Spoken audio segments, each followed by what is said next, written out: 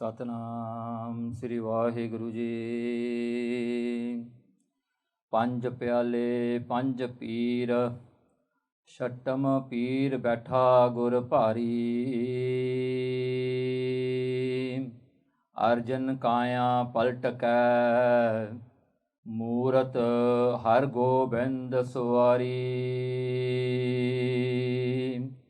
चली पीढ़ी सोडिया, रूप दिखावन वारो वारी।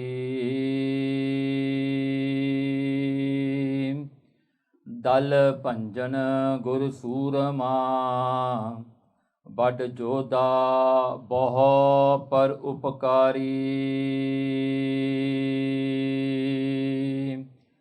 वाहिगुरु जी का खालसा, वाहिगुरु जी की फतेह। सतगुरु ਧੰਨ ਧੰਨ ਸ੍ਰੀ ਗੁਰੂ ਗ੍ਰੰਥ ਸਾਹਿਬ ਮਹਾਰਾਜ ਦੀ ਹਜ਼ੂਰੀ ਵਿੱਚ ਸਜੀ ਬੈਠੀ ਸਤਿਗੁਰੂ ਸੱਚੇ ਪਾਤਸ਼ਾਹ ਜੀ ਦੀ ਪਿਆਰੀ ਸੰਗਤ ਜੀਓ, ਸਭ ਤੋਂ ਪਹਿਲਾਂ ਆਪ ਜੀ ਸਾਰਿਆਂ ਨੂੰ ਲੱਖਾਂ ਲੱਖਾਂ ਵਧਾਈਆਂ ਹੋਣ ਕਿ ਅੱਜ ਉਹ ਦਿਨ ਹੈ ਜਿਸ ਦਿਨ ਸ੍ਰੀ ਗੁਰੂ ਹਰਗੋਬਿੰਦ ਸਾਹਿਬ ਸੱਚੇ ਪਾਤਸ਼ਾਹ ਜੀ ਨੇ ਆਪਣਾ ਜੋ ਹੈ ਪ੍ਰਕਾਸ਼ ਲੈਣਾ ਕੀਤਾ। ਵਡਾਲੀ ਸਾਹਿਬ ਵਿਖੇ ਹਾੜ ਵਦੀ ਪਹਿਲੀ 1652 ਜਾਂ 1652 ਬਿਕਰਮੀ, ਜੋ ਕਿ 1595 ਜਿਹੜਾ ਹੈ ਈਸਵੀ ਬਣਦਾ ਹੈ, ਸਤਿਗੁਰੂ ਸੱਚੇ ਪਾਤਸ਼ਾਹ ਜੀ ਨੇ ਆਪਣਾ ਅਵਤਾਰ ਲੈਣਾ ਕੀਤਾ।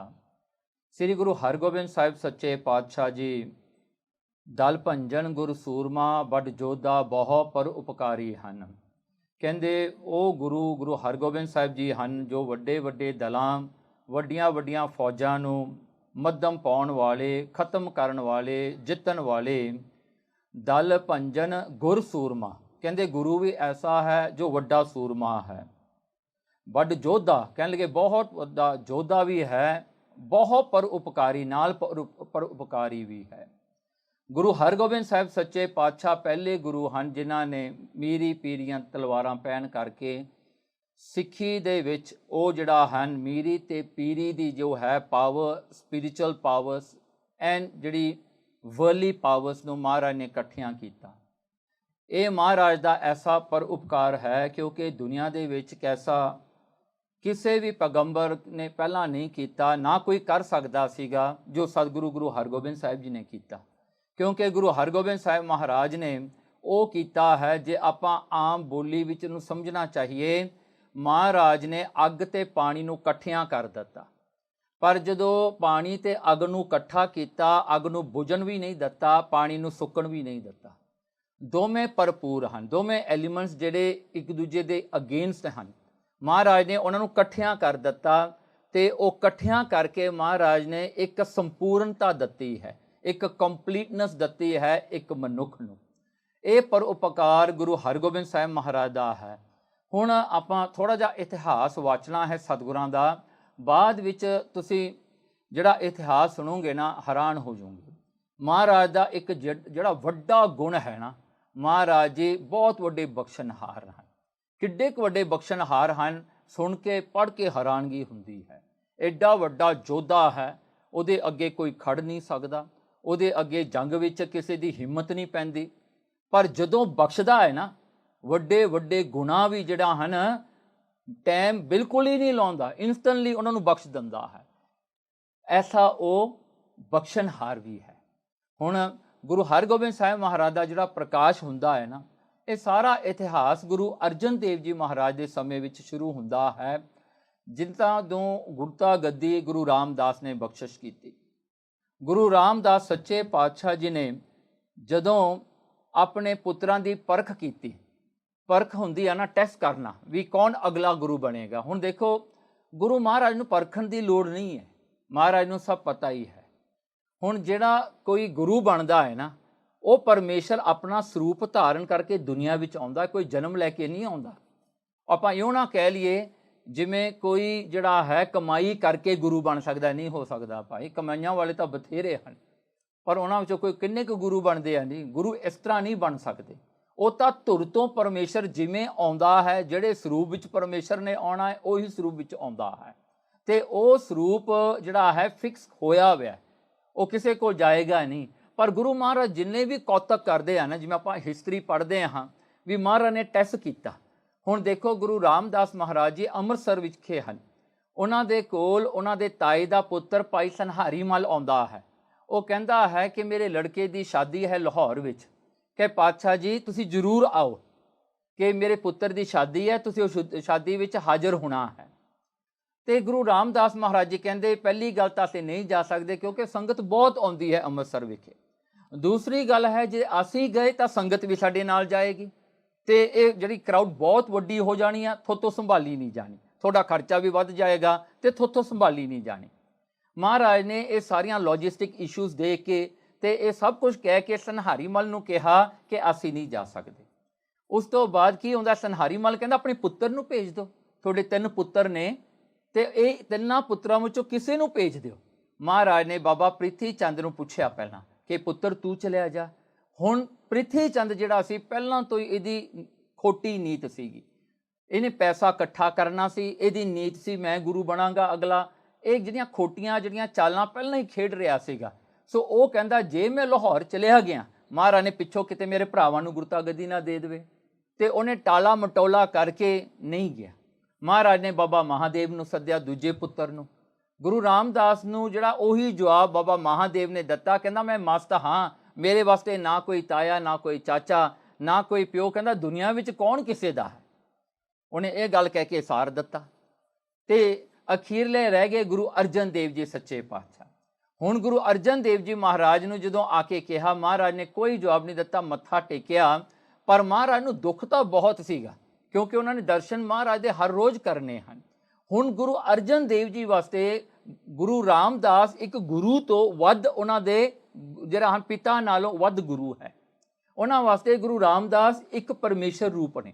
ਹੁਣ ਦੇਖੋ ਨਾ, ਪਹਿਲੇ ਗੁਰੂ ਤੋਂ ਲੈ ਕੇ 5ਵੇਂ ਗੁਰੂ ਤੱਕ ਦੇਖੋ, ਜਿਹੜਾ ਹਨ 4ਥੇ ਗੁਰੂ ਤੱਕ ਸੇਵਕ ਨੇ ਗੱਦੀ ਲਈ ਹੈ। ਦੇਖੋ ਗੁਰੂ ਨਾਨਕ ਤੋਂ ਭਾਈ ਲਹਿਣੇ ਨੇ ਗੁਰਤਾ ਗੱਦੀ ਲਈ ਹੈ, ਭਾਈ ਲਹਿਣੇ ਜਿਹੜਾ ਹਨ ਗੁਰੂ ਅੰਗਦ ਦੇਵ ਜੀ ਤੋਂ ਗੁਰੂ ਅਮਰਦਾਸ ਨੇ ਗੁਰਤਾ ਲਈ, ਫਿਰ ਗੁਰੂ ਅਮਰਦਾਸ ਜੀ ਤੋਂ ਗੁਰੂ ਰਾਮਦਾਸ ਨੇ ਲੈਣਾ ਕੀਤੇ। ਇਹ ਗੁਰੂ ਅਰਜਨ ਦੇਵ ਜੀ ਪਹਿਲੇ ਹਨ ਜਿਹੜੇ ਪੁੱਤਰ ਵੀ ਹੋਏ ਨੇ ਤੇ ਉਹਨਾਂ ਵਿੱਚ ਸਾਰੇ ਇੱਕ ਸਿੱਖ ਦੇ ਗੁਣ ਤੇ ਲੱਛਣ ਵੀ ਹਨ। ਇਹ ਪਹਿਲੇ ਗੁਰੂ ਅਰਜਨ ਦੇਵ ਜੀ ਹੋਏ ਹਨ ਜਿਨ੍ਹਾਂ ਨੇ ਆਪਣੇ ਪੁੱਤਰ ਹੋਣ ਦਾ ਪ੍ਰਿਵਿਲੇਜ ਬਿਲਕੁਲ ਨਹੀਂ ਸੋਚਿਆ ਵੀ ਮੈਂ ਪੁੱਤਰ ਹਾਂ ਗੁਰੂ ਰਾਮਦਾਸ ਜੀ ਦਾ।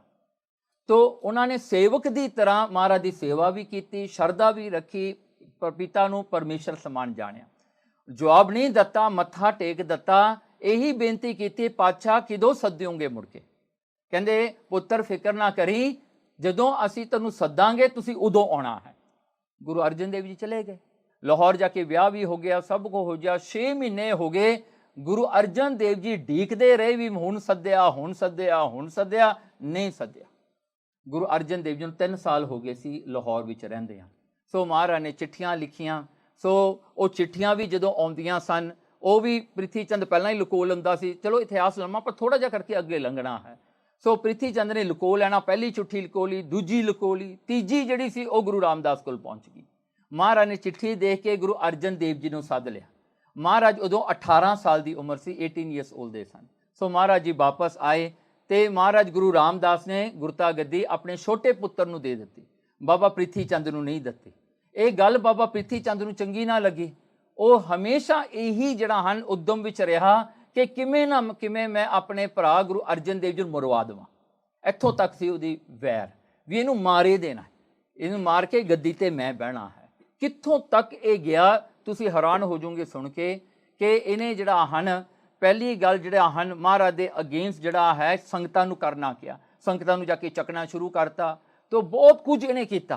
अखीर गुरु अर्जन देव जी ने ना जिन्नी इनकम सी ना गुरु घर दी, हुण देखो जिहड़ा हन गुरु घर दे कोल जिहड़ा टैक्स भी आउंदा सी कई पिंडां दा, जिहड़े गुरु घर दे नाल जमीन सी, दुकानां भी सीगियां अमृतसर दे विच, ਉਹ ਸਾਰੇ ਦਾ ਸਾਰਾ ਕਿਰਾਇਆ ਜਿੰਨਾ ਟੈਕਸ ਆਉਂਦਾ ਸੀ ਮਹਾਰਾਜ ਨੇ ਬਾਬਾ ਮਹਾਦੇਵ ਤੇ ਬਾਬਾ ਪ੍ਰੀਤੀ ਚੰਦ ਨੂੰ ਦੇਤਾ। ਗੁਰੂ ਅਰਜਨ ਦੇਵ ਜੀ ਨੇ ਆਪਣੇ ਕੋਲ ਕੁਝ ਨਹੀਂ ਰੱਖਿਆ। ਹੁਣ ਸੰਗਤ ਆਉਂਦੀ ਹੈ, ਉਹ ਭੇਟਾ ਜਿਹੜੀ ਹੁੰਦੀ ਆ ਉਹ ਪ੍ਰਿਥੀ ਚੰਦ ਲੈ ਜਾਂਦਾ ਹੈ, ਲੰਗਰ ਛਕਣ ਵਾਸਤੇ ਸੰਗਤ ਨੂੰ ਗੁਰੂ ਅਰਜਨ ਦੇਵ ਜੀ ਕੋਲ ਭੇਜ ਦਿੰਦਾ। ਇਨਕਮ ਨਹੀਂ ਹੈਗੀ, ਲੰਗਰ ਚਲਾਉਣਾ ਹੈ। ਮਾਤਾ ਗੰਗਾ ਜੀ ਨੇ ਆਪਣੇ ਗਹਿਣੇ ਵੀ ਵੇਚਤੇ, ਸਭ ਕੁਝ ਵੇਚ ਦਿੱਤਾ ਵੀ ਲੰਗਰ ਚੱਲਦਾ ਰਹੇ। ਇਸ ਤਰ੍ਹਾਂ ਹੁੰਦਾ ਗਿਆ। ਅਖੀਰਕਾਰ ਭਾਈ ਗੁਰਦਾਸ ਨੇ ਆ ਕੇ ਜਿਹੜਾ ਮੌਕਾ ਸੰਭਾਲਿਆ ਤੇ ਉਹਨਾਂ ਨੇ ਆ ਕੇ ਸੰਗਤਾਂ ਨੂੰ ਅਸਲੀ ਗੱਲ, ਸੱਚੀ ਗੱਲ ਦੱਸੀ ਵੀ ਅਸਲੀ ਗੁਰੂ ਕੌਣ ਹੈ, ਕਿਹਨੂੰ ਗੁਰਤਾ ਗੱਦੀ ਮਿਲੀ ਹੈ। ਸੋ ਇਉਂ ਕਰਦਿਆਂ ਹੋਇਆਂ ਇੱਕ ਦਿਨ ਦੀ ਗੱਲ ਹੈ, ਜਦੋਂ ਸੰਗਤਾਂ ਜਿਹੜੀਆਂ ਹਨ ਗੁਰੂ ਅਰਜਨ ਦੇਵ ਜੀ ਕੋਲ ਆਉਣਾ ਸ਼ੁਰੂ ਹੋ ਗਈਆਂ। ਹੁਣ ਬਾਬਾ ਪ੍ਰਿਥੀ ਚੰਦ ਨੂੰ ਲੱਗਿਆ ਵੀ ਮੇਰੀ ਤਾਂ ਹੁਣ ਝੂਠ ਜਿਹੜਾ ਹੈ ਇਹਦਾ ਪੋਲ ਖੁੱਲ ਗਿਆ ਹੈ, ਆਈ ਐਮ ਐਕਸਪੋਜ਼ ਹੋ ਗਿਆ। ਹੁਣ ਕੋਈ ਸੰਗਤ ਬਾਬਾ ਪ੍ਰਿਥੀ ਚੰਦ ਕੋਲ ਨਹੀਂ ਜਾਂਦੀ। ਇਹ ਦੁੱਖ ਦੇ ਕਰਕੇ ਉਹਨੇ ਕੀ ਕੀਤਾ ਤੇ ਉਹਨੇ ਵੈਰ ਭਾਵਨਾ ਰੱਖੀ ਤੇ ਵੈਰ ਭਾਵਨਾ ਦੇ ਵਿੱਚ ਉਹਨੇ ਇਹ ਕਰਨਾ ਕੀਤਾ ਕਿ ਉਹ ਚਲਿਆ ਗਿਆ ਜੀ ਜਹਾਂਗੀਰ ਦੇ ਕੋਲ। ਕਹਿੰਦਾ ਮੈਂ ਜਹਾਂਗੀਰ ਨੂੰ ਕਵਾਂਗਾ ਵੀ ਹੱਕ ਮੇਰਾ ਬਣਦਾ ਹੈ, ਮੈਂ ਗੁਰੂ ਘਰ ਤੇ ਕੇਸ ਕਰਨੀ ਹੈ, ਮੁਕੱਦਮਾ ਕਰਾਂਗਾ, ਸੂ ਕਰਾਂਗਾ ਗੁਰੂ ਅਰਜਨ ਦੇਵ ਜੀ ਨੂੰ ਵੀ ਮੇਰੀ ਗੱਦੀ ਤੇ ਬੈਠਾ ਹੈ। ਸੋ ਉਸੇ ਤਰ੍ਹਾਂ ਹੀ ਕਰਦਾ ਰਿਹਾ। ਚਲੋ ਇਹਨੇ ਤਾਲਮੇਲ ਸ਼ੁਰੂ ਕਰ ਲਈ। ਹੁਣ ਕੀ ਹੁੰਦਾ ਹੈ, ਅਖੀਰਕਾਰ ਇਹਦਾ ਜਿਹੜਾ ਹੈ, ਹੁਣ ਇਹਨੂੰ ਜਹਾਂਗੀਰ ਕੋਲ ਜਾਣ ਦਾ ਤਾਂ ਕੋਈ ਰਸਤਾ ਨਾ ਮਿਲਿਆ। ਸੁਲਹੀ ਖਾਨ ਨੂੰ ਜਿਹੜਾ ਇਹਨੇ ਭਾਈਬੰਦ ਬਣਾ ਲਿਆ, ਉਹਦੇ ਰਾਹੀਂ ਜਹਾਂਗੀਰ ਕੋਲ ਗਿਆ। ਜਹਾਂਗੀਰ ਨੇ ਜਿਹੜਾ ਹਨ ਉਹ ਤਾਂ ਚਾਹੁੰਦਾ ਹੀ ਸੀ ਵੀ ਗੁਰੂ ਘਰ ਨੂੰ ਮੈਂ ਖਤਮ ਕਰਾਂ, ਵੀ ਇਹਨਾਂ ਦੀ ਅੰਦਰਲੀ ਲੜਾਈ ਜਿਹੜੀ ਹੈ ਇਹਨਾਂ ਨੂੰ ਆਪਸ ਵਿੱਚ ਲੜਾ ਕੇ ਗੁਰੂ ਨਾਨਕ ਦਾ ਜਿਹੜਾ ਧਰਮ ਇਹਨੂੰ ਖਤਮ ਕਰ ਦੇਵਾਂ। ਉਹ ਤਾਂ ਪਹਿਲਾਂ ਤੋਂ ਹੀ ਚਾਹੁੰਦਾ ਸੀਗਾ ਐਸਾ। ਸੋ ਉਹਨੇ ਕੀ ਕੀਤਾ, ਉਹਨੇ ਲਾਭ ਉਠਾਇਆ। ਉਹਨੇ ਸੁਲਹੀ ਖਾਨ ਨੂੰ ਜਿਹੜਾ ਹੈ ਫੌਜ ਜਿਹੜੀ ਹਨ ਤਿਆਰ ਕਰਕੇ ਦੇਣ ਲੱਗਿਆ। ਤੇ ਇੱਥੇ ਹੁਣ ਬਾਬਾ ਪ੍ਰਿਥੀ ਚੰਦ ਥੋੜ੍ਹਾ ਜਿਹਾ ਕੌਨਫੀਡੈਂਸ ਹੋ ਗਿਆ। ਇੱਕ ਦਿਨ ਦੀ ਗੱਲ ਹੈ ਕਿ ਕਰਮੋ ਜਿਹੜੀ ਸੀ ਨਾ ਬਾਬਾ ਪ੍ਰਿਥੀ ਚੰਦ ਦੀ ਘਰ ਵਾਲੀ, ਉਹਦੀ ਇੱਕ ਨੌਕਰ ਸੀਗੀ ਤੇ ਉਹ ਨੌਕਰ ਜਿਹੜੀ ਸੀਗੀ ਉਹ ਕੋਠੇ ਤੇ ਜਾ ਕਰਕੇ ਉਹਨੇ ਕੱਪੜੇ ਸੁੱਕਣੇ ਪਾਉਣ ਵਾਸਤੇ ਗਈ। ਹੁਣ ਕੋਠੇ ਦੇ ਉੱਤੇ ਉਸ ਟਾਈਮ ਕੀ ਹੁੰਦਾ, ਕਿਉਂਕਿ ਆਪ ਜੀ ਨੂੰ ਪਤਾ ਹੀ ਹੈ ਇੰਡੀਆ ਦੇ ਵਿੱਚ ਜਿਹੜੇ ਘਰ ਹੁੰਦੇ ਨੇ ਉਹ ਕੋਠੇ ਜਿਹੜੇ ਨੇ ਮਿਲਦੇ ਨੇ, ਉਹ ਸੇਮ ਲੈਵਲ ਹੁੰਦੇ ਨੇ। ਸੋ ਇੱਕ ਕੋਠਾ ਤੇ ਦੂਜਾ ਕੋਠਾ ਸੇਮ ਲੈਵਲ ਤੇ ਇੱਕ ਦੂਜੇ ਨੂੰ ਦੇਖ ਸਕਦੇ ਹਾਂ। ਤੇ ਉੱਥੇ ਕੀ ਹੋਇਆ, ਉਸੇ ਵੇਲੇ ਮਾਤਾ ਗੰਗਾ ਜੀ ਨੂੰ, ਉਹਨਾਂ ਦੇ ਜਿਹੜੀ ਨੌਕਰ ਸੀ ਨਾ ਗੁਰੂ ਅਰਜਨ ਦੇਵ ਜੀ ਮਹਾਰਾਜ ਦੇ ਮਹਿਲ ਸੀ ਮਾਤਾ ਗੰਗਾ ਜੀ, ਉਹਨਾਂ ਦੀ ਨੌਕਰ ਨੇ ਕਿਹਾ ਕਿ ਆਪਣੇ ਬਹੁਤ ਕੱਪੜੇ ਪਏ ਨੇ ਜਿਹੜੇ ਕਿਤੇ ਵਰਤੇ ਨਹੀਂ, ਇਹ ਮੋਇਸਚਰ ਇਹਨਾਂ ਵਿੱਚ ਹੋ ਗਿਆ, ਸਲਾਬੇ ਗਏ, ਕਹਿੰਦੇ ਆਪਾਂ ਇਹਨਾਂ ਨੂੰ ਸੁਕਾ ਦੀ, ਅੱਜ ਧੁੱਪ ਸੋਹਣੀ ਚੜੀ ਹੈ। ਉਹਨਾਂ ਨੇ ਚੱਕ ਕੇ ਕੱਪੜੇ ਲਿਆ ਕੇ ਉੱਤੇ ਸੁਕਾਉਣੇ ਪਾ ਦਿੱਤੇ, ਸੁੱਕਣੇ ਪਾ ਦਿੱਤੇ। ਤੇ ਉਹ ਕੱਪੜੇ ਜਿਹੜੇ ਸੀ ਸੰਗਤਾਂ ਨੇ ਲਿਆ ਕੇ ਦਿੱਤੇ ਗੁਰੂ ਮਹਾਰਾਜ ਵਾਸਤੇ, ਗੁਰੂ ਅਰਜਨ ਦੇਵ ਜੀ ਵਾਸਤੇ। ਬਹੁਤ ਮਹਿੰਗੇ ਕੱਪੜੇ ਸੀਗੇ। ਤੇ ਉਹ ਕੱਪੜੇ ਕਈਆਂ ਦੇ ਵਿੱਚ ਉਹ ਜਿਹੜੇ ਥ੍ਰੈਡ ਵਰਤੇ ਸੀ ਨਾ, ਸੋਨੇ ਦੇ ਥ੍ਰੈਡ ਸੀਗੇ। ਸੋ ਵਿੱਚ ਕਈਆਂ ਦੇ ਡਾਇਮੰਡ ਲੱਗੇ ਹੋਏ, ਜਿਹੜੇ ਹਨ ਪਰਲਸ ਲੱਗੇ ਹੋਏ। ਜਦੋਂ ਉਹ ਕੱਪੜੇ ਉੱਤੇ ਪਾ ਦਿੱਤੇ, ਉੱਧਰ ਜਿਹੜੀ ਸੂਰਜ ਦੀ ਚਮਕ ਪਵੇ ਤੇ ਇਹ ਜਿਹੜੀ ਨੌਕਰ ਨੇ ਦੇਖ ਕੇ ਹੈਰਾਨ ਹੋ ਗਈ। ਕਹਿੰਦੇ ਇਹ ਤਾਂ ਇੰਨੇ ਸੋਹਣੇ ਕੱਪੜੇ, ਮਹਿੰਗੇ ਕੱਪੜੇ ਨੇ, ਇਹਦੇ 'ਚ ਸੋਨਾ ਹੈ, ਡਾਇਮੰਡਸ ਹੈ। ਉਹਨੇ ਜਾ ਕੇ ਕਰਮੋ ਨੂੰ ਦੱਸਿਆ। ਕਹਿੰਦੀ ਕਰਮੋ ਜਿਹੜੀ ਹਨ ਕਹਿੰਦੀ ਮਾਲਕਣ ਆ ਕੇ ਦੇਖ ਉੱਤੇ ਕੀ ਹੋ ਰਿਹਾ ਹੈ। ਕਰਮੋ ਚੜੀ ਭੱਜ ਕੇ ਉੱਤੇ ਦੇਖਿਆ, ਉਹ ਤਾਂ ਸੜ ਮੱਚ ਗਈ ਵਿਚਾਰੀ ਨੂੰ, ਘਮੇਰ ਆ ਗਈ। ਹਾਂਜੀ, ਉਹਦਾ ਤਾਂ ਸਰ ਘੁੰਮ ਗਿਆ ਤੇ ਉਹਦਾ ਲੋ ਪ੍ਰੈਸ਼ਰ ਹੋ ਗਿਆ ਜਾਂ ਹਾਈ ਪ੍ਰੈਸ਼ਰ ਹੋਇਆ ਹੋਣਾ। ਤੇ ਕੀ ਹੋ ਗਿਆ, ਉਹ ਤਾਂ ਡਿੱਗਣ ਵਾਲੀ ਹੋ ਗਈ ਉੱਥੇ ਦੇਖ ਕੇ। ਤੇ ਉਹ ਕੀ ਹੋਇਆ, ਉਹਦੀ ਨੌਕਰ ਨੇ ਫੜ ਫੁੜ ਕੇ ਉਹਨੂੰ ਥੱਲੇ ਤਾਰਿਆ ਪੌੜੀਆਂ ਦੇ। ਸੋ ਉਹ ਡੀਕਦੀ ਸੀ ਵੀ ਬਾਬਾ ਪ੍ਰਿਥੀ ਚੰਦ ਕਿਦੋਂ ਘਰ ਆਵੇ। ਬਾਬਾ ਪ੍ਰਿਥੀ ਚੰਦ ਘਰੇ ਆਏ ਤੇ ਘਰੇ ਆਇਆਂ ਨੂੰ ਪ੍ਰਿਥੀ ਚੰਦ ਨੂੰ ਕਹਿਣ ਲੱਗੀ, ਕਹਿੰਦੀ ਭਾਈ ਮੈਂ ਤਾਂ ਬੜੀ ਗੁੱਸੇ ਆ ਤੇਰੇ ਨਾਲ। ਉਹ ਕਹਿੰਦਾ ਕੀ ਗੱਲ ਹੋ ਗਈ? ਕਹਿੰਦੀ ਜੇ ਤੂੰ ਆਪਣੀ ਪਿਓ ਦੀ ਗੱਲ ਮੰਨ ਲੈਂਦਾ ਅੱਜ ਗੁਰਤਾ ਗੱਦੀ ਤੇਰੇ ਕੋਲ ਹੁੰਦੀ। ਤੂੰ ਪਹਿਲਾਂ ਹੀ ਲਾਲਚ ਕਰਕੇ ਬਹਿ ਗਿਆ, ਤੂੰ ਕਿਉਂ ਨਹੀਂ ਆਪਣੇ ਪਿਤਾ ਦੀ ਗੱਲ ਮੰਨੀ ਹੈ? ਤੇ ਜਦ ਤੇਰੀ ਗੱਦੀ ਸੀਗੀ ਤੇਰੇ ਛੋਟੇ ਭਰਾ ਕੋਲ ਚਲੀ ਗਈ, ਦੇਖ ਉਹਨਾਂ ਦਾ ਕਿੰਨੇ ਸੋਹਣੇ ਕੱਪੜੇ ਉਹਨਾਂ ਨੂੰ ਸੰਗਤਾਂ ਨੇ ਦਿੱਤੇ ਨੇ, ਮੇਰੇ ਤੋਂ ਦੇਖਿਆ ਨਹੀਂ ਗਿਆ ਕਹਿੰਦੀ। ਸੋ ਇਉਂ ਕਰਕੇ ਬਾਬਾ ਪ੍ਰਿਥੀ ਚੰਦ ਨੂੰ ਜਿਹੜਾ ਜਦੋਂ ਇਹ ਜਿਹੜਾ ਹਨ ਉਹਨੇ ਉਲਾਂਭੇ ਮਿਲੇ, ਉਹ ਦੁਖੀ ਜਾ ਹੋ ਕੇ ਬਹਿ ਗਿਆ। ਤੇ ਹੁਣ ਕਹਿਣਾ ਕੀ ਹੈ ਜੀ, ਆਪਣੀ ਘਰਵਾਲੀ ਨੂੰ ਕਹਿੰਦਾ ਦੇਖ ਭਾਈ, ਗੁਰੂ ਅਰਜਨ ਦੇਵ ਜੀ ਦੀ ਉਮਰ ਜਿਹੜੀ ਹੈ 41 ਸਾਲ ਦੀ ਹੋ ਗਈ, 31 ਈਅਰਸ ਓਲਡ ਦੇ ਹੋ ਗਏ ਸਨ ਉਸ ਵੇਲੇ ਗੁਰੂ ਅਰਜਨ ਦੇਵ ਜੀ। ਕਹਿੰਦੇ ਇਹਨਾਂ ਦੇ ਘਰ 'ਚ ਬੱਚਾ ਨਹੀਂ ਹੈਗਾ। ਕਹਿੰਦੇ ਆਪਣੇ ਘਰ ਵਿੱਚ ਇੱਕ ਬੱਚਾ, ਹੁਣ ਪ੍ਰਿਥੀ ਚੰਦ ਦਾ ਇੱਕ ਬੇਟਾ ਸੀਗਾ ਜਿਹਦਾ ਨਾਂ ਸੀ ਮਿਹਰਬਾਨ। ਕਹਿੰਦਾ ਆਪਣੇ ਘਰ ਵਿੱਚ ਬੇਟਾ ਹੈਗਾ, ਇਹਨਾਂ ਦੇ ਘਰ ਵਿੱਚ ਹੈ ਨਹੀਂ। ਕਹਿੰਦਾ ਅਗਲਾ ਗੁਰੂ ਕੌਣ ਬਣੇਗਾ? ਮਿਹਰਬਾਨ ਹੀ ਬਣੇਗਾ ਨਾ, ਆਪਣੇ ਪੁੱਤਰ ਨੇ ਬਣਨਾ, ਇਹਨਾਂ ਦਾ ਤਾਂ ਕੋਈ ਹੈ ਨਹੀਂ ਗਾ। ਤੇ ਇਹ ਗੱਲ ਜਿਹੜੀ ਸੀਗੀ ਮਾਤਾ ਗੰਗਾ ਜੀ ਦੀ ਨੌਕਰ ਨੇ ਸੁਣ ਲਈ। ਉਹਨਾਂ ਨੇ ਸੁਣ ਕੇ ਜਾ ਕੇ ਮਾਤਾ ਗੰਗਾ ਜੀ ਨੂੰ ਦੱਸ ਦਿੱਤਾ। ਮਾਤਾ ਗੰਗਾ ਜੀ ਨੇ ਸੁਣ ਕੇ ਬੜੀ ਦੁਖੀ ਹੋਈ। ਉਹਨਾਂ ਨੇ ਗੁਰੂ ਅਰਜਨ ਦੇਵ ਜੀ ਨੂੰ ਘਰ ਆਇਆਂ ਨੂੰ ਕਿਹਾ, ਕਹਿੰਦੀ ਪਤੀ ਜੀ, ਕਹਿੰਦੇ ਤੁਸੀਂ ਸਾਰੀ ਦੁਨੀਆ ਨੂੰ ਬੱਚੇ ਦਿੰਦੇ ਹੋ, ਧਨ ਦਿੰਦੇ ਹੋ, ਨੌ ਨਿੱਧਾ ਦਿੰਦੇ ਹੋ, ਰਿੱਧੀਆਂ ਸਿੱਧੀਆਂ ਦਿੰਦੇ ਹੋ। ਕਹਿੰਦੀ ਮੇਰੀ ਝੋਲੀ 'ਚ ਇੱਕ ਪੁੱਤਰ ਪਾ ਦਿਓ, ਤੁਸੀਂ ਸਾਰੀ ਦੁਨੀਆ ਨੂੰ ਦਾਤਾਂ ਦੇਣ ਵਾਲੇ ਹੋ। ਤਾਂ ਉਸ ਵੇਲੇ ਗੁਰੂ ਅਰਜਨ ਦੇਵ ਜੀ ਕਹਿਣ ਲੱਗੇ, ਕਹਿੰਦੇ ਗੁਰੂ ਘਰ ਦਾ ਅਸੂਲ ਹੈ, ਕਹਿੰਦੇ ਜੇ ਸਾਡੇ ਵੱਡੇ ਭਰਾ ਨੇ ਬਚਨ ਕਰਤਾ ਨਾ, ਕਹਿੰਦੇ ਅਸੀਂ ਬਚਨ ਮੋੜ ਨਹੀਂ ਸਕਦੇ। ਦੇਖੋ ਮਹਾਰਾਜ ਫਿਰ ਵੀ ਕਿੰਨਾ ਸਤਿਕਾਰ ਕਰਦੇ ਨੇ, ਭਾਵੇਂ ਸਮਰੱਥ ਨੇ ਮਹਾਰਾਜ, ਕੋਈ ਵੀ ਮਹਾਰਾਜ ਕਰ ਸਕਦੇ ਨੇ। महाराज कहते मैं अपने मूँह तो नहीं वो गल कह सकदा जिहड़ी मेरे भरा ने कह दित्ती है, वो मेरे तो वड्डा है, उहदे उल्ट ही मैं कुछ कह सकदा। तो फिर माता जी फिर दुखी हो गए, कहते पातशाह जी फिर होर कोई रस्ता दसो। कहते इको एक रस्ता है, कहते महाराज का बचन है ना, मेरी बंदी भगत छुड़ावे, बंदे भगत ना छुटै मोह है। कहते जे अगर ये जरा हम पृथ्वी चंद की वर्ड न कोई उल्टा सकता तो बाबा बुढ़ा जी ने, तू बाबा बुढ़ा जी को जाना पैना, जे वो ये गल कह देन तो यह बचन जरा पुट्ठा हो जाएगा। माता गंगा जी बड़े खुश हो गए, कहते फिर की करिए। कहते जाके बाबा बुढ़ा जी ने जाके लंगर छकाओ। उदों भी 5 सिखां का जिहड़ा लंगर सी ना, उदों भी वो प्रचलित सीगा 5 सिखां का भी लंगर छकाउणा। भावें देखो अपने तो ख्याल ये आ भी जदों तक अमृत जिहड़ा महाराज ने खंडे बाटे का तैयार किया, उदों 5 सिंघां का जिहड़ा लंगर की परंपरा तुरी है, पर नहीं, वो समय विच भी सी। महाराज कहते 5 सिखां का लंगर तैयार करो, जा करके बाबा बुढ़ा जी ने तो होर गुरसिखां नूं लंगर छकाओ उत्थे जाके। तो माता गंगा जी कहते चंगी गल आ, मैं भलके ही जांदी हाँ। उन्होंने नौकर लाते माता जी ने भी तू आ मठियाई बनाउणी आ, तू ये बनाउणा, तू वो बनाउणा। चंगे तो चंगे 36 प्रकार के भोजन बन गए, मठियाइयां बन गईयां, सब कुछ गड्डे ते लद के। हाँ जी, फिर जरा हन माता जी बड़े धूम धाम नाल आ रहे हैं। हुण बाबा बुढ़ा जी की भीड़ है। हाँ जी, आप जी नूं पता ना कित्थे बाबा बुढ़ा जी भीड़, जिन्हां दा अजकल बच्चा नहीं हुंदा, वो गंडा जाके चढ़ाउंदे हन। हाँ जी, फिर उन्हां दा बच्चा हो जाता। हाँ जी, अज तक भी ये गल हो रही है उत्थे। तो कहते बाबा बुढ़ा जी की भीड़ नूं माता जी चले गए। जदों उत्थे गए ना, कहते बाबा बुढ़ा जी बैठे नाल ना चिड़ियाँ ते होर जिहड़े जानवर से बाबा बुढ़ा जी के नाल बैठे सीगे, उत्थे नाल नाल खेड रहे सी, उत्थे अपना मौज नाल, बड़े क्वाइट एनवायरमेंट सीगा। माता जी आए जे गड्डियां ते, बड़ा खड़का होया। एक तो खड़का होया, दूजा धूड़ उड़ रही है। वो जिहड़ियां चिड़ियां चुड़ियां बैठियां सी सारियां उड़ गईयां, कुक्कड़ सीगे वो भी अपनी बांगा बूंगा भुल के घर नूं मुड़ गए। तो की होया जी, बड़ा उत्थे जिहड़ा खड़का जा हो गया। बाबा बुढ़ा जी बैठे तो बाबा बुढ़ा जी ने कोले एक सिख नूं पुछया, कहंदे कौन ने? कहंदे गुरु के ने, भी गुरु दे घर तो आए ने, गुरु के ने। तो बाबा बुढ़ा जी पुछदे आ, कहंदे फिर गुरु कियां नूं की भाजड़ा पै गईयां? बाबा जी ने वचन करता। तो माता गंगा जी के नाल उन्हां दा एक सेवक सिख आया सी, उहने किते गल सुन ली भी बाबा जी ने कहा भी गुरु कियां नूं की भाजड़ा पै गईयां। ओके, हुण ये जिहड़ी बोली है ना, माझे की बोली है। ये जिहड़ा हम भाजड़ पा के गया है, अज तक भी वो ये गल वरतदे आ। जिहड़ा कोई बंदा ना अपना गड्ढा भर के, जां जिवें आपां कहंदे ना कोई ट्रांसफर करना होवे किसी बंदे ने, वो सारा घर दा समान गड्ढे ते धर के ते वो छत्ती छत्ती अपना घर छड्ड के चलिया जावे, अज तक माझे च कहंदे आ भी भाजड़ पा के गया है। ये शब्द जिहड़ा माझे की बोली का है। सो बाबा बुढ़ा जी ने यह शब्द वरत्या भी ये जिहड़ा हन भी गुरु कियां नूं की भाजड़ां पै गईयां। तो उस सिख नूं बड़ा गुस्सा लग्या।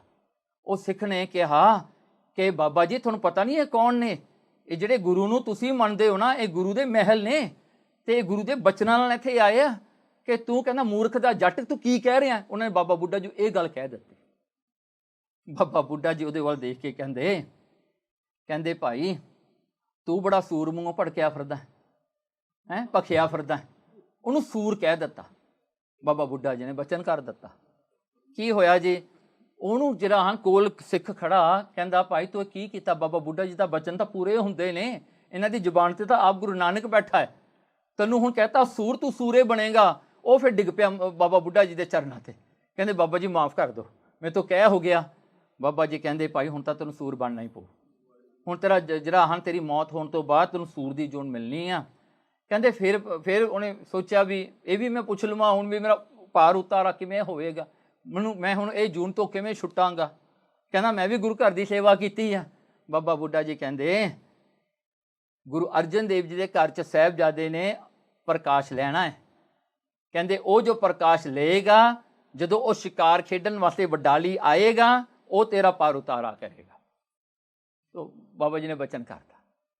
सो हुण इत्थों तक एक कहानी जिहड़ी है की होया, चलो आपां थोड़ी जी बाहर एक कंटिन्यू करते हैं इसनूं। माता जी उतर के आ गए। माता जी उतर के आए, भोजन बहुत सारे लियाते। बाबा बुढ़ा जी नूं कहंदे बाबा जी छक लो। बाबा जी दे मूहरे सारे तरह तरह के भोजन रख दिते। बाबा जी देख के सारे भोजनों नूं कहंदे माता जी क्यों खेचल करनी सी? बस इन्नी गल कही। बाबा जी ने छक लिया माड़ा मोटा जिहड़ा छकना सी। माता जी कहंदे बाबा जी जे किरपा दे घर विच आयो तां मेरी झोली च पुत्तर पा दो। बाबा बुढ़ा जी माता जी नूं देख कहंदे माता जी ਅਸੀਂ ਕੌਣ ਆ ਪੁੱਤਰ ਦੇਣ ਵਾਲੇ? ਪੁੱਤਰ ਦੇਣ ਵਾਲੇ ਤਾਂ ਗੁਰੂ ਸਾਹਿਬ ਜੀ ਨੇ, ਉਹੀ ਦੇ ਸਕਦੇ ਨੇ। ਅਸੀਂ ਤਾਂ ਮੂਰਖ ਜੱਟ ਜੇ ਬੈਠੇ ਹਾਂ, ਸਾਡੇ ਕੋਲ ਕੀ ਹੈ? ਐਂ ਕਹਿ ਕੇ ਨਾ ਮਾਤਾ ਜੀ ਦਾ ਦਿਲ ਬਹੁਤ ਟੁੱਟਿਆ, ਦੁਖੀ ਹੋ ਕੇ ਘਰ ਨੂੰ ਚਲੇ ਗਏ ਵਾਪਸ। ਗਏ ਫਿਰ ਸ਼ਾਮਾਂ ਨੂੰ ਬੜੇ ਦੁਖੀ ਹੋਏ ਬੈਠੇ। ਮਹਾਰਾਜ ਜੀ ਨਾ ਦਰਬਾਰ ਸਾਹਿਬ ਦੀ ਸੇਵਾ ਕੇ ਬਾਅਦ ਆਏ ਵਾਪਸ, ਤੇ ਮਾਤਾ ਨੂੰ ਦੇਖਿਆ ਬੜੇ ਦੁਖੀ ਜੇ ਨੇ। ਗੁਰੂ ਸਾਹਿਬ ਨੇ ਪੁੱਛਿਆ ਮਾਤਾ ਜੀ ਨੂੰ ਵੀ ਕੀ ਹੋਇਆ ਅੱਜ? ਕਹਿੰਦੇ ਮੈਂ ਗਈ ਸੀ, ਸਾਰੀ ਗੱਲ ਦੱਸੀ। ਗੁਰੂ ਮਹਾਰਾਜ ਕਹਿੰਦੇ ਜਦੋਂ ਲੈਣ ਜਾਈਏ ਨਾ, ਕਹਿੰਦੇ ਲੈਣ ਵਰਗਾ ਸੁਭਾਅ ਬਣਾਉਣਾ ਚਾਹੀਦਾ ਹੈ। ਕਹਿੰਦੇ ਜੇ ਕੋਈ ਮਹਾਂਪੁਰਖ ਕੋਲ ਜਾਈਏ ਨਿਮਰਤਾ ਹੋਣੀ ਚਾਹੀਦੀ ਆ। ਕਹਿੰਦੇ ਨਿਮਰਤਾ ਨਾਲ ਜਾਣਾ ਚਾਹੀਦਾ। ਫਿਰ ਮਾਤਾ ਜੀ ਨੇ ਪੁੱਛਿਆ ਹੁਣ ਮੈਂ ਕਿਵੇਂ ਜਾਵਾਂ? ਮਹਾਰਾਜ ਕਹਿੰਦੇ ਦੇਖੋ, ਕਹਿੰਦੇ ਛੋਲਿਆਂ ਦਾ ਆਟਾ ਲੈ ਕੇ ਅੱਧਾ, ਕਣਕ ਦਾ ਅੱਧਾ ਆਟਾ, ਇਹ ਦੋਵਾਂ ਨੂੰ ਮਿਲਾ ਕੇ ਇਹਨਾਂ ਨੂੰ ਆਪ ਪੀਣਾ ਹੈ। ਪੀ ਕੇ ਆਟਾ ਬਣਾ ਕੇ ਕਹਿੰਦੇ ਇਹਦੀਆਂ ਰੋਟੀਆਂ ਤੂੰ ਹੱਥੀਂ ਪਕਾਉਣੀਆਂ ਇਸ਼ਨਾਨ ਸਵੇਰੇ ਕਰਕੇ।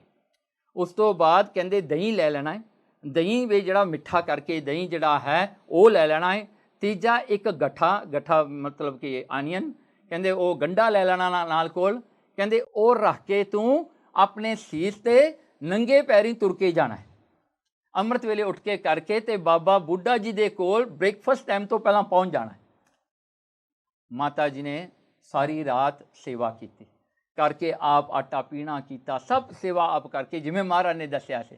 ਹੁਣ ਉੱਥੋਂ ਬਾਬਾ ਬੁੱਢਾ ਜੀ ਦੀ ਬੀੜ 17 ਕਿਲੋਮੀਟਰ ਹੈ, 17 ਕਿਲੋਮੀਟਰ। ਮਾਤਾ ਜੀ ਨੰਗੇ ਚਰਨੀ ਤੁਰ ਕੇ ਗਏ ਤੇ ਉੱਤੇ ਜਿਹੜਾ ਹਨ ਸਮਾਨ ਰੱਖ ਕੇ ਪਾਣੀ ਦੀ ਗੜਵੀ ਰੱਖੀ। ਦੇਖੋ ਜਨਮ ਸੀਸ ਤੇ ਜਿਹੜਾ ਹਨ ਇੰਨਾ ਭਾਰ ਵੀ ਕਾਫੀ ਹੋ ਜਾਂਦਾ ਪਾਣੀ ਦਾ, ਜਿਹੜਾ ਰੋਟੀਆਂ ਦਾ, ਨਾਲੇ 5 ਸਿੰਘਾਂ ਦਾ ਲੰਗਰ ਸੀਗਾ। ਸੋ ਉਹ ਸੀਸ ਤੇ ਰੱਖ ਕੇ ਮਾਤਾ ਜੀ ਤੁਰ ਕੇ ਗਏ ਤੇ ਬਾਬਾ ਬੁੱਢਾ ਜੀ ਬੈਠੇ। ਬਾਬਾ ਬੁੱਢਾ ਜੀ ਬੈਠੇ, ਪਰ ਅੱਜ ਬਾਬਾ ਬੁੱਢਾ ਜੀ ਨੂੰ ਬੜੀ ਭੁੱਖ ਲੱਗੀ। ਦੇਖੋ ਮਹਾਰਾਜ ਗੁਰੂ ਅਰਜਨ ਦੇਵ ਜੀ ਦੀ ਖੇਡ ਵੀ ਐਸੀ ਸੀ, ਅੱਜ ਬਾਬਾ ਬੁੱਢਾ ਜੀ ਨੂੰ ਵੀ ਭੁੱਖ ਲਾਤੀ। ਹੁਣ ਦੇਖੋ ਨਾ, ਜਦੋਂ ਆਪਾਂ ਪ੍ਰਸ਼ਾਦਾ ਛਕਾਉਂਦੇ ਆ ਨਾ, ਇੱਥੋਂ ਇੱਕ ਗੱਲ ਸਿੱਖਣ ਦੀ ਲੋੜ ਹੈ। ਜਦੋਂ ਤੁਹਾਡੇ ਘਰ ਵਿੱਚ ਕੋਈ ਆਵੇ ਨਾ, ਤੁਸੀਂ ਗੁਰਸਿੱਖਾਂ ਨੂੰ ਲੰਗਰ ਛਕਾਓ, ਪੰਜਸੀਆਂ ਨੂੰ ਛਕਾਓ। ਜੇ ਅਗਰ ਨਾ ਤੁਹਾਡੇ ਘਰ ਵਿੱਚ ਉਹ ਗੁਰਸਿੱਖਾਂ ਨੂੰ ਘਰ ਆ ਕੇ ਭੁੱਖ ਲੱਗ ਜਾਵੇ ਨਾ, ਮਤਲਬ ਤੁਹਾਡੇ ਭੋਜਨ ਦਾ ਠੀਕ ਹੋ ਗਿਆ ਕੰਮ। ਜੇ ਉਹ ਸਿੰਘ ਆਉਣ ਤੇ ਉਹਨਾਂ ਨੂੰ ਜੀਵਣਾ ਕਰੇ, ਖਾਣ ਨੂੰ ਪਹਿਲਾਂ ਹੀ ਰੱਜੇ ਹੁਣ, ਉਹਨਾਂ ਨੂੰ ਲੱਗੇ ਵੀ ਉਹਨਾਂ ਨੂੰ ਕਿਸੇ ਨੂੰ ਗੈਸਟ੍ਰਿਕ ਹੋ ਗਈ, ਕਿਸੇ ਨੂੰ ਰਿਫਲਕਸ ਹੋ ਗਿਆ, ਫਿਰ ਕੰਮ ਵਿਗੜਿਆ ਹੀ ਹੈ। ਹਾਂਜੀ ਦੇਖੋ ਮਹਾਰਾਜ ਨੇ ਉਦਣ ਜਦੋਂ ਪਹਿਲੀ ਵਾਰੀ ਮਾਤਾ ਜੀ ਗਏ, ਬਾਬਾ ਜੀ ਨੂੰ ਭੁੱਖ ਨਹੀਂ ਲੱਗੀ ਸੀ ਬਿਲਕੁਲ। ਅੱਜ ਮਾਤਾ ਜੀ ਨੇ ਹੱਥੀਂ ਸੇਵਾ ਕੀਤੀ, ਭਾਵੇਂ ਭੋਜਨ ਸਿੰਪਲ ਹੈ ਪਰ ਮਾਤਾ ਜੀ ਨੇ ਆਪ ਬਣਾਇਆ, ਹੱਥੀਂ ਬਣਾ ਕੇ ਪਿਆਰ ਨਾਲ ਉਹਨੂੰ ਤਿਆਰ ਕੀਤਾ। ਤੇ ਤਿਆਰ ਕਰਕੇ ਜੋ ਬਾਬਾ ਜੀ ਕੋਲ ਗਏ ਨਾ, ਬਾਬਾ ਜੀ ਨਾ ਕਹਿੰਦੇ ਉਹ ਵੱਟਾਂ ਦੇ ਉੱਤੇ ਚੜ੍ਹੇ ਫਿਰਦੇ ਸੀ, ਡੀਕਦੇ ਵੀ ਬੜੀ ਭੁੱਖ ਲੱਗੀ, ਅੱਜ ਪਤਾ ਨਹੀਂ ਕੀ ਗੱਲ ਹੋ ਗਈ। ਤੇ ਦੂਰੋਂ ਮਾਤਾ ਜੀ ਨੂੰ ਦੇਖਿਆ ਭੋਜਨ ਲੈ ਕੇ ਆ ਰਹੇ।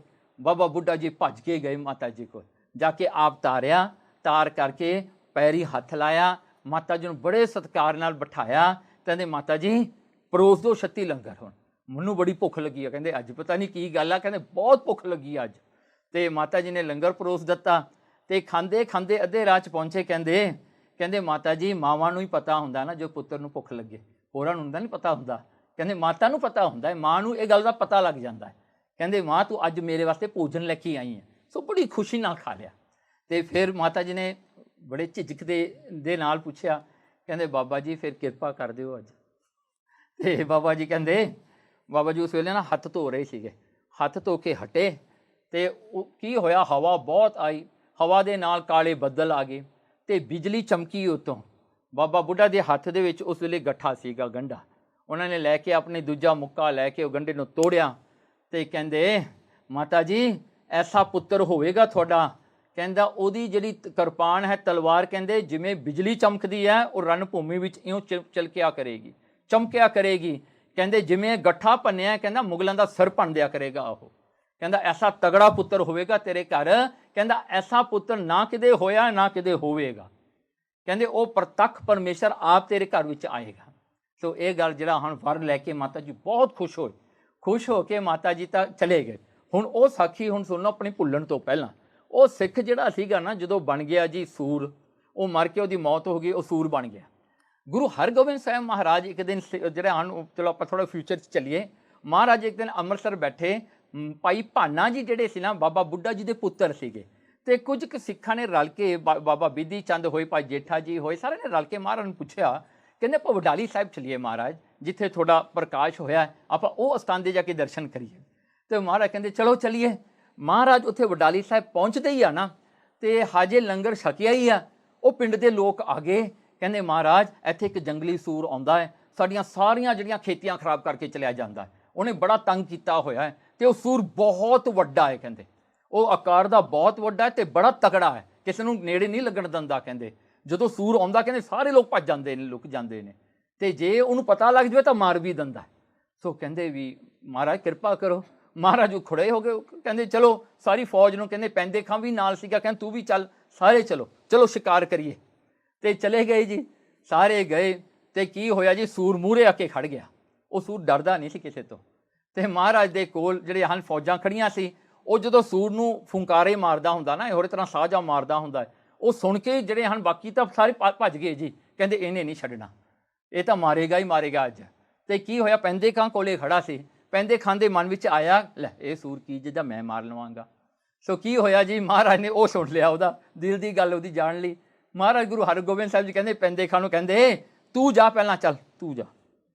ਤੇ ਕੀ ਹੋਇਆ, ਪੈਂਦੇ ਖਾਂ ਮੂਹਰੇ ਖੜ ਗਿਆ ਜੀ, ਘੋੜੇ ਤੇ ਖੜ ਗਿਆ, ਜਾ ਕੇ ਉੱਥੇ ਸਾਹਮਣੇ ਆਪਣਾ ਚੱਕਿਆ, ਉਹਨੇ ਤੀਰ ਜਿਹੜਾ ਖਿੱਚਣ ਲੱਗਿਆ, ਉਹ ਸੂਰ ਨੇ ਆ ਕੇ ਇਹੋ ਜਿਹਾ ਧੱਕਾ ਮਾਰਿਆ ਘੋੜੇ ਤੋਂ, ਪੈਂਦੇ ਖਾਂ ਡਿੱਗ ਕੇ ਥੱਲੇ ਹੋ ਗਿਆ। ਫਿਰ ਜਦੋਂ ਪੈਂਦੇ ਖਾਂ ਡਿੱਗਿਆ ਤੇ ਇਹਨੇ ਆਪਣੀ ਤਲਵਾਰ ਕੱਢਣ ਲੱਗਿਆ, ਉਹ ਸੂਰ ਨੇ ਫਿਰ ਮਾਰਿਆ ਉਹਦੇ ਵਿੱਚ ਲਿਆ ਕੇ, ਤੇ ਪੈਂਦੇ ਖਾਂ ਡਿੱਗ ਗਿਆ ਤੇ ਆਲੇ ਦੁਆਲੇ ਦੇਖਣ ਲੱਗਿਆ ਵੀ ਭੱਜਣ ਦਾ ਕਿਹੜਾ ਰਸਤਾ ਹੈ। ਸੋ ਜਦੋਂ ਉਹ ਜਿਹੜਾ ਹਨ ਉਹ ਸੂਰ ਵੀ ਚੜ੍ਹਦਾ ਹੁੰਦਾ ਸੀਗਾ, ਉਹਨੇ ਤਾਂ ਮਾਰ ਦੇਣਾ ਸੀ ਪੈਂਦੇ ਖਾਂ ਨੂੰ ਉੱਧਰ। ਤੇ ਮਹਾਰਾਜ ਜੀ ਸਾਹਮਣੇ ਹੋ ਗਏ। ਮਹਾਰਾਜ ਕਹਿੰਦੇ ਚੱਲ ਫਿਰ ਹੁਣ ਤੂੰ ਆ ਜਾ। ਤੋ ਉਹਨੇ ਸੂਰ ਆਇਆ, ਉਹਨੇ ਛਾਲ ਮਾਰੀ, ਮਹਾਰਾਜ ਨੇ ਆਪਣੀ ਢਾਲ ਮੂਹਰੇ ਕਰਕੇ ਉਹਦਾ ਇਹੋ ਜਿਹਾ ਵਾਰ ਕੀਤਾ ਨਾ, ਕਹਿੰਦੇ ਵਿਚਾਲੇ ਤੋਂ ਉਹ ਸੂਰ ਨੂੰ ਵੱਢ ਕੇ ਦੋ ਟੋਟੇ ਕਰਤੇ। ਉਹ ਸੂਰ ਦੇ ਦੋ ਹਿੱਸੇ ਹੋ ਗਏ, ਤੇ ਉਹਦੇ ਵਿੱਚੋਂ ਜਿਹੜੀ ਰੋਹ ਨਿਕਲੀ ਨਾ, ਉਹ ਸਿੱਖ ਦੀ ਸੀ। ਤੇ ਉਹ ਸਿੱਖ ਨੇ ਆ ਕੇ ਮਹਾਰਾਜ ਨੂੰ ਮੱਥਾ ਟੇਕਿਆ, ਕਹਿੰਦੇ ਮਹਾਰਾਜ ਬੜੀ ਕਿਰਪਾ ਕੀਤੀ ਹੈ, ਤੇ ਮੈਂ ਹੁਣ ਜਿਹੜਾ ਹਾਂ ਛੁੱਟ ਗਿਆ ਆਪਣੀ ਜੂਨ ਤੋਂ। ਬਾਬਾ ਬੁੱਢਾ ਜੀ ਨੇ ਸਾਨੂੰ ਬਚਨ ਕੀਤਾ ਸੀ, ਦੇਖੋ ਮਹਾਰਾਜ ਨੇ ਉਹਨੂੰ ਛੁਟਕਾਰਾ ਦੇ ਦਿੱਤਾ। ਚਲੋ ਉਹ ਗੱਲ ਹੋ ਗਈ। ਹੁਣ ਗੁਰੂ ਅਰਜਨ ਦੇਵ ਜੀ ਸੱਚੇ ਪਾਤਸ਼ਾਹ ਜੀ ਨੂੰ ਪਤਾ ਲੱਗਦਾ ਹੈ ਨਾ ਵੀ ਬਾਬਾ ਬੁੱਢਾ ਜੀ ਨੇ ਇਹ ਬਚਨ ਕਰਤਾ ਵੀ ਗੁਰੂ ਕੇ ਨੂੰ ਕੀ ਭਾਜਣਾ ਪਈਆਂ। ਉਸ ਸਮੇਂ ਦੇ ਵਿੱਚ ਕੀ ਹੋਇਆ, ਸੁਲਹੀ ਖਾਨ ਜਿਹੜਾ ਸੀਗਾ ਨਾ, ਇਹ ਜਿਹੜਾ ਪ੍ਰਿਥੀ ਚੰਦ ਸੀ, ਇਹਨੂੰ ਕੋਠਾ ਪਿੰਡ ਦੇ ਦਿੱਤਾ ਸੀਗਾ ਜਹਾਂਗੀਰ ਨੇ। ਸੋ ਉਹ ਕੋਠੇ ਪਿੰਡ ਤੋਂ ਕਹਿੰਦੇ ਇਹ ਸੁਲਹੀ ਖਾਨ ਨਾਲ ਮਿਲ ਕੇ ਉਹ ਫੌਜਾਂ ਤਿਆਰ ਕਰਕੇ ਉਹ ਆ ਰਿਹਾ ਸੀ ਅੰਮ੍ਰਿਤਸਰ ਵੱਲ।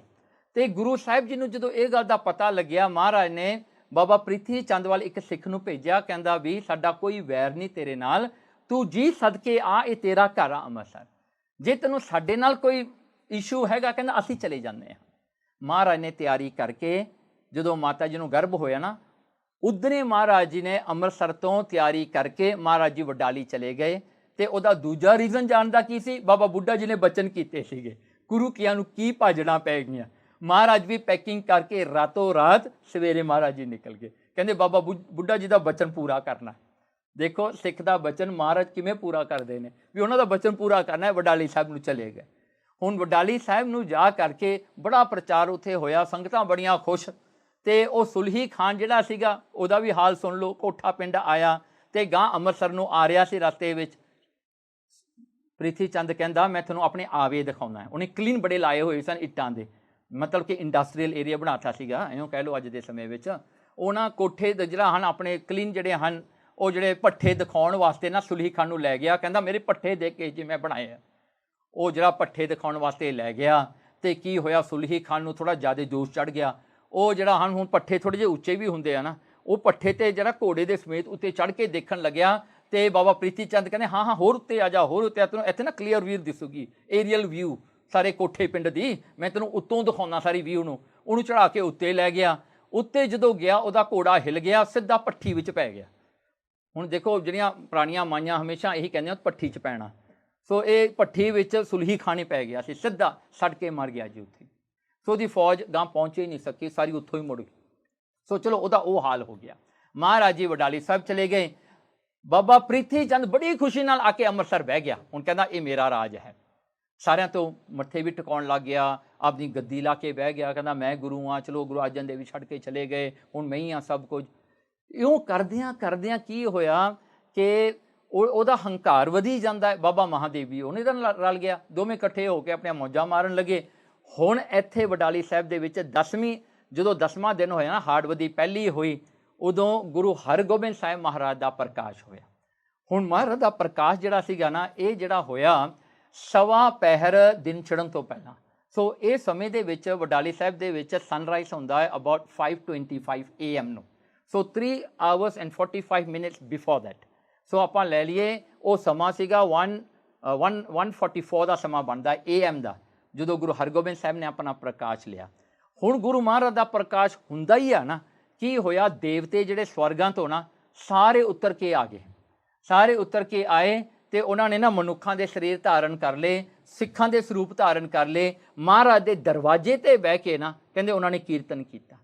ਉਹਨਾਂ ਨੇ ਕੀਰਤਨ ਵੀ ਜਿਹੜਾ ਹੈ ਤਕਰੀਬਨ ਜਿਹੜਾ ਹਨ ਉਹੀ ਜਿਹੜਾ ਹਨ ਸਵਾ ਪਹਿਰ ਵਾਸਤੇ ਉਹਨਾਂ ਨੇ ਕੀਰਤਨ ਕੀਤਾ ਮਹਾਰਾਜ ਦੇ ਦਰਵਾਜ਼ੇ ਤੇ ਬਹਿ ਕੇ। ਸੋ ਕੀਰਤਨ ਕਰਕੇ ਤੇ ਲੋਕ ਬੜੇ ਹੈਰਾਨ ਵਡਾਲੀ ਸਾਹਿਬ ਦੇ ਵੀ ਇਹ ਕਿੱਥੋਂ ਆ ਗਏ ਇੰਨੇ ਬੰਦੇ, ਤੇ ਇੰਨੀ ਸੁਰੀਲੀ ਆਵਾਜ਼ ਵਿੱਚ ਕੀਰਤਨ ਕਰ ਰਹੇ ਨੇ, ਵੀ ਮਹਾਰਾਜ ਦਾ ਜਸ ਗਾ ਰਹੇ ਨੇ। ਤੇ ਸਾਰੇ ਲੋਕ ਹੈਰਾਨ ਵੀ ਇੰਨੀ ਰਾਤ ਨੂੰ ਵੀ ਇੰਨੀ ਛੱਤੀ ਇੰਨੇ ਬੰਦੇ ਕਿੱਥੋਂ ਆ ਗਏ। ਇਉਂ ਕਰਦਿਆਂ ਕਰਾਉਂਦਿਆਂ ਕੀ ਹੁੰਦਾ ਹੈ, ਜਦੋਂ 5:30 ਦਾ ਸਮਾਂ ਹੁੰਦਾ, ਸਾਰੇ ਜਿਹੜੇ ਹਨ ਮੱਥਾ ਟੇਕ ਕੇ ਮਹਾਰਾਜ ਦੇ ਉੱਤੇ ਫੁੱਲਾਂ ਦੀ ਵਰਖਾ ਕੀਤੀ। ਉਹ ਫੁੱਲ ਵੀ ਪਤਾ ਕਿੱਥੋਂ ਆਏ ਸੀ, ਸਵਰਗਾਂ ਤੋਂ, ਉਹ ਆਪਣੇ ਹੈਵਨ ਤੋਂ ਲੈ ਕੇ ਆਏ ਸਨ। ਬੜੀ ਸੁਗੰਧੀ ਹੋਈ ਉੱਥੇ, ਤੇ ਉਹ ਸੁਗੰਧੀ ਕਿਸੇ ਨੇ ਸੁੰਘੀ ਨਹੀਂ ਹੋਊਗੀ ਅੱਜ ਤੱਕ। ਉਹ ਸਵਰਗਾਂ ਦੇ ਪੱਤੇ ਜਿਹੜਾ ਫੁੱਲਾਂ ਦੀ ਕਰਕੇ ਵਰਖਾ ਮਹਾਰਾਜ ਨੂੰ ਮੱਥਾ ਟੇਕ ਕੇ ਤੇ ਚਲੇ ਗਏ। ਉਸ ਤੋਂ ਬਾਅਦ ਜਿਹੜਾ ਹੈ ਮਹਾਰਾਜ ਗੁਰੂ ਅਰਜਨ ਦੇਵ ਜੀ ਸੱਚੇ ਪਾਤਸ਼ਾਹ ਜਦੋਂ ਉਹ ਵਿਹਲੇ ਹੁੰਦੇ ਆ ਨਾ ਆਪਣੀ ਆਸਾ ਦੀ ਵਾਰ ਤੋਂ ਬਾਅਦ, ਤਾਂ ਮਹਾਰਾਜ ਆਪਣੇ ਮਹਿਲਾਂ ਵਿੱਚ ਆਉਂਦੇ ਨੇ ਤੇ ਆ ਕਰਕੇ ਗੁਰੂ ਹਰਗੋਬਿੰਦ ਸਾਹਿਬ ਮਹਾਰਾਜ ਨੂੰ ਦੇਖ ਕੇ ਬੜਾ ਉਹਨਾਂ ਨੂੰ ਜਿਹੜਾ ਹਨ ਮਹਾਰਾਜ ਨੂੰ ਆਨੰਦ ਆਇਆ। ਕਿਉਂਕਿ ਦੇਖੋ ਦੋ ਹੁਣ ਜਿਹੜੇ ਰੂਪ ਪਰਮਾਤਮਾ ਦੇ ਨੇ, ਦੇਖੋ ਇਹ ਗੁਰੂ ਜਿਹੜੇ ਨੇ ਨਾ, ਦੇਖੋ ਪਹਿਲੀ ਤਾਂ ਗੱਲ ਇਹ ਹੁੰਦੀ ਆ ਜਿੱਦਣ ਦੇ ਗੁਰੂ ਹਰਗੋਬਿੰਦ ਸਾਹਿਬ ਜੀ ਹੋਏ ਆ ਨਾ, ਉਸ ਤੋਂ ਬਾਅਦ ਜਿਹੜਾ ਸਮਾਂ ਹੈ ਨਾ, ਉਹ ਸਮਾਂ ਐਸਾ ਸੀਗਾ ਕਿ ਹਰ ਇੱਕ ਸਮੇਂ ਵਿੱਚ ਗੁਰੂ ਘਰ ਦੇ ਵਿੱਚ 2-2 ਗੁਰੂ ਹੋਇਆ ਕਰਦੇ ਸੀਗੇ। ਗੁਰੂ ਹਰਗੋਬਿੰਦ ਸਾਹਿਬ ਜੀ ਨੂੰ ਗੁਰਤਾ ਗੱਦੀ ਜਿਹੜੀ ਹੈ ਭਾਵੇਂ ਬਾਅਦ ਵਿੱਚ ਮਿਲੀ ਹੈ, ਪਰ ਹੈ ਉਹ ਪਹਿਲਾਂ ਹੀ ਗੁਰੂ ਸੀਗੇ। ਉਹਨਾਂ ਦੇ ਵਿੱਚ ਸ਼ਕਤੀਆਂ ਭਰਪੂਰ ਸੀ ਪਹਿਲਾਂ ਤੋਂ ਹੀ, ਤੇ ਗੁਰੂ ਅਰਜਨ ਦੇਵ ਜੀ ਵੀ ਹਨ। ਸੋ ਉਸ ਸਮੇਂ ਜਿਹੜਾ ਹੈ ਕਹਿੰਦੇ ਐਸਾ ਮਾਹੌਲ ਬੜਾ ਸੁੰਦਰ ਬਣਿਆ ਹੁੰਦਾ ਸੀਗਾ, ਤੇ ਮਹਾਰਾਜ ਨੇ ਦੇਖ ਕੇ ਬੜੀ ਖੁਸ਼ੀ ਕੀਤੀ। ਤਾਂ ਉਸ ਵੇਲੇ ਕੀ ਮਹਾਰਾਜ ਨੇ ਜਿਹੜਾ ਹਨ ਬੜਾ ਦਾਨ ਪੁੰਨ ਕੀਤਾ। ਦਾਨ ਪੁੰਨ ਕਰਕੇ ਸਾਰਿਆਂ ਨੂੰ ਜਿਹੜਾ ਹਨ ਮਹਾਰਾਜ ਨੇ ਨਿਵਾਜਿਆ, ਤੇ ਮਹਾਰਾਜ ਨੇ ਆਪਣੀ ਇੰਨੀ ਖੁਸ਼ੀ ਦੇ ਵਿੱਚ ਸਤਿਗੁਰਾਂ ਨੇ ਸੱਚੇ ਪਾਤਸ਼ਾਹ ਨੇ ਸ਼ਬਦ ਵੀ ਉਚਾਰਨ ਕੀਤਾ। ਹੁਣ ਇਹ ਸ਼ਬਦ ਦੇ ਵਿੱਚ ਨਾ ਗੁਰੂ ਅਰਜਨ ਦੇਵ ਜੀ ਮਹਾਰਾਜ ਨੇ ਸਾਰੀ ਗੱਲ ਬਿਲਕੁਲ ਆਪਾਂ ਨੂੰ ਕਲੀਅਰ ਕਰਕੇ ਦੱਸਤੀ ਕਿ ਗੁਰੂ ਹਰਗੋਬਿੰਦ ਸਾਹਿਬ ਜੀ ਕੌਣ ਨੇ। ਤੇ ਮਹਾਰਾਜ ਨੇ ਜਿਹੜਾ ਹਨ ਇਹ ਸ਼ਬਦ ਦੇ ਵਿੱਚ ਜਿਹੜਾ ਹੈ ਆਪਾਂ ਨੂੰ ਐਗਜ਼ੈਕਟਲੀ ਦੱਸਿਆ ਵੀ ਗੁਰੂ ਹਰਗੋਬਿੰਦ ਸਾਹਿਬ ਜੀ ਅੱਗੇ ਕੀ ਕਰਨਗੇ। ਸੋ ਇਹ ਸ਼ਬਦ ਹੈ ਆਸਾ ਮਹੱਲਾ 5ਵਾਂ। ਮਹਾਰਾਜ ਕਹਿੰਦੇ ਸਤਿਗੁਰੂ ਸਾਚੇ ਦੀਆ ਭੇਜ। ਦੇਖੋ ਸਤਿਗੁਰੂ ਸੱਚੇ ਨੇ, ਗੁਰੂ ਨਾਨਕ ਸੱਚੇ ਪਾਤਸ਼ਾਹ ਨੇ ਆਪਣੇ ਸਰੂਪ ਨੂੰ ਭੇਜ ਦਿੱਤਾ ਦੁਨੀਆ ਦੇ ਵਿੱਚ।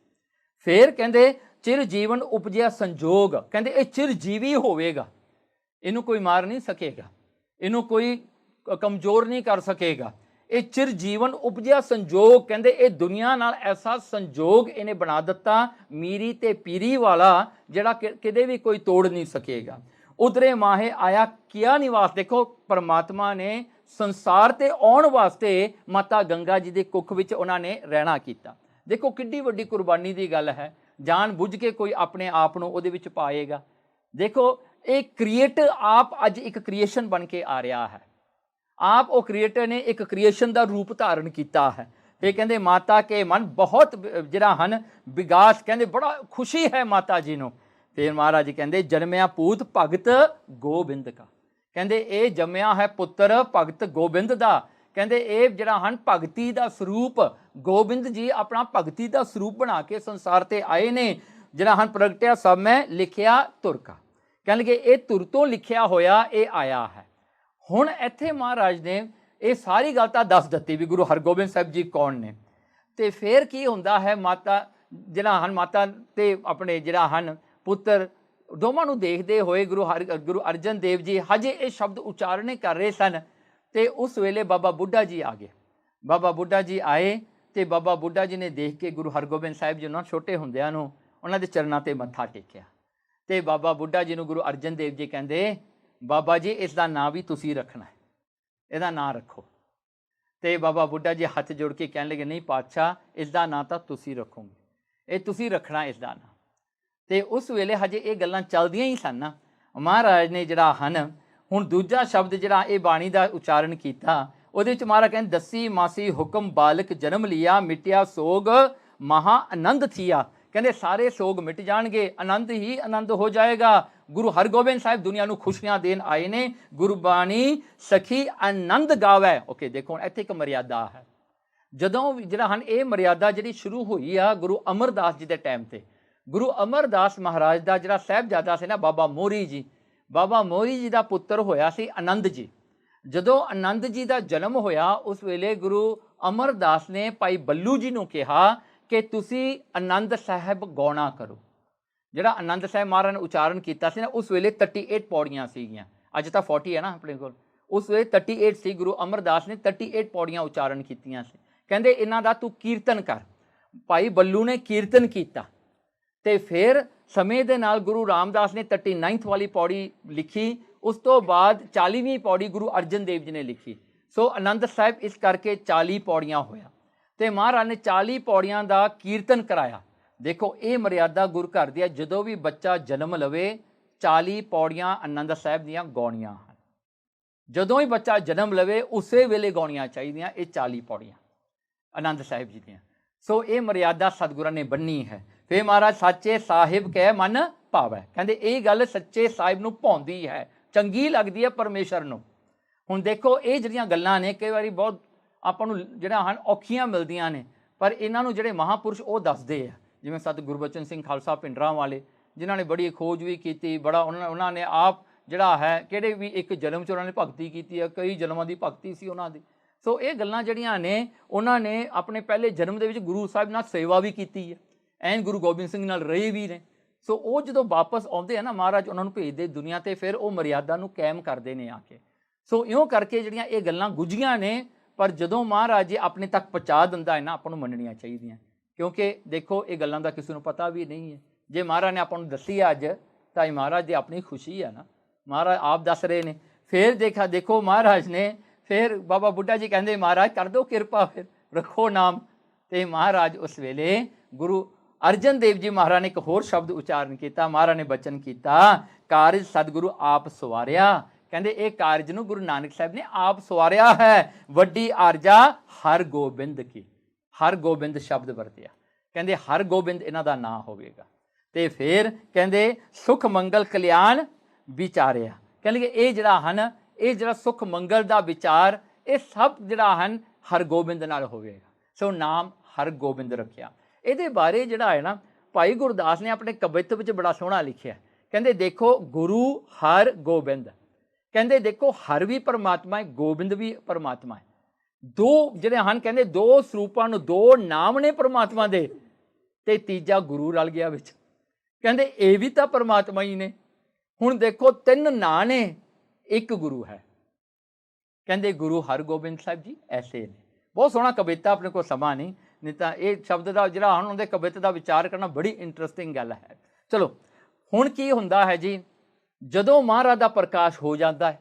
ਹੁਣ ਇਹ ਪ੍ਰਕਾਸ਼ ਹੋਇਆ ਵਡਾਲੀ ਸਾਹਿਬ, ਪ੍ਰਿਥੀ ਚੰਦ ਹਜੇ ਅੰਮ੍ਰਿਤਸਰ ਨੇ।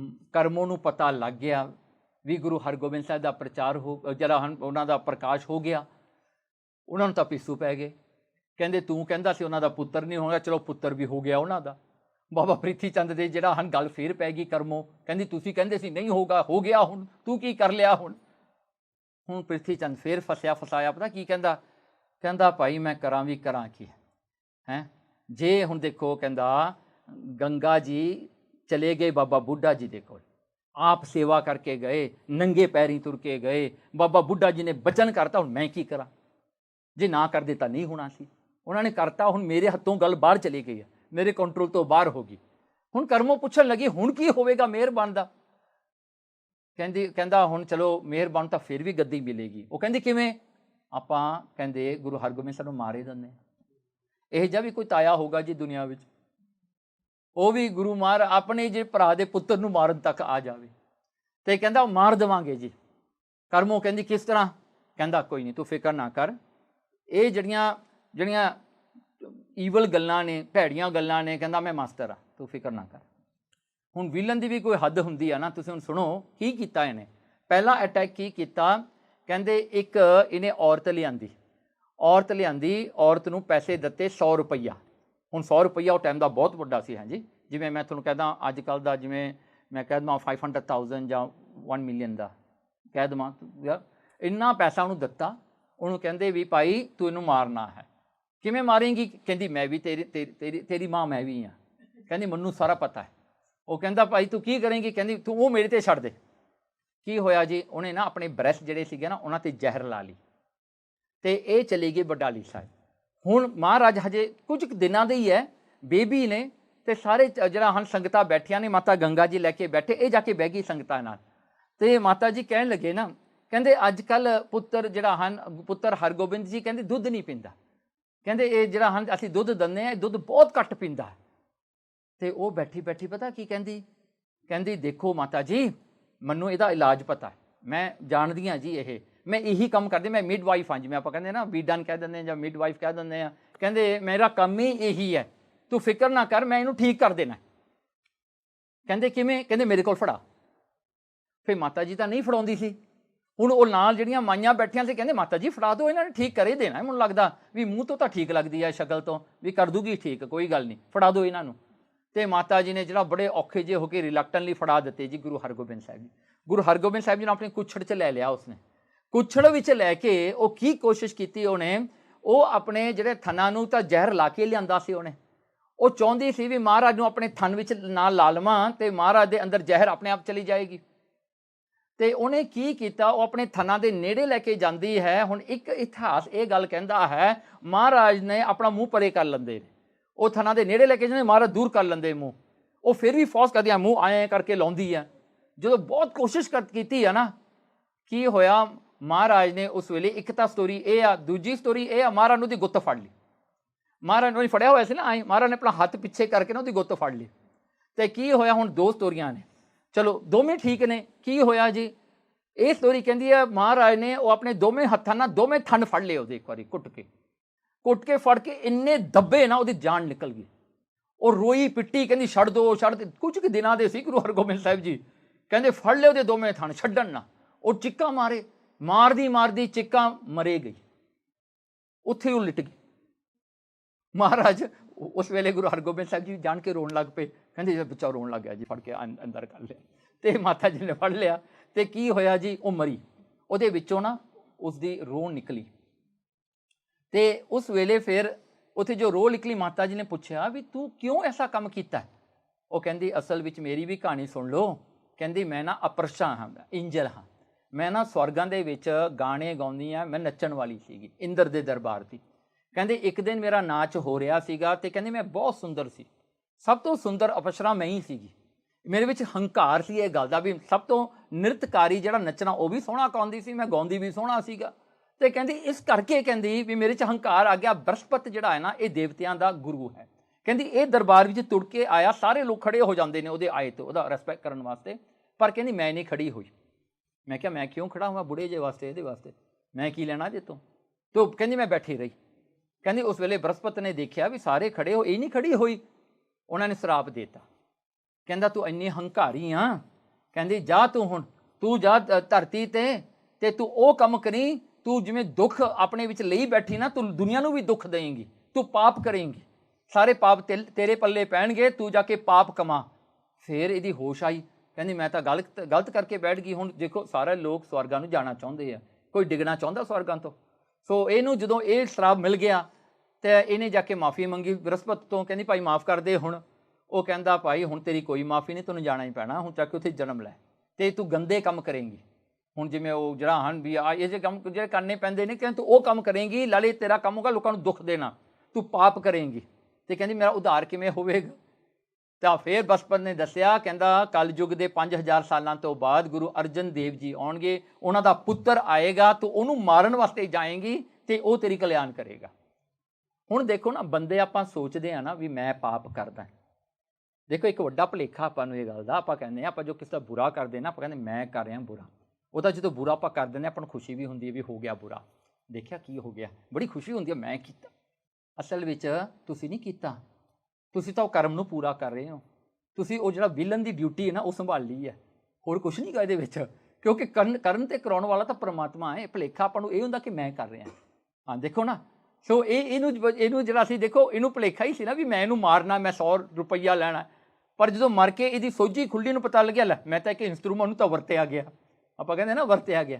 ਸੋ ਐਸਾ ਜਿਹੜਾ ਹੈ ਹੋਇਆ। ਤੇ ਗੁਰੂ ਹਰਗੋਬਿੰਦ ਸਾਹਿਬ ਜੀ ਹਜੇ ਥੋੜੀ ਉਮਰ ਦੇ ਹੋਏ, ਹਾਂ ਛੋਟੇ ਸੀਗੇ। ਤੇ ਮਾਤਾ ਜੀ ਨੇ ਜਿਹੜਾ ਹੈ ਉਸ ਵੇਲੇ ਗੁਰੂ ਅਰਜਨ ਦੇਵ ਜੀ ਸੱਚੇ ਪਾਤਸ਼ਾਹ ਨੂੰ ਇਹ ਗੱਲ ਦੱਸੀ। ਮਹਾਰਾਜ ਨੇ ਸ਼ਬਦ ਉਚਾਰਨ ਕੀਤਾ, ਗੁਰ ਪੂਰੇ ਰਾਖਿਆ ਦੇ ਹੱਥ। ਵੀ ਪਰਮੇਸ਼ਰ ਨੇ ਆਪ ਹੱਥ ਦੇ ਕੇ ਰੱਖ ਲਿਆ, ਪ੍ਰਗਟ ਪਿਆ ਜਨ ਕਾ ਪ੍ਰਤਾਪ। ਕਹਿਣ ਲੱਗੇ ਇਹ ਜਨ ਦਾ ਪ੍ਰਤਾਪ ਜਿਹੜਾ ਹੈ ਪਰਮਾਤਮਾ ਨੇ ਆਪ ਰੱਖ ਲਿਆ। ਮਹਾਰਾਜ ਨੇ ਅਰਦਾਸ ਕੀਤੀ। ਚਲੋ ਦੇਖੋ ਮਹਾਰਾਜ ਆਪਾਂ ਨੂੰ ਦੱਸ ਰਹੇ ਆ ਨਾ ਵੀ ਦੁੱਖ ਦੇ ਸਮੇਂ ਵਿੱਚ ਆਪਾਂ ਕੀ ਕਰਨਾ ਹੈ, ਜਦੋਂ ਦੁੱਖ ਤੋਂ ਬਚ ਜਾਈਏ ਸ਼ੁਕਰਾਨਾ ਕਿਵੇਂ ਕਰਨਾ, ਇਹ ਮਹਾਰਾਜ ਆਪਾਂ ਨੂੰ ਦੱਸਦੇ ਨੇ। ਹੁਣ ਮਹਾਰਾਜ ਜੀ ਵੱਡੇ ਹੋਏ, 2 ਦੰਦੀਆਂ ਮਹਾਰਾਜ ਦੀਆਂ ਆਈਆਂ, 2 ਦੰਦ ਸੀ ਮਹਾਰਾਜ ਦੇ ਮੂੰਹ ਦੇ ਵਿੱਚ। ਤਾਂ ਉਸ ਵੇਲੇ ਮਹਾਰਾਜ ਜੀ ਛੋਟੇ ਸਨ, ਹਜੇ ਤੋਤਲੀ ਆਵਾਜ਼ ਨਾਲ ਬੋਲਣ ਲੱਗੇ। ਤਾਂ ਉਸ ਵੇਲੇ ਮਹਾਰਾਜ ਗੁਰੂ ਅਰਜਨ ਦੇਵ ਜੀ ਨੇ ਬਾਬਾ ਬੁੱਢਾ ਜੀ ਨੂੰ ਸੱਦਿਆ, ਕਹਿੰਦੇ ਹੁਣ ਇਹਨਾਂ ਨੂੰ ਗੁਰਮੁਖੀ ਪੜ੍ਹਾਉਣਾ ਸ਼ੁਰੂ ਕਰ ਦਿਓ। ਆਪਾਂ ਤਾਂ ਬੱਚੇ ਨੂੰ ਡੀਕਦੇ ਆ ਨਾ ਵੀ ਪੂਰੇ ਦੰਦ ਵੀ ਆ ਜਾਣ ਤੇ ਬੱਚਾ ਜਿਹੜਾ ਛਾਲਾਂ ਟਪੂਸੀਆਂ ਮਾਰਨ ਜੋਗਾ ਹੋ ਜਾਵੇ। ਜਦੋਂ ਸ਼ਰਾਰਤਾਂ ਕਰਨ ਲੱਗ ਜਾਂਦਾ ਹੈ ਫਿਰ ਉਹਨੂੰ ABC ਦਾ ਕਿਤਾਬ ਲਿਆ ਕੇ ਦੇ ਪੜ੍ਹ ਲਾ ਤੂੰ ਹੁਣ। ਹਾਂਜੀ, ਉਹ ਕਿੱਥੇ ਪੜ੍ਹੇਗਾ ਜੀ, ਉਦੋਂ ਤਾਂ ਸ਼ਰਾਰਤਾਂ ਕਰਨ ਲੱਗ ਗਿਆ। ਹਾਂਜੀ, ਬਹੁਤ ਛੋਟੇ ਸੀਗੇ, ਹਜੇ ਮੇਰੇ ਖਿਆਲ ਸਾਲ 1.5 ਸਾਲ ਦੇ ਮਸਾਂ ਹੋਏ ਸੀ। ਤੇ ਉਦੋਂ ਹੀ ਮਹਾਰਾਜ ਨੇ ਉਹਨਾਂ ਨੂੰ ਪੜ੍ਹਨੇ ਪਾ ਦਿੱਤਾ, ਹਜੇ ਪੜ੍ਹ ਰਹੇ ਸਨ। ਹੁਣ ਜਦੋਂ ਪ੍ਰਿਥੀ ਚੰਦ ਨੂੰ ਪਤਾ ਲੱਗਿਆ ਵੀ ਮੇਰਾ ਪਹਿਲਾ ਪਲਾਨ ਫੇਲ ਹੋ ਗਿਆ, ਉਹਨੇ ਕੀ ਕੀਤਾ ਜੀ, ਇੱਕ ਸੱਪ ਸਪੇਰੇ ਨਹੀਂ ਹੁੰਦੇ ਜਿਹੜੇ ਸੱਪ ਰੱਖਦੇ ਹੁੰਦੇ ਨੇ, ਉਹਨਾਂ ਨੂੰ ਜਾ ਕੇ ਇਹਨੇ ਲੱਭਿਆ।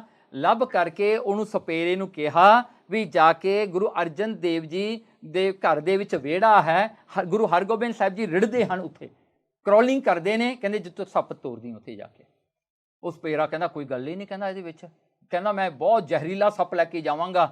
ਉਹ ਸੱਪ ਐਸਾ ਸੀਗਾ ਜਿਹੜਾ ਮਾੜਾ ਟੱਚ ਹੀ ਕਰ ਜਾਵੇ ਨਾ ਆਪਣੀ, ਉਹਦੇ ਨਾਲ ਡੰਕ ਮਾਰਨ ਦੀ ਵੀ ਨਹੀਂ ਲੋੜ ਹੈਗੀ, ਉਹ ਮਾਰੀ ਜੀਭੇ ਲਾ ਦੇਵੇ ਨਾ ਬੰਦਾ ਮਰ ਜਾਂਦਾ ਸੀਗਾ, ਇੰਨੀ ਜ਼ਹਿਰੀਲਾ ਸੱਪ ਸੀਗਾ। ਤੇ ਉਹਨੇ ਕੀ ਕੀਤਾ ਜੀ, ਆ ਕੇ ਆਪਣੀ ਬੀਨ ਜੀ ਲਿਆ ਕੇ ਉੱਥੇ ਸੱਪ ਰੱਖ ਕੇ ਟੋਕਰਾ ਖੋਲ੍ਹ ਦਿੱਤਾ। ਗੁਰੂ ਹਰਗੋਬਿੰਦ ਸਾਹਿਬ ਰਿੜਦੇ ਫਿਰਦੇ ਸਨ, ਇਕੱਲੇ ਹੀ ਸੀਗੇ ਵਿਹੜੇ ਦੇ ਵਿੱਚ। ਉਹਨੇ ਆ ਕੇ ਆਪਣਾ ਸੱਪ ਛੱਡ ਦਿੱਤਾ। ਹੁਣ ਉਹ ਸੱਪ ਜਿਹੜਾ ਹੈ ਗੁਰੂ ਮਹਾਰਾਜ ਦੇ ਕੋਲ ਆ ਰਿਹਾ ਹੈ ਤੇ ਗੁਰੂ ਹਰਗੋਬਿੰਦ ਸਾਹਿਬ ਮਹਾਰਾਜ ਨੂੰ ਦੇਖ ਕੇ ਉਹ ਸੱਪ ਥੋੜ੍ਹਾ ਪਾਸੇ ਹੋਣ ਨੂੰ ਜਾਂਦਾ ਹੈ। ਹੁਣ ਉਹ ਸੱਪ ਨੂੰ ਵੀ ਪਤਾ ਸੀ ਨਾ ਵੀ ਮੇਰੇ ਕਿਹਦੇ ਨਾਲ ਮੇਰਾ ਪੰਗਾ ਪੈ ਰਿਹਾ। ਹੁਣ ਉਹ ਸੱਪ ਥੋੜ੍ਹਾ ਪਾਸੇ ਹੋਣ ਲੱਗਿਆ। ਗੁਰੂ ਹਰਗੋਬਿੰਦ ਸਾਹਿਬ ਜੀ ਭੱਜੇ ਗਏ ਉਹਦੇ ਕੋਲ ਰਿੜ ਕੇ, ਕਹੇ ਤੂੰ ਸੱਪ ਤੂੰ ਕਿੱਥੇ ਜਾਂਦਾ, ਮੈਂ ਆਉਂਦਾ ਤੇਰੇ ਕੋਲ। ਤੋ ਕੀ ਹੋਇਆ, ਮਹਾਰਾਜ ਨੇ ਜਾ ਕੇ ਨਾ ਸੱਪ ਦਾ ਮੂੰਹ ਇਸ ਤਰ੍ਹਾਂ ਫੜ ਲਿਆ ਆਪਣੇ ਹੱਥ, ਛੋਟੇ ਛੋਟੇ ਹੱਥਾਂ ਦੇ ਨਾਲ ਉਹਨਾਂ ਨੇ ਸੱਪ ਨੂੰ ਇਸ ਤਰ੍ਹਾਂ ਫੜ ਲਿਆ। ਫੜ ਕੇ ਉਸਦੀ ਗਰਦਨ ਨੂੰ ਇੰਨਾ ਦੱਬਿਆ ਨਾ, ਉਹ ਸੱਪ ਜਿਹੜਾ ਸੀਗਾ ਉਹ ਤੜਫਦਾ ਹੋ ਕੇ ਮਰ ਗਿਆ। ਹੁਣ ਉਹ ਸੱਪ ਦੇ ਵਿੱਚੋਂ ਵੀ ਰੂਹ ਨਿਕਲੀ। ਗੁਰੂ ਅਰਜਨ ਦੇਵ ਜੀ ਮਾਤਾ ਗੰਗਾ ਜੀ ਪਹੁੰਚ ਗਏ ਉੱਥੇ ਦੇਖਣ ਵਾਸਤੇ ਵੀ ਕੀ ਹੋਇਆ। ਤੇ ਉਹਨਾਂ ਨੇ ਕੀ ਦੇਖਿਆ, ਉਹ ਜਿਹੜਾ ਸਰੀਰ ਅੰਦਰੋਂ ਨਿਕਲਿਆ, ਉਹ ਕਹਿੰਦਾ ਮੈਂ ਪਿਛਲੇ ਜਨਮ ਦੇ ਵਿੱਚ ਇੱਕ ਰਿਸ਼ੀ ਸੀਗਾ, ਮੈਂ ਹਰ ਇੱਕ ਦੇ ਨਾਲ ਪੰਗੇ ਲੈਂਦਾ ਸੀਗਾ, ਮੈਨੂੰ ਬੜਾ ਹੰਕਾਰ ਸੀਗਾ ਵੀ ਮੈਂ ਬਹੁਤ ਵਿਦਵਾਨ ਹਾਂ। ਜਿਹੜਾ ਵੀ ਕੋਈ ਆਉਂਦਾ ਸੀ ਮੈਂ ਉਹਦੇ ਨਾਲ ਆਰਗੂਮੈਂਟ ਸ਼ੁਰੂ ਕਰ ਲੈਂਦਾ ਸੀ, ਜਿਹੜਾ ਹੁਣ ਵਰਤੰਦਾਵਾਦ ਕਹਿੰਦੇ ਇਹਨੂੰ, ਵੀ ਜਿਹੜੀ ਵੀ ਗੱਲ ਕਰਨੀ ਹੈ ਨਾ ਵਿਦ ਇੰਟੈਂਸ਼ਨ ਟੂ ਫਾਈਟ।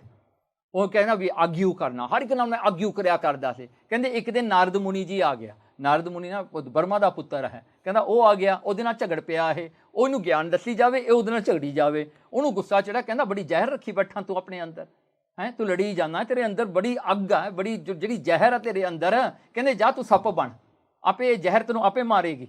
ਕਿਉਂ ਸੱਪ ਦੀ ਜੂਨ ਐਸੀ ਹੀ ਨਾ ਵਿਚਾਰਾ, ਉਹ ਆਪੇ ਦੁਖੀ ਹੋਇਆ ਫਿਰਦਾ ਰਹਿੰਦਾ ਹੈ। ਆਪਾਂ ਸੱਪ ਤੋਂ ਡਰਦੇ, ਸੱਪ ਆਪਣੇ ਤੋਂ ਡਰਦਾ, ਕਹਿੰਦੇ ਸ਼ਾਹੀ ਐਨੀਮਲ ਹੈ, ਹਾਂਜੀ ਕਿਉਂ ਕੀ ਕਰੇ ਵਿਚਾਰਾ, ਅੰਦਰ ਬਲਦਾ ਹੈ ਨਾ, ਉਹਦੇ ਜ਼ਹਿਰ ਜਿਹੜੀ ਹੈ ਉਹ ਕੋਲ ਰੱਖੀ ਨਹੀਂ ਜਾਂਦੀ। ਸੋ ਇਉਂ ਕਰਕੇ ਜਿਹੜਾ ਕਹਿੰਦੇ ਜਾ ਤੂੰ ਉਹ ਜੂਨ 'ਚ ਪਵੇਂਗਾ, ਫਿਰ ਉਹ ਪੈਰੀ ਪਿਆ ਨਾਰਦ ਦੇ। ਹੁਣ ਦੇਖੋ ਇਹ ਉਹਨਾਂ ਦੀਆਂ ਕਹਾਣੀਆਂ ਨੇ ਜਿਨ੍ਹਾਂ ਨੇ ਮਾਫੀ ਮੰਗ ਲਈ।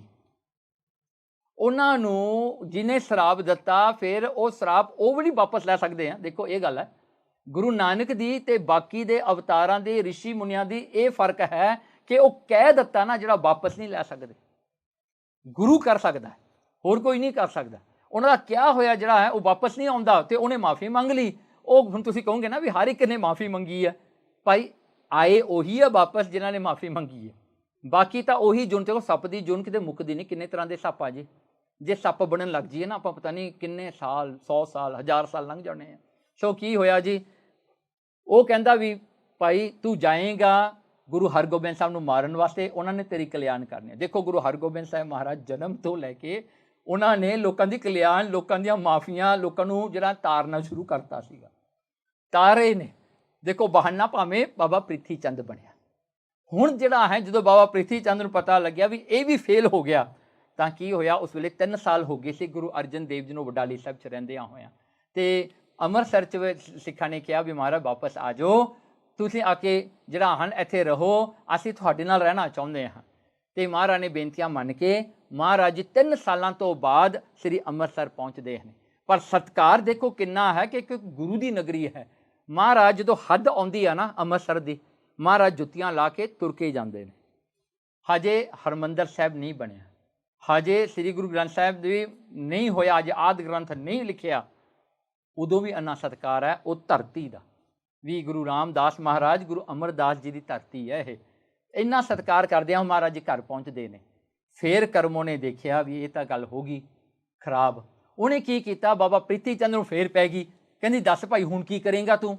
ਕਹਿਣ ਲੱਗਾ ਹੁਣ ਕੁਛ ਨਹੀਂ ਕਰਨ ਦੀ ਲੋੜ, ਹੁਣ ਸਿਰਫ ਇਹ ਹੋਏਗਾ ਇਹਨਾਂ ਨੂੰ ਨਾ ਚਿਚਕ ਲੱਗ ਜਾਣੀ ਆ, ਮਤਲਬ ਸਮੌਲ ਪੌਕਸ ਲੱਗ ਜਾਣੇ ਨੇ। ਸਮੌਲ ਪੌਕਸ ਹੋਣਗੇ, ਇਹ ਸਮੌਲ ਪੌਕਸ ਤੋਂ ਮਰੇ, ਕਿਉਂਕਿ ਉਹ ਉਮਰ ਜਿਹੜੀ ਹੈ ਨਾ ਗੁਰੂ ਹਰਗੋਬਿੰਦ ਸਾਹਿਬ ਦੀ 3 ਸਾਲਾਂ ਦੀ, ਉਹ ਉਮਰ ਜਿਹੜੀ ਬੜੀ ਡੇਂਜਰਸ ਹੁੰਦੀ ਹੈ ਜੇ ਕਿਤੇ ਸਮੌਲ ਪੌਕਸ ਹੋ ਜਾਣ। ਤੇ ਕਹਿੰਦੇ ਵੀ ਉਹ ਸਮੌਲ ਪੌਕਸ ਦੇ ਨਾਲ, ਚਿਚਕ ਦੀ ਬਿਮਾਰੀ ਨਾਲ ਇਹ ਸਰੀਰ ਛੱਡਣਗੇ।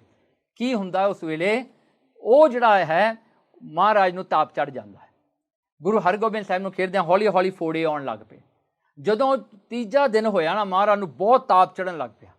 ਵੈਦ ਆਉਂਦੇ ਨੇ, ਬਹੁਤ ਕੁਛ ਕਰਦੇ ਨੇ, ਇਹ ਮੁੜ ਕੇ ਆਪਾਂ ਨੂੰ ਕਹਿੰਦੇ ਨਾ ਮਾਤਾ ਆਈ ਹੈ, ਲੋਕ ਕਹਿੰਦੇ ਨੇ ਮਾਤਾ ਆਈ ਹੈ। ਸੋ ਕਹਿੰਦੇ ਇਹ ਜਿਹੜੀ ਹਨ ਬਿਮਾਰੀ ਆ ਗਈ, ਜਾਂਦੀ ਨਹੀਂ ਸੀ। ਫਿਰ ਜਿਹੜਾ ਹਨ ਚੌਥੇ ਦਿਨ ਦਾ ਪੂਰਾ ਤਾਪ ਚੜ੍ਹ ਗਿਆ। ਮਾਤਾ ਜੀ ਜਿਹੜੇ ਹਨ ਗੁਰੂ ਹਰਗੋਬਿੰਦ ਸਾਹਿਬ ਨੂੰ ਨਾਲ ਲੈ ਕੇ ਪੈਂਦੇ ਨੇ, ਘੁੱਟ ਕੇ ਜੱਫੀ ਪਾ ਕੇ ਸੌਂਦੇ ਨੇ, ਸਾਰੀ ਰਾਤ ਉਹਨਾਂ ਦਾ ਖਿਆਲ ਰੱਖਦੇ ਨੇ। ਫਿਰ ਮਹਾਰਾਜ ਗੁਰੂ ਅਰਜਨ ਦੇਵ ਜੀ ਨੂੰ ਮਾਤਾ ਜੀ ਨੇ ਬੇਨਤੀ ਕੀਤੀ ਕਿ ਪਾਤਸ਼ਾਹ ਕੁਝ ਕਰੋ। ਗੁਰੂ ਅਰਜਨ ਦੇਵ ਜੀ ਕਹਿੰਦੇ ਮਾਤਾ ਗੰਗਾ ਜੀ ਨੂੰ ਫਿਕਰ ਨਾ ਕਰੋ, ਗੁਰੂ ਨਾਨਕ ਸਾਹਿਬ ਆਪੇ ਰੱਖਣਗੇ, ਤੁਹਾਨੂੰ ਕਾਹਦਾ ਫਿਕਰ ਹੈ, ਤੁਸੀਂ ਗੁਰੂ ਨਾਨਕ ਨੂੰ ਧਿਆਓ। ਅਤੇ ਕੀ ਹੋਇਆ, 5ਵੇਂ ਦਿਨ ਨਾ ਕਹਿੰਦੇ ਉਹ ਜਿਹੜਾ ਹਨ ਤਾਪ ਜਿਹੜਾ ਹਨ ਪੂਰਾ ਚੜ੍ਹ ਕੇ ਫਿਰ ਇੱਕ ਵਾਰੀ ਉਤਰਨ ਲੱਗ ਪਿਆ। ਹੌਲੀ ਹੌਲੀ ਤਾਪ ਸਾਰਾ ਦੂਰ ਹੋ ਗਿਆ। ਹੁਣ ਦੇਖੋ ਗੁਰੂ ਹਰਗੋਬਿੰਦ ਸਾਹਿਬ ਮਹਾਰਾਜ ਜੀ ਫਿਰ ਠੀਕ ਹੋ ਗਏ। ਜਦੋਂ ਠੀਕ ਹੋਏ ਤਾਂ ਉਸ ਵੇਲੇ ਗੁਰੂ ਅਰਜਨ ਦੇਵ ਜੀ ਮਹਾਰਾਜ ਨੇ ਇਹ ਸ਼ਬਦ ਉਚਾਰਨ ਕੀਤਾ, ਗੌੜੀ ਮਹੱਲਾ ਪੰਜਵਾਂ। ਹੁਣ ਦੇਖੋ ਇਹ ਸ਼ਬਦ ਸਾਰੇ ਆਪਾਂ ਨੂੰ ਚੇਤੇ ਕਰਨੇ ਚਾਹੀਦੇ। ਜੇ ਕਿਤੇ ਆਪਾਂ ਨੂੰ ਇਹ ਬਿਮਾਰੀ ਲੱਗ ਜਾਵੇ ਜਾਂ ਕੋਈ ਬੱਚੇ ਨੂੰ ਲੱਗ ਜਾਵੇ, ਇਹ ਸ਼ਬਦ ਪੜ੍ਹਨਾ ਬਹੁਤ ਜ਼ਰੂਰੀ ਹੈ। ਆਪਾਂ ਨੂੰ ਜਿਹੜਾ ਹਨ ਉਹ ਪੱਤਿਆਂ ਦਾ ਤਾਂ ਪਤਾ ਨਾ, ਨਿੰਮ ਦੇ ਪੱਤੇ ਹਨ ਜੋ ਵਿਛਾ ਕੇ ਸੌਂ ਜਾਂਦੇ ਨੇ ਉੱਤੇ, ਉਹਦਾ ਜਿਹੜਾ ਉਹ ਪਾਣੀ ਨਾਲ ਨਹਾਉਂਦੇ ਨੇ, ਉਹ ਤਾਂ ਗੱਲਾਂ ਦਾ ਪਤਾ ਹੈ ਆਪਾਂ ਨੂੰ, ਪਰ ਸ਼ਬਦਾਂ ਦਾ ਵੀ ਪਤਾ ਕਰ ਲਿਆ ਕਰੀਏ ਜਾਂ ਸ਼ਬਦ ਪੜ੍ਹ ਲਿਆ ਕਰੋ। ਅਤੇ ਸ਼ਬਦ ਨੇ ਤਾਂ ਬਹੁਤਾ ਹੀ ਇੰਸਟੈਂਟ ਕਿਉਂ ਹੋ ਜਾਂਦਾ ਹੈ। ਮਹਾਰਾਜ ਨੇ ਇਹ ਸ਼ਬਦ ਜਿਹੜਾ ਹੈ ਉਚਾਰਨ ਕੀਤਾ, ਨੇਤਰ ਪ੍ਰਗਾਸ ਕੀਆ ਗੁਰਦੇਵ। ਕਹਿੰਦੇ ਨੇਤਰਾਂ ਨੂੰ ਪ੍ਰਗਾਸ ਕੀਤਾ ਗੁਰਦੇਵ ਪਰਮਾਤਮਾ ਨੇ। ਭਰਮ ਗਏ ਪੂਰਨ ਭਈ ਸੇਵ, ਕਹਿੰਦੇ ਭਰਮ ਚਲੇ ਗਏ, ਸੇਵਾ ਪੂਰੀ ਹੋ ਗਈ ਰਹਾਓ। ਕਹਿੰਦੇ ਸੀਤਲਾ ਤੇ ਰੱਖਿਆ ਬਿਹਾਰੀ। ਮਹਾਰਾਜ ਨੇ ਸੀਤਲਾ ਬਿਮਾਰੀ ਤੋਂ ਪੁੱਤਰ ਨੂੰ ਰੱਖ ਲਿਆ, ਪਾਰ ਬ੍ਰਹਮ ਪ੍ਰਭ ਕਿਰਪਾ ਧਾਰੀ। ਸੋ ਇਹ ਸ਼ਬਦ ਪੜ੍ਹਨਾ ਚਾਹੀਦਾ। ਸੋ ਇਹ ਜਿਹੜਾ ਕਿਉਂਕਿ ਇਹ ਸ਼ਬਦਾਂ ਦੇ ਵਿੱਚ ਨਾ ਮਹਾਰਾਜ ਦੀ ਕਿਰਪਾ ਹੈ, ਮਹਾਰਾਜ ਦੇ ਬਚਨ ਨੇ। ਸੋ ਕੋਈ ਵੀ ਬਿਮਾਰੀ ਆ ਜਾਵੇ, ਇਹ ਬਚਨ ਮਹਾਰਾਜ ਦੇ ਨੇ, ਉਹ ਕਿਤੇ ਠਹਿਰਦੇ ਨਹੀਂ, ਫਿਰ ਉਹ ਬਿਮਾਰੀ ਨੂੰ ਜਾਣਾ ਪੈ ਜਾਂਦਾ ਹੈ। ਹੁਣ ਦੇਖੋ ਕੀ ਹੁੰਦਾ ਹੈ, ਪ੍ਰਿਥੀ ਚੰਦ ਨੂੰ ਜਦੋਂ ਪਤਾ ਲੱਗਿਆ ਵੀ ਮਹਾਰਾਜ ਇੱਥੋਂ ਵੀ ਐਸਕੇਪ ਹੋ ਗਏ, ਨਹੀਂ ਕੁਛ ਹੋਇਆ, ਚੌਥਾ ਅਟੈਕ ਆਉਣ ਲੱਗਿਆ। ਮਹਾਰਾਜ ਦੀ ਉਮਰ ਹੁਣ 4.5 ਸਾਲ 5 ਸਾਲਾਂ ਦੀ ਹੈ। ਅਤੇ ਅਗਲੇ ਜਿਹੜਾ ਉਹ ਸਮਿਆਂ 'ਚ ਨਾ ਦਾਈ ਅਤੇ ਦਾਇਆ ਹੁੰਦੇ ਸਨ।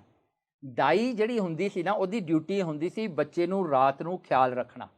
ਮਤਲਬ ਕਿ ਜਦੋਂ ਦਾ ਬੱਚੇ ਨੇ ਸੌਣਾ ਨਾ, ਸਾਰੀ ਰਾਤ ਉਹ ਦਾਈ ਦਾ ਕੰਮ ਹੁੰਦਾ ਸੀ ਵੀ ਖਿਆਲ ਰੱਖਣਾ। ਦਾਇਆ ਹੁੰਦਾ ਸੀ ਜਿਹੜਾ ਬੱਚੇ ਨੂੰ ਖਿਡਾਉਂਦਾ ਹੁੰਦਾ ਸੀ ਸਵੇਰੇ। ਜਿਵੇਂ ਹੁਣ ਨਾ ਆਪਣੇ ਭਾਈ ਪ੍ਰਹਿਲਾਦ ਸਿੰਘ ਹੈ, ਜਿਨ੍ਹਾਂ ਦੇ ਰਹਿਤਨਾਮੇ ਆਉਂਦੇ ਆ, ਉਹ ਗੁਰੂ ਗੋਬਿੰਦ ਸਿੰਘ ਦੇ ਦਾਇਆ ਸੀਗੇ। ਉਹ ਛੋਟੇ ਹੁੰਦੇ ਨੂੰ ਗੁਰੂ ਗੋਬਿੰਦ ਸਿੰਘ ਨੂੰ ਖਿਡਾਇਆ ਕਰਦੇ ਸੀਗੇ, ਉਹ ਦਾਇਆ। ਸੋ ਇਹ ਵੀ ਇੱਕ ਦਾਇਆ, ਉਸ ਵੇਲੇ ਇੱਕ ਬ੍ਰਾਹਮਣ ਸੀਗਾ, ਉਹ ਦਾਇਆ ਬਣ ਕੇ ਗੁਰੂ ਅਰਜਨ ਦੇਵ ਜੀ ਦੇ ਘਰ ਵਿੱਚ ਆਇਆ ਅਤੇ ਉਹ ਬੜੀ ਸੇਵਾ ਕਰਿਆ ਕਰੇ। ਅਤੇ ਪ੍ਰਿਥੀ ਚੰਦ ਨੇ ਇੱਕ ਦਿਨ ਉਹਨੂੰ ਪਾਸੇ ਸੱਦ ਕੇ ਕਹਿਣ ਲੱਗਾ, ਤੈਨੂੰ ਤਨਖਾਹ ਕਿੰਨੀ ਕੁ ਦਿੰਦੇ ਆ? ਥੋੜ੍ਹੀ ਹੋਣੀ ਆ। ਦੇਖੋ ਤਨਖਾਹ ਤਾਂ ਕਿਸੇ ਦੀ ਵੀ ਪੂਰੀ ਨਹੀਂ ਹੁੰਦੀ, ਅੱਜ ਤੱਕ ਕਿਸੇ ਦੀ ਵੀ ਪੂਰੀ ਨਹੀਂ ਗਈ, ਭਾਵੇਂ ਉਹ 100,000 ਹੋਵੇ, ਮਿਲੀਅਨਸ ਹੋਵੇ, 10 ਮਿਲੀਅਨਸ ਹੋਵੇ, ਪਰ ਤਨਖਾਹ ਕਿਤੇ ਪੂਰੀ ਨਹੀਂ ਹੋਈ। ਚਲੋ ਉਹ ਬ੍ਰਾਹਮਣ ਨੇ ਵੀ ਕਹਿ ਦਿੱਤਾ ਵੀ ਮੇਰੀ ਤਨਖਾਹ ਜੀ ਪੂਰੀ ਨਹੀਂ। ਕਹਿੰਦਾ ਭਾਈ ਮੈਂ ਤੈਨੂੰ 500 ਰੁਪਈਆ ਦਿੰਦਾ ਹੈ, ਆ ਫਰ ਜ਼ਹਿਰ, ਤੇਰਾ ਕੰਮ ਕੀ ਆ, ਤੂੰ ਜਦੋਂ ਦਹੀਂ ਖਿਲਾਉਂਦਾ ਹੁੰਦਾ ਹੈ ਗੁਰੂ ਹਰਗੋਬਿੰਦ ਸਾਹਿਬ ਨੂੰ, ਤੂੰ ਉਹਦੇ ਵਿੱਚ ਪਾ ਕੇ ਖਿਲਾ ਦੇ। ਉਹ ਜ਼ਹਿਰ ਪਤਾ ਕਿਹਦਾ ਬਣਿਆ ਹੁੰਦਾ ਹੈ? ਸੱਪ ਜਾ ਕੇ ਨਾ ਕਈ ਵਾਰੀ ਜ਼ਹਿਰ ਜ਼ਿਆਦਾ ਹੋ ਜਾਂਦੀ ਹੈ ਨਾ, ਉਹ ਪੱਥਰਾਂ 'ਤੇ ਜਾ ਕੇ ਡੰਕ ਮਾਰਦਾ। ਜਦੋਂ ਉਹ ਡੰਕ ਮਾਰਦਾ, ਉਹਦੇ ਫੋਸਿਲਸ ਬਣ ਜਾਂਦੇ ਨੇ, ਉਹ ਪੱਥਰ ਦੇ ਉੱਤੇ ਚਿੱਟੇ ਚਿੱਟੇ ਹੁੰਦੇ ਨੇ ਫੋਸਿਲਸ। ਸੋ ਇਹ ਲੋਕ ਕੀ ਕਰਦੇ ਨੇ, ਉਹ ਫੋਸਿਲਸ ਨੂੰ ਚੱਕ ਕੇ ਉਹਨੂੰ ਗ੍ਰਾਈਂਡ ਕਰਕੇ ਉਹ ਜ਼ਹਿਰ ਬਣ ਜਾਂਦੀ ਹੈ, ਬਹੁਤ ਤਗੜੀ ਜ਼ਹਿਰ ਹੁੰਦੀ ਹੈ। ਅਤੇ ਇਹਨੇ ਕੀ ਕੀਤਾ, ਉਹਨੇ ਫੋਸਿਲਸ ਲਿਆ ਕੇ ਦੇ ਦਿੱਤੇ। ਇਹ ਬ੍ਰਾਹਮਣ ਨੇ ਘਰ ਜਾ ਕੇ ਰਾਤ ਨੂੰ ਰਗੜ ਕੇ ਚੰਗੀ ਤਰ੍ਹਾਂ ਪਾਊਡਰ ਜਿਹਾ ਬਣਾ ਕੇ ਉਹਨੂੰ ਜਿਹੜਾ ਹੈ ਗੁਰੂ ਹਰਗੋਬਿੰਦ ਸਾਹਿਬ ਨੂੰ ਦੂਜੇ ਦਿਨ ਜਦੋਂ ਦਹੀਂ ਖਿਲਾਉਣ ਲੱਗਿਆ ਨਾ, ਦੇਖੋ ਦਹੀਂ ਖਾਣਾ ਇਹ ਇੱਥੇ ਇਤਿਹਾਸ ਵਿੱਚ ਵੀ ਆਉਂਦਾ ਹੈ ਵੀ ਸਭ ਤੋਂ ਪਹਿਲਾਂ ਬੱਚੇ ਨੂੰ ਦਹੀਂ ਖਿਲਾਉਂਦੇ ਸੀਗੇ। ਹੁਣ ਦਹੀਂ ਖਾਣਾ ਜਿਹੜਾ ਹੈ ਬਹੁਤ ਚੰਗੀ ਗੱਲ ਹੈ ਡਾਈਜੈਸ਼ਨ ਵਾਸਤੇ। ਸੋ ਕਹਿੰਦੇ ਉਸ ਵੇਲੇ ਇਹ ਜਿਹੜਾ ਹੈ ਐਪੀਟਾਈਜ਼ਰ ਕਹਿ ਲਿਓ ਸਵੇਰ ਦਾ। ਸੋ ਇਉਂ ਕਰਕੇ ਉਹਦੇ ਵਿੱਚ ਇਹਨੇ ਜ਼ਹਿਰ ਪਾਤੀ। ਕੀ ਕੀਤਾ, ਗੁਰੂ ਹਰਗੋਬਿੰਦ ਸਾਹਿਬ ਨੂੰ ਖਿਲਾਉਣ ਲੱਗੇ, ਮਹਾਰਾਜ ਨਾ ਖਾਵੇ। ਇਹਨੇ ਗੋਦੀ ਚੁੱਕ ਕੇ ਨਾ ਕੋਠੇ ਤੇ ਲੈ ਗਏ ਵੀ ਕੋਈ ਨਹੀਂ ਹੋਊਗਾ ਉੱਥੇ। ਇਹ ਖਿਲਾਉਣ ਲੱਗਿਆ, ਮਹਾਰਾਜ ਜੀ ਨਾ ਛਕਣ, ਮੂੰਹ ਇੱਧਰ ਨੂੰ ਕਰ ਲਿਆ ਕਰਨ, ਉੱਧਰ ਨੂੰ ਕਰ ਲਿਆ ਕਰਨ। ਜਦੋਂ ਫੜੇ ਮਹਾਰਾਜ ਜੀ ਭੱਜਿਆ ਕਰਨ। ਫਿਰ ਕੀ ਹੋਇਆ ਜੀ, ਇਹਨੇ ਜਰਾ ਤਕੜੇ ਹੋ ਕੇ ਫੜ ਲਿਆ ਜੀ ਗੁਰੂ ਹਰਗੋਬਿੰਦ ਸਾਹਿਬ ਨੂੰ, ਮੂੰਹ 'ਚ ਢਾਹ ਕੇ ਪਾਉਣ ਲੱਗਿਆ। ਮਹਾਰਾਜ ਨੇ ਉੱਚੀ ਦੇਖੀ, ਚੀਕ ਮਾਰੀ, ਮਾਤਾ ਗੰਗਾ ਜੀ ਨੇ ਸੁਣ ਲਈ। ਮਾਤਾ ਗੰਗਾ ਜੀ ਨੇ ਸੁਣੀ, ਜਾ ਕੇ ਗੁਰੂ ਅਰਜਨ ਦੇਵ ਜੀ ਨੂੰ ਦੱਸਿਆ। ਮਹਾਰਾਜ ਜੀ ਘਰੇ ਸੀਗੇ। ਮਹਾਰਾਜ ਨੇ ਫਿਰ ਸਿੱਖ ਨੂੰ ਭੇਜਿਆ, ਕਹਿੰਦੇ ਦੇਖ ਕੇ ਆਓ। ਸਿੱਖ ਜਾ ਕੇ ਉੱਤੇ ਗੁਰੂ ਹਰਗੋਬਿੰਦ ਸਾਹਿਬ ਤੇ ਬ੍ਰਾਹਮਣ ਨੂੰ ਥੱਲੇ ਲੈ ਕੇ ਆ ਗਏ। ਬ੍ਰਾਹਮਣ ਦੇ ਹੱਥ ਵਿੱਚ ਹਜੇ ਵੀ ਉਹ ਕੌਲੀ ਹੈ ਜ਼ਹਿਰ ਵਾਲਾ ਦਹੀਂ ਦੀ, ਤੇ ਉਹ ਲੈ ਕੇ ਥੱਲੇ ਆ ਗਏ। ਮਹਾਰਾਜ ਉਹਨਾਂ ਨੂੰ ਪੁੱਛਣ ਲੱਗੇ ਗੁਰੂ ਹਰਗੋਬਿੰਦ ਸਾਹਿਬ ਨੂੰ, ਪੁੱਤਰ ਕਿਉਂ ਨਹੀਂ ਛਕਦੇ? ਮਹਾਰਾਜ ਨੇ ਹੱਥ ਐਂ ਕਰਤਾ ਵੀ ਨਹੀਂ ਛਕਣਾ। ਉਹ ਬ੍ਰਾਹਮਣ ਨੂੰ ਕਿਹਾ ਵੀ ਛਕਾ ਕੇ ਦਿਖਾਓ ਹੁਣ। ਉਹ ਫੇਰ ਮੂੰਹ 'ਚ ਪਾਈ ਜਾਵੇ। ਹੁਣ ਦੇਖੋ ਮਹਾਰਾਜ ਨੂੰ ਤਾਂ ਸਾਰੀ ਗੱਲ ਦਾ ਪਤਾ ਹੀ ਹੈ ਨਾ। ਦੇਖੋ ਨਾ, ਮਹਾਰਾਜ ਦਾ ਜੇ ਜੀਵਨ ਪੜ੍ਹਨਾ ਹੈ ਨਾ, ਮਹਾਰਾਜ ਨੂੰ ਸਾਰੀ ਗੱਲ ਦਾ ਪਤਾ ਹੁੰਦਾ। ਯੈਟ ਮਹਾਰਾਜ ਜੀ ਜਿਵੇਂ ਦੁਨਿਆਵੀ ਚੀਜ਼ਾਂ ਚੱਲਦੀਆਂ ਨਾ ਉਵੇਂ ਚੱਲਣ ਦਿੰਦੇ ਨੇ। So that's how God let you do what you want to do. ਇਹ ਸਮਝ ਆਉਂਦੀ ਹੈ ਗੱਲ। ਦੇਖੋ ਨਾ, ਬੰਦਾ ਝੂਠ ਬੋਲਦਾ ਹੈ, ਧੋਖੇ ਕਰਦਾ, ਮਹਾਰਾਜ ਨੂੰ ਤਾਂ ਸਾਰਾ ਹੀ ਪਤਾ ਹੈ। ਪਰ ਮਹਾਰਾਜ ਲੈਟ ਯੂ ਡੂ, ਕਰ ਲਾ, ਕਿੱਥੋਂ ਤੱਕ ਕਰੇਗਾ, ਕਰਕੇ ਦਿਖਾ ਲਾ ਤੂੰ। ਮਹਾਰਾਜ ਚਾਅ ਪੂਰਾ ਕਰਾਉਂਦੇ ਆਪਣਾ ਵੀ ਕਰ ਲਾ ਚਾਅ ਪੂਰਾ, ਕੋਈ ਨਹੀਂ ਕਰ ਲਾ ਜਿੱਥੋਂ ਤੇਰਾ ਹੁੰਦਾ। ਕਹਿੰਦੇ ਬ੍ਰਾਹਮਣ ਨੂੰ ਕਹਿੰਦੇ ਖਿਲਾ, ਉਹ ਖਿਲਾਈ ਜਾਵੇ, ਮਹਾਰਾਜ ਨਾ ਛਕਣ। ਬ੍ਰਾਹਮਣ ਨੇ ਜਿਹੜਾ ਹਜੇ ਕੌਲੀ ਹੱਥ ਵਿੱਚ ਹੈ, ਗੁਰੂ ਅਰਜਨ ਦੇਵ ਜੀ ਕਹਿੰਦੇ ਲੈ ਸਾਨੂੰ ਫੜਾ। ਮਹਾਰਾਜ ਨੇ ਕੌਲੀ ਫੜ ਲਈ ਹੱਥ ਵਿੱਚ। ਹੁਣ ਮਹਾਰਾਜ ਨੇ ਚੱਕਿਆ ਚਮਚਾ, ਗੁਰੂ ਹਰਗੋਬਿੰਦ ਸਾਹਿਬ ਨੂੰ ਦੇਣ ਲੱਗੇ। ਉਸ ਵੇਲੇ ਨਾ ਗੁਰੂ ਹਰਗੋਬਿੰਦ ਸਾਹਿਬ ਨੇ ਮੂੰਹ ਇੱਧਰ ਉੱਧਰ ਨਹੀਂ ਕੀਤਾ। ਮਹਾਰਾਜ ਨੀਵੀਂ ਪਾ ਕੇ ਖੜ ਗਏ ਬਸ। ਹੁਣ ਗੁਰੂ ਮਹਾਰਾਜ ਖਿਲਾ ਰਹੇ ਆ ਨਾ, ਗੁਰੂ ਹਰਗੋਬਿੰਦ ਸਾਹਿਬ ਨਾ ਕਰ ਸਕਦੇ। ਦੇਖੋ ਨਾ, ਇਹਦੇ ਵਿੱਚ ਕਿੰਨੀਆਂ ਚੀਜ਼ਾਂ ਦਾ ਆਪਾਂ ਨੂੰ, ਕਿੰਨੇ ਗੁਣਾਂ ਦਾ ਪਤਾ ਲੱਗਦਾ ਹੈ ਵੀ ਉਹਨਾਂ ਦੇ ਜੀਵਨ ਵਿੱਚ ਦੇਖੋ ਕਿੰਨੀਆਂ ਗੱਲਾਂ ਹੁੰਦੀਆਂ ਨੇ। ਤੇ ਮਹਾਰਾਜ ਨਾ ਐਂ ਖੜ ਗਏ ਬਸ। ਉਹਨਾਂ ਨੇ ਨਾ ਖਾਧਾ, ਨਾ ਕੀਤੀ, ਨਾ ਹਾਂ ਕੀਤੀ। ਉਸ ਵੇਲੇ ਕੀ ਹੋਇਆ, ਮਹਾਰਾਜ ਨੇ ਹੁਣ ਉਹ ਗੇਮ ਨੂੰ ਫਾੜਨਾ ਸੀ ਨਾ, ਉਹਨੂੰ ਐਕਸਪੋਜ਼ ਕਰਨਾ ਸੀ। ਮਹਾਰਾਜ ਨੇ ਉਹ ਕੌਲੀ ਥੱਲੇ ਰੱਖਤੀ। ਇੱਕ ਨਾ ਬੋਣਾ ਜਿਹੜਾ ਸੀਗਾ, ਇੱਕ ਪਾਪੀ ਸੀਗਾ, ਛੋਟਾ ਜਿਹਾ ਡੌਗ ਸੀਗਾ, ਉਹਦਾ ਨਾਂ ਸੀ ਪਿਸਤਾ। ਇਹ ਪਿਸਤਾ ਨਾ ਥੋੜ੍ਹਾ ਜਿਹਾ ਜਿਹੜਾ ਡਰਫਟ ਨਹੀਂ ਹੁੰਦੇ, ਜਿਹੜੇ ਮਧਰੇ ਜੇ ਕੁੱਤੇ ਹੁੰਦੇ, ਉਹ ਜਿਹਾ ਡਰਫਟ ਸੀਗਾ। ਇਹ ਜਿਹੜਾ ਸੀਗਾ ਪਿਸਤਾ, ਇਹ ਹਮੇਸ਼ਾ ਨਾ ਗੁਰੂ ਅਰਜਨ ਦੇਵ ਜੀ ਨਾਲ ਰਹਿੰਦਾ ਸੀਗਾ। ਜਦੋਂ ਮਹਾਰਾਜ ਨੇ ਬੈਠ ਜਾਣਾ ਗੱਦੀ ਤੇ, ਇਹਨੇ ਆ ਕੇ ਥੱਲੇ ਬਹਿ ਜਾਣਾ, ਚੁੱਪ ਕਰਕੇ ਇਹਨੇ ਬੈਠਾ ਰਹਿਣਾ। ਜਦੋਂ ਮਹਾਰਾਜ ਜੀ ਘੋੜੇ ਤੇ ਜਾਂਦੇ, ਇਹਨੇ ਘੋੜੇ ਦੇ ਨਾਲ ਤੁਰ ਪੈਣਾ। ਇਹ ਹਮੇਸ਼ਾ ਮਹਾਰਾਜ ਦੇ ਨਾਲ ਹੀ ਰਹਿੰਦਾ ਸੀ। ਮਹਾਰਾਜ ਨੇ ਕੌਲਾ ਥੱਲੇ ਰੱਖਦਾ ਤੇ ਫਿਰ ਪਿਸਤੇ ਨੂੰ ਕਹਿਣ ਲੱਗੇ, ਪਿਸਤਾ ਛਕ ਲਾ। ਪਿਸਤਾ ਵਿਚਾਰਾ ਆਇਆ ਛਕਣ ਵਾਸਤੇ। ਉਹਨੇ ਨਾ ਸੁੰਘ ਕੇ ਨਾ ਪਰੇ ਹੋ ਗਿਆ। ਹੁਣ ਪਤਾ ਲੱਗਿਆ ਵੀ ਜ਼ਹਿਰ ਆ ਵਿੱਚ, ਪਰੇ ਹੋ ਗਿਆ। ਤੇ ਗੁਰੂ ਅਰਜਨ ਦੇਵ ਜੀ ਪਿਸਤੇ ਨੂੰ ਕਹਿੰਦੇ, ਪਿਸਤਾ ਕੋਈ ਨਹੀਂ, ਤੂੰ ਛਕ ਲਾ, ਤੈਨੂੰ ਸੱਚਖੰਡ ਭੇਜਾਂਗੇ। ਕਹਿੰਦੇ ਕੋਈ ਨਾ, ਛਕ ਲਾ ਤੂੰ। ਉਹਨੇ ਜਾ ਕੇ ਨਾ ਵਿਚਾਰੇ ਨੇ ਮਹਾਰਾਜ ਦਾ ਹੁਕਮ ਮੰਨ ਕੇ ਜਾ ਕੇ ਛਕ ਲਿਆ। ਤੇ ਜਿਹੜਾ ਪਿਸਤਾ ਸੀ ਉੱਥੇ ਵਿਚਾਰਾ ਲਿਟ ਗਿਆ, ਪ੍ਰਾਣ ਨਿਕਲ ਗਏ ਵਿਚਾਰੇ ਦੇ। ਤੇ ਉਸ ਵੇਲੇ ਨਾ ਗੁਰੂ ਅਰਜਨ ਦੇਵ ਜੀ ਮਹਾਰਾਜ ਨੂੰ ਨਾ ਬੜਾ ਜਿਹੜਾ ਹਨ ਵੀਰ ਰਸ ਆਇਆ, ਗੁੱਸਾ ਆਇਆ ਬ੍ਰਾਹਮਣ ਤੇ। ਮਹਾਰਾਜ ਨੇ ਇੱਕੋ ਗੱਲ ਕਹੀ, ਕਹਿੰਦੇ ਪੰਡਤ ਇਹ ਤੂੰ ਕੀ ਕੀਤਾ? ਬਸ ਇੰਨੀ ਗੱਲ ਕਹੀ। ਕੀ ਹੋਇਆ ਨਾ, ਉਹਨੂੰ ਹਾਰਟ ਫੇਲ ਹੋ ਗਿਆ, ਉਹਨੂੰ ਹਾਰਟ ਅਟੈਕ ਹੋ ਗਿਆ ਬ੍ਰਾਹਮਣ ਨੂੰ। ਉਹ ਵੀ ਜਿਹੜਾ ਨਾ ਤੜਫਦਾ ਹੋਇਆ, ਇੱਕ ਘੜੀ ਵਾਸਤੇ ਤੜਫਦਾ ਰਿਹਾ, 24 ਮਿੰਟਸ ਵਾਸਤੇ ਉਹ ਤੜਫ ਕੇ ਕਹਿੰਦਾ ਉਹ ਵੀ ਮਰ ਗਿਆ ਬ੍ਰਾਹਮਣ। ਫਿਰ ਕੀ ਹੋਇਆ, ਉਹਦੇ ਇਹ ਗੱਲ ਹੋਈ ਤੇ ਉਹ ਮਰਿਆ ਪਿਆ। ਮਾਤਾ ਗੰਗਾ ਜੀ ਆ ਕੇ ਕਹਿਣ ਲੱਗੇ ਵੀ ਆਹ ਕੀ ਹੋ ਗਿਆ? ਮਹਾਰਾਜ ਕਹਿੰਦੇ ਇਹ ਤੋਂ ਸੁਣ ਲਾ। ਹੁਣ ਉਹਦੀ ਰੋਹ ਬਾਹਰ ਨਿਕਲੀ। ਮਹਾਰਾਜ ਕਹਿਣ ਲੱਗੇ ਤੂੰ ਕਿਉਂ ਕੀਤਾ? ਉਹ ਕਹਿੰਦਾ ਮੈਨੂੰ ਪ੍ਰਿਥੀ ਚੰਦ ਨੇ 500 ਦਿੱਤਾ ਸੀ, ਮੈਂ ਲਾਲਚ ਆ ਕੇ ਇਹ ਕੰਮ ਕੀਤਾ। ਉਹਨੇ ਐਕਸਪੋਜ਼ ਕਰਤੀ ਗੱਲ। ਤੇ ਫਿਰ ਮਾਤਾ ਜੀ ਕਹਿੰਦੇ ਗੁਰੂ ਅਰਜਨ ਦੇਵ ਜੀ ਨੂੰ, ਕਹਿੰਦੇ ਮਹਾਰਾਜ ਬਖਸ਼ ਦਿਓ, ਤਰਸ ਕਰੋ। ਮਹਾਰਾਜ ਨੇ ਕੀ ਕੀਤਾ ਨਾ, ਬਸ ਆਪਣਾ ਪੈਰ ਛੋਇਆ, ਫਿਰ ਜਿਉਂਦਾ ਕਰਤਾ ਬ੍ਰਾਹਮਣ ਨੂੰ। ਬਖਸ਼ਣਾ ਜਿਹੜਾ ਹੈ ਨਾ, ਇਹ ਬਹੁਤ ਵੱਡੀ ਗੱਲ ਹੈ ਨਾ। ਹੁਣ ਮਹਾਰਾਜ ਨੇ ਬਖਸ਼ ਦਿੱਤਾ। ਹੁਣ ਇਹ ਗੱਲ ਜਿਹੜੀ ਹੈ, ਦੇਖੋ ਇਹ ਸਾਰੀ ਹਿਸਟਰੀ ਇਸ ਤਰ੍ਹਾਂ ਚੱਲਦੀ ਹੈ। ਗੁਰੂ ਹਰਗੋਬਿੰਦ ਸਾਹਿਬ ਜਿੱਦਣ ਦੇ ਮਹਾਰਾਜ ਨੇ ਆਪਣਾ ਪ੍ਰਕਾਸ਼ ਲਿਆ, ਉਦਣ ਤੋਂ ਹੀ ਮਹਾਰਾਜ 'ਤੇ ਇਹ ਹਮਲੇ ਹੁੰਦੇ ਆਏ ਨੇ। ਹੁਣ ਦੇਖੋ ਮਹਾਰਾਜ ਦੀ ਉਮਰ ਜਿਹੜੀ ਸੀਗੀ ਨਾ 9-10 ਸਾਲਾਂ ਦੀ ਸੀ। ਜਿੱਦਣ ਗੁਰੂ ਅਰਜਨ ਦੇਵ ਜੀ ਸੱਚੇ ਪਾਤਸ਼ਾਹ ਨਾ, ਹਜੇ 11 ਸਾਲ ਦੀ ਉਮਰ ਸੀ, ਮੈਂ ਕਿਹਾ 10-11 ਸਾਲ ਦੀ, ਮਹਾਰਾਜ ਨੇ ਤਿਆਰੀ ਕਰ ਲਈ ਲਾਹੌਰ ਜਾਣ ਦੀ, ਗੁਰੂ ਅਰਜਨ ਦੇਵ ਜੀ ਨੇ। ਤੇ ਉੱਥੇ ਜਾ ਕੇ ਮਹਾਰਾਜ ਨੇ ਸ਼ਹੀਦੀ ਪਾ ਲਈ। ਹੁਣ ਸ਼ਹੀਦੀ ਜਦੋਂ ਮਹਾਰਾਜ ਨੇ ਪਾਈ, ਦੇਖੋ ਸ਼ਹੀਦੀ ਪਾਉਣ ਵਿੱਚ ਇੱਕ ਤਾਂ ਜਹਾਂਗੀਰ ਦਾ ਹੱਥ ਸੀ, ਚੰਦੂ ਦਾ। ਸਭ ਤੋਂ ਵੱਡਾ ਹੱਥ ਕਿਹਦਾ ਸੀ? ਪ੍ਰਿਥੀ ਚੰਦ ਦਾ। ਕਿਉਂਕਿ ਪ੍ਰਿਥੀ ਚੰਦ ਉਹ ਤੋਂ ਪਹਿਲਾਂ ਹੀ ਮਰ ਗਿਆ ਸੀ, ਪਰ ਆਪਣੇ ਪੁੱਤਰ ਨੂੰ ਕਹਿ ਕੇ ਗਿਆ ਗੁਰੂ ਅਰਜਨ ਦੇਵ ਜੀ ਨੂੰ ਛੱਡੀ ਨਾ। ਤੇ ਚੰਦੂ ਨੇ ਆਪਣਾ ਰਿਸ਼ਤਾ ਭੇਜਿਆ ਸੀਗਾ ਗੁਰੂ ਹਰਗੋਬਿੰਦ ਸਾਹਿਬ ਵਾਸਤੇ, ਮਹਾਰਾਜ ਨੇ ਨਾ ਕਰਤੀ ਸੀ। ਚੰਦੂ ਵੀ ਮਹਾਰਾਜ ਦਾ ਦੁਸ਼ਮਣ ਬਣ ਗਿਆ। ਤੇ ਚੰਦੂ ਸੀ ਜਿਵੇਂ ਇੱਕ ਮਿਨਿਸਟਰ ਸੀਗਾ ਜਹਾਂਗੀਰ ਦੀ ਕੋਰਟ ਦਾ ਲਾਹੌਰ ਦੇ ਵਿੱਚ। ਸੋ ਇਹਨੇ ਵੀ ਦੁਸ਼ਮਣੀ ਪਾ ਲਈ ਮਹਾਰਾਜ ਨਾਲ ਬਹੁਤ ਵੱਡੀ। ਮਹਾਰਾਜ ਨੂੰ ਆਪਣੇ ਘਰ ਵਿੱਚ ਜਾ ਕੇ ਉਹਨੇ ਤਸੀਹੇ ਦਿੱਤੇ, ਜਿਵੇਂ ਉਹਨੇ ਸ਼ਹੀਦ ਕੀਤਾ ਉਹ ਤਾਂ ਚਲੋ ਇਤਿਹਾਸ ਆਉਂਦਾ ਹੈ। ਗੁਰੂ ਹਰਗੋਬਿੰਦ ਸਾਹਿਬ ਮਹਾਰਾਜ ਨੂੰ 10-11 ਸਾਲ ਦੀ ਉਮਰ ਵਿੱਚ ਆਪਣੇ ਪਿਤਾ ਦੇ ਜਿਹੜੇ ਹਨ ਸ਼ਹਾਦਤ ਦਾ ਪਤਾ ਲੱਗਦਾ। ਮਹਾਰਾਜ ਜੀ 10 ਸਾਲਾਂ ਦੇ ਉਮਰ ਦੇ ਵਿੱਚ ਗੁਰੂ ਬਣ ਗਏ, ਅਤੇ ਗੁਰੂ ਵੀ ਉਹ ਟਾਈਮ ਦੇ ਵਿੱਚ ਜਦੋਂ ਜਹਾਂਗੀਰ ਵੀ ਦੁਸ਼ਮਣ ਬਣ ਗਿਆ, ਚੰਦੂ ਵੀ ਹਜੇ ਚਾਹੁੰਦਾ ਸੀ ਵੀ ਗੁਰੂ ਹਰਗੋਬਿੰਦ ਸਾਹਿਬ ਨੂੰ ਫੜ ਕੇ ਇਹਨਾਂ ਦੀ ਸਾਰੀ ਜਾਇਦਾਦ ਨੂੰ ਜ਼ਬਤ ਕਰਕੇ ਅੰਮ੍ਰਿਤਸਰ ਨੂੰ ਜਿਹੜਾ ਹੈ ਜ਼ਬਤ ਕਰਕੇ ਉਹਨੇ ਸਭ ਕੁਝ ਸੀਜ਼ ਕਰਨਾ ਸੀਗਾ। ਦੇਖੋ ਉਸ ਸਮੇਂ ਦੇ ਵਿੱਚ ਗੁਰੂ ਹਰਗੋਬਿੰਦ ਸਾਹਿਬ ਮਹਾਰਾਜ ਜੀ ਨੇ ਇਹ ਜਿਹੜਾ ਪੰਥ ਦੀ ਡੋਰ ਸੰਭਾਲੀ। ਦੇਖੋ ਕਿੰਨਾ ਭੈੜਾ ਜਿਹੜਾ ਔਖਾ ਸਮਾਂ ਹੋਵੇਗਾ। ਅਤੇ ਮਹਾਰਾਜ ਨੇ ਉਸ ਵੇਲੇ ਅਕਾਲ ਤਖਤ ਬਣਾਇਆ। ਮਹਾਰਾਜ ਨੇ ਹਰਿਮੰਦਰ ਸਾਹਿਬ ਬਣਾਇਆ, ਗੁਰੂ ਹਰਗੋਬਿੰਦ ਸਾਹਿਬ ਨੇ ਅਕਾਲ ਤਖਤ ਬਣਾਇਆ। ਮਹਾਰਾਜ ਤਖਤ 'ਤੇ ਬਹਿ ਕੇ ਉਦੋਂ ਫਿਰ ਮਹਾਰਾਜ ਨੇ ਮੀਰੀ ਅਤੇ ਪੀਰੀ ਦੀਆਂ ਤਲਵਾਰਾਂ ਪਹਿਨੀਆਂ ਅਤੇ ਸਤਿਗੁਰੂ ਸੱਚੇ ਪਾਤਸ਼ਾਹ ਜੀ ਤਿਆਰ ਹੋ ਗਏ।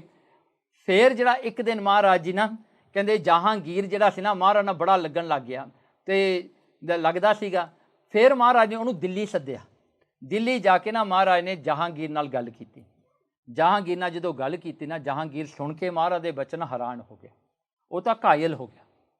ਅਤੇ ਗੁਰੂ ਮਹਾਰਾਜ ਨਾਲ ਸ਼ਿਕਾਰ ਜਾਂਦਾ ਸੀ ਨਾ, ਸ਼ਿਕਾਰ ਜਾਂਦਾ ਸੀਗਾ, ਇੱਕ ਜੋ ਵੱਡਾ ਜਿਹੜਾ ਹਨ ਵੱਡਾ ਟਾਈਗਰ ਸਾਹਮਣੇ ਆ ਗਿਆ, ਬਹੁਤ ਵੱਡਾ ਟਾਈਗਰ। ਤੁਸੀਂ ਦੇਖਿਆ ਇੰਡੀਅਨ ਟਾਈਗਰਸ ਜਿਹੜੇ ਬਹੁਤ ਵੱਡੇ ਹੁੰਦੇ ਆ, ਜੇ ਇਹ ਦੇਖਣੇ ਹੁਣ ਨਾ ਜਿਹੜੇ ਪੈਲਸ ਹੁੰਦੇ ਆ ਨਾ ਪੁਰਾਣੇ, ਉਹਨਾਂ ਦੇ ਵਿੱਚ ਨਾ ਉਹਨਾਂ ਦੀ ਸਕਿਨ ਲਾ ਕੇ ਰੱਖੀ ਹੁੰਦੀ ਆ।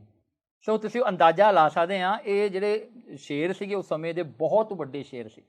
ਅਤੇ ਇਹ ਸ਼ੇਰ ਸਾਹਮਣੇ ਨਿਕਲ ਆਇਆ।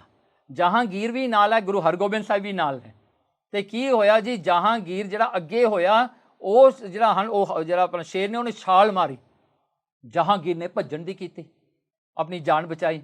ਗੁਰੂ ਹਰਗੋਬਿੰਦ ਸਾਹਿਬ ਮਹਾਰਾਜ ਜੀ ਸਾਹਮਣੇ ਹੋ ਗਏ, ਉਹਨੇ ਛਾਲ ਮਾਰੀ। ਮਹਾਰਾਜ ਦੇਖੋ ਇੱਕ ਸ਼ੇਰ ਹੈ, ਉਹ ਸ਼ੇਰ ਦੀ ਲੰਬਾਈ ਇੱਕ ਬੰਦੇ ਤੋਂ ਵੀ ਲੰਮੀ ਆ, ਉਹ 6 ਫੁੱਟ ਤੋਂ ਵੱਧ ਸੀਗੀ ਉਹਦੀ ਲੰਬਾਈ, ਅਤੇ ਅੱਡਾ ਤਗੜਾ ਸੀਗਾ।